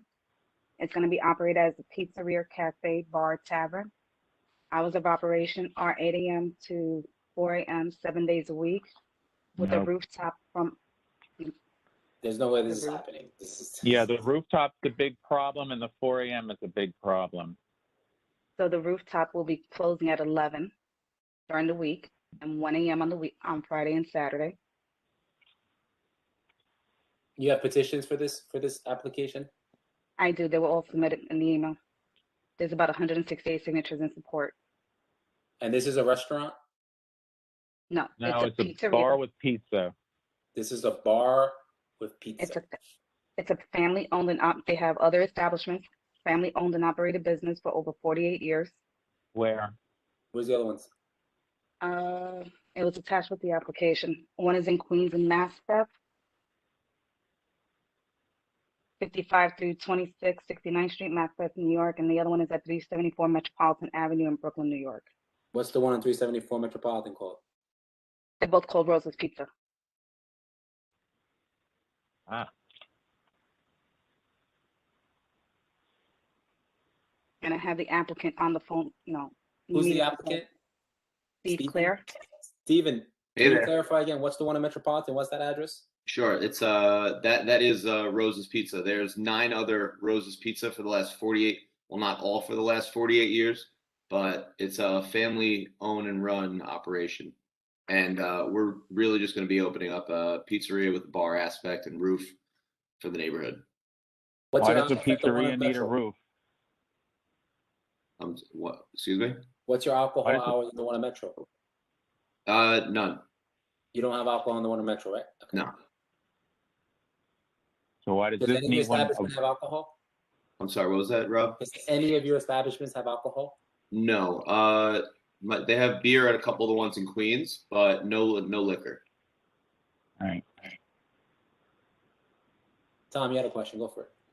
Well, I'm looking at the application. So it's pizzeria, cafe, bar, tavern.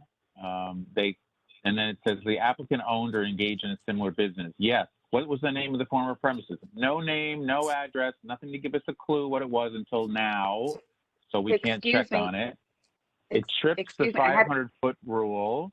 Then it's 8 a.m. to 4 a.m. all week long. They want to do background live music and DJ till 3:30 a.m. If you give me a moment, I'll be able to explain. And there was a writer attached to the application with the names of the other establishments. Well, you didn't. Okay, when you put a rider onto a document, you put C rider. There's nothing that says C rider on page 2 of the applicant. It just says yes, and then the rest of it is blank. Okay? Okay. So I'm not going to go looking for a rider that it doesn't tell me that there's a rider for. And you want to go to full liquor, and you want to have a rooftop. Under additional owners, and it said please see attached. Oh, hold on, Rosa. Steven. And then there's a question about when you notice the neighborhood, and there's a 500-foot rule violation, issue. So, why does the neighborhood need this pizza to be open till 4 o'clock in the morning with a rooftop? How is this filling a community need? Oh, so we have no intention on leaving the rooftop open that late. Nobody ever does, and they leave them open all night long. No. So our rooftop is more of a, I guess we'll say more of a family atmosphere. How many rooftop waterfront? How many families are out at 2:30 in the morning? No, our rooftop is going to be closing at 11 p.m. And then suddenly the families go away, and then who comes for the inside? That is great location for a business. Cut the hours, make the beer and wine, and you're gonna still make the big money. We have our hours aren't until 4 a.m. other than Friday and Saturday night, and it's only inside. We have our space is 252 and 254 Kent, with the rooftop space being an addition. Only the 252 Kent space is going to be serving that late, and we're going to be having the pizzeria open the entire time. And I'm pretty sure that everybody has the menu in front of you as well, so it's not just pizza. And we're also going to have a neighborhood aspect to go with it. We're going to be doing collaborative pies with neighborhood restaurants to combine our audience with their audience and promote neighborhood unity. Yes, I'm sorry, sir. So you're gonna take? You are you the owner of the building? I'm not the owner of the building, no. Okay, so you're gonna occupy those commercial places, Yes, 252 and 254, yes. and you're gonna be connected on the back.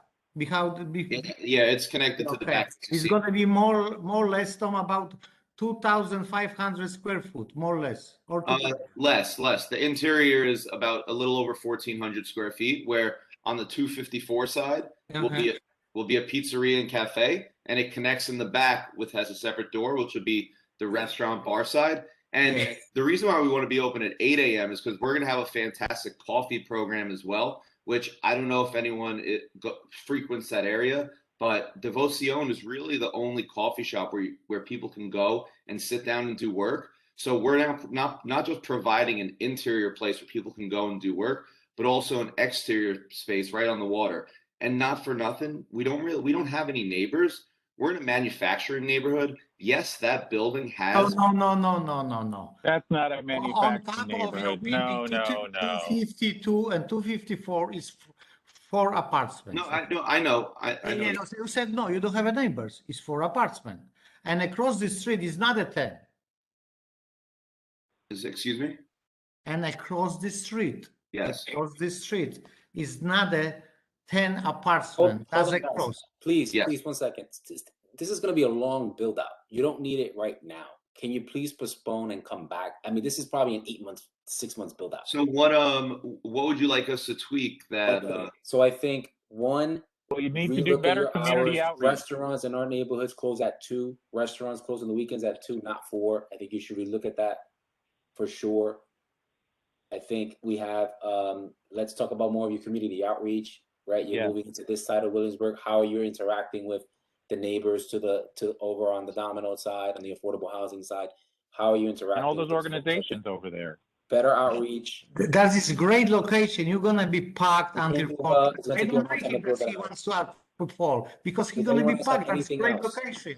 That is gonna be people waiting for a pizza. That's true. I would do that the same thing. Whatever he tried to do. Absolutely. Great location, great business. But Rob, come closer to your microphone, Rob. I can't hear you. How about now? Hours and better outreach. Sure. In terms of the we don't need outreach, but Rob, what's gonna be outreach? Okay, hours. We're gonna do hours now. The hours not gonna help. Stop. The neighbors, one of their big complaints was that the notice was not sufficient. The signs were posted on telephone poles and in a window with the grate going down. If there's going to be all of this community, whatever, you need to find out what the neighborhood organizations are, the North Brooklyn Parks, the NAG, all those different groups you need to reach out to, because they're going to be the people who might want to come in and do events or get pizza things.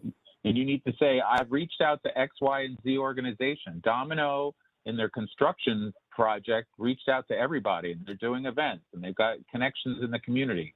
You've got to do that because people are saying you didn't do enough outreach, and they're very concerned about your rooftop. Not you're telling us. Sorry to cut you. I have no problem. I have a relationship with 2 Trees. I have no problem reaching out to them, and we have all. 2 Trees. All right, wait. 2 Trees is like not the right choice. Not the developers, the neighborhood organization, not the developers. I mean, no, not developers. I mean, but isn't it within 2 Trees that manages Domino Park? Okay, hold on. Steven, stand by. Rosa, let's go to you because you're helping him. Sorry. The name of the organizations he has to reach out to is St. Nick's Alliance, Evergreen, Southside United, HDFC.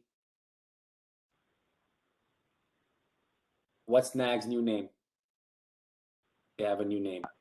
They're not North Brooklyn Neighbors or something. I don't know what. North Brooklyn Neighbors and People's Firehouse are the local institutions around this bar. And there's also North Brooklyn Parks or whatever, because North Brooklyn Parks. These are all people. Because one issue they're having is the pizza places. People walk out of the pizza places and leave their boxes all over our parks. Not that you can do anything about that, but make friends. They're going to build next to you 2 huge apartment building that's going to be like over 1,100 new. I don't know about that. He may have a good view. Okay, Rosa, are you good now? You get it? Amazing. Thank you. Okay. Oh, Rosa, unmute yourself. Sorry, you're muted. Got it. Can So, you hear me now? what was, Yes. Chris, Okay. Rob, what was the first group on your list? I didn't hear it before Evergreen. I think I said St. Nick's Alliance. Yes, okay. All right, so the St. You Nick's said, Alliance is you perfect. said North Brooklyn Park, Yep. St. Nick's, Evergreen, Southside United, and People Firehouse. Beautiful. They will all reach you back, email back, tell them what you got going on. I think it's good. Let's come back one more month and just seal it with a good check mark. Because it's roses. It's a piece of stuff. It's not. We know what you're trying to do. Okay. Yeah. You have to Yeah. officially ask for postponement through email. You have to email and say I am postponing to the next meeting. I'll send it to the board tomorrow. Thank you, Okay. guys. Thank you. All right. Goodbye. We won't forget you. Okay, now let's go back to Gustavo. He did email me his beer and wine application. It is a Rosa. beer and wine. I sent it to Tom Boros. But Tom, if you don't open it because of your computer, No, I can get my emails. The emails are great. It's the WebEx just doesn't love me. Tom, I said see attached. You have it? I have an application, see attached. Don Pacho and Cafe Valencia. What do you want me to open? Okay, let's do Cafe Valencia. You only send it All to right. one person? Bob, you just sent to Tom? Oh, I'm sending it to everybody. I'm sorry. It's okay. Okay, it's Gina Barrows. Leah Foster. The hours look good, right, Tom? Say it to the people. Hang on. Where did it go? There it is. Cafe Ronan, Valencia. I think I have your email. Cafe right? Valencia. Do. Oh, Ronan, is your email RonanDailyOps.com? Is that you? Yep, that's it. Thanks, Rob. Sorry, I didn't mean Why to. can I do it? Single page.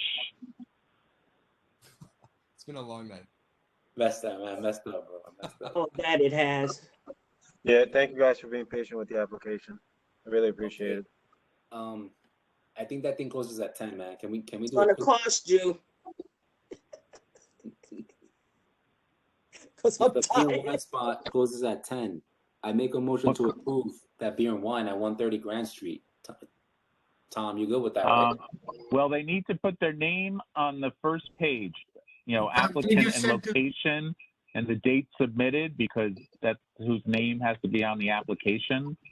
Gustavo, you see that on page 1? I Right on do see that on the cover page, yeah. Yeah, make sure You you know, fill that out and resend it to us. 7 to 10 is great, and it's just beer and wine, right?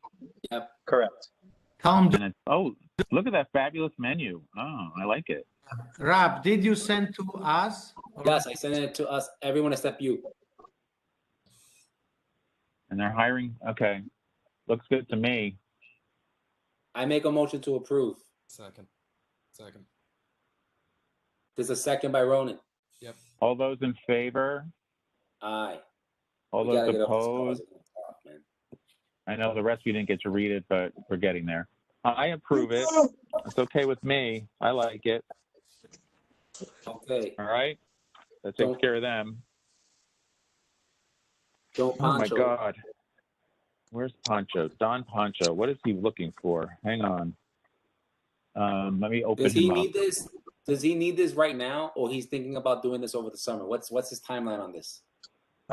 He needs this right now. Jesus. What's Oh, the, well, he what do needs we, to have what his is the name difference between what he again. has Name now on the and what he's first doing? What's the page. difference? He didn't put his name on the first page. Yeah, no, it's only on the second page. I didn't realize that. You need to fill it out. Fill it out. All right. So second page. What are we- Ivan what are we Contreras, changing here? Moreno. What's the change? Add security personnel, recorded music, and DJ. Correct. Security personnel we like. Recorded music's okay, but what's this DJ happening? They just talk that they just want to have a DJ, somebody playing the music for them. Don't you have Okay, that and now already? You don't have that already? you're- They have that there already. No, I don't believe they do. Their current license on the wall doesn't allow them to have a DJ. Can you double check that? Because I think they got that, but I mean I don't know. I'll double check on that. But they also want to add a service bar as well. Well, A- where's a that in the service bar. application? Where did I put it?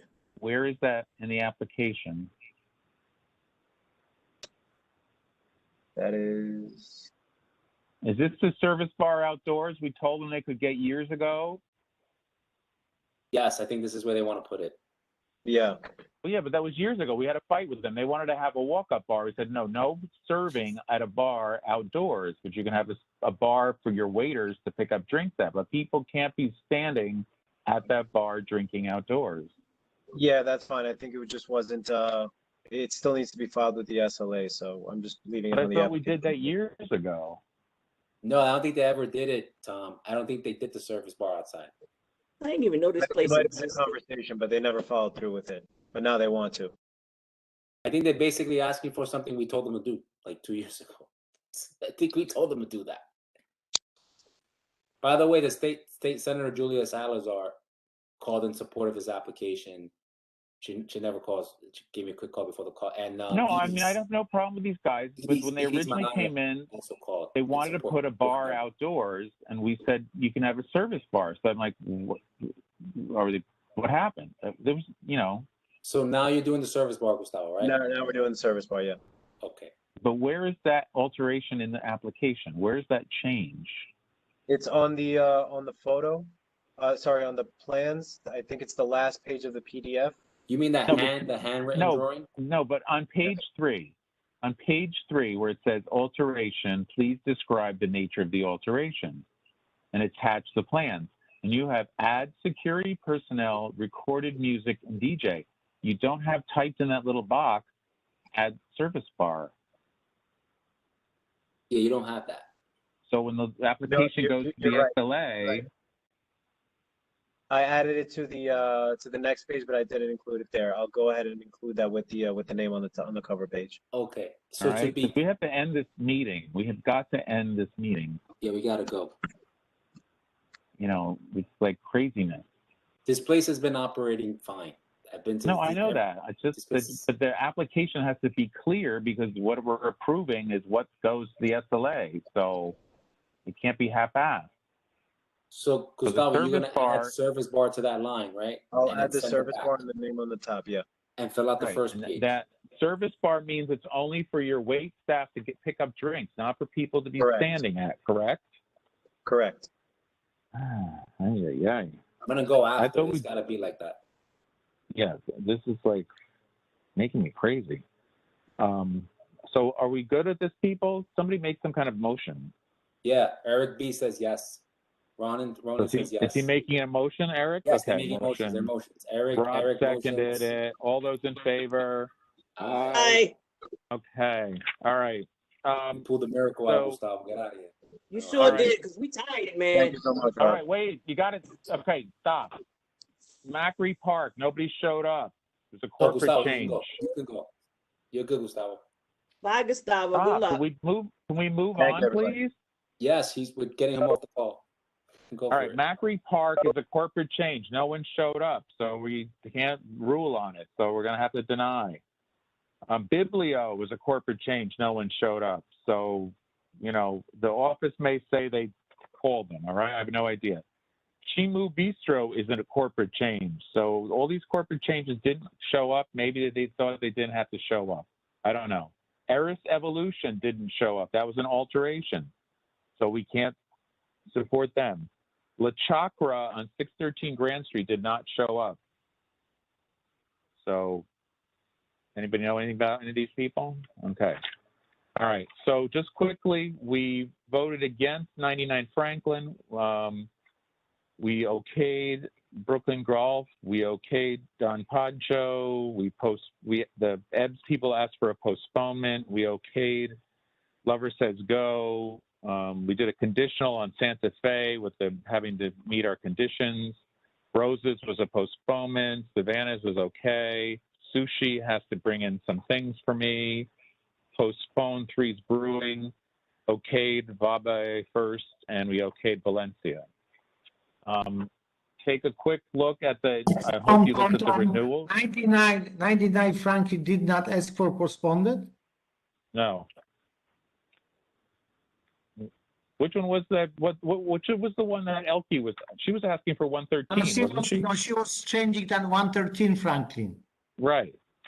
99, we voted again. 6 against, 2 no, and 1 abstention. Okay. Okay. All right, the renewals. I've got no noise from any of the precincts. Does anybody have any problem with any of the renewals? Anyone have any problems with any of the renewals? Somebody make a motion about the renewals. Make a motion that we accept all renewals. Okay. Julia, who seconded it? Second. Ronan. Okay, Ronan, Julia. thank you. All those in favor? All those opposed? Okay, I think we did it. All right? Good night. Congrats. Good night. Good night. Bye. Good night. I'll be Hey, listening to this Gina, tape. this is Julia. Give me a call.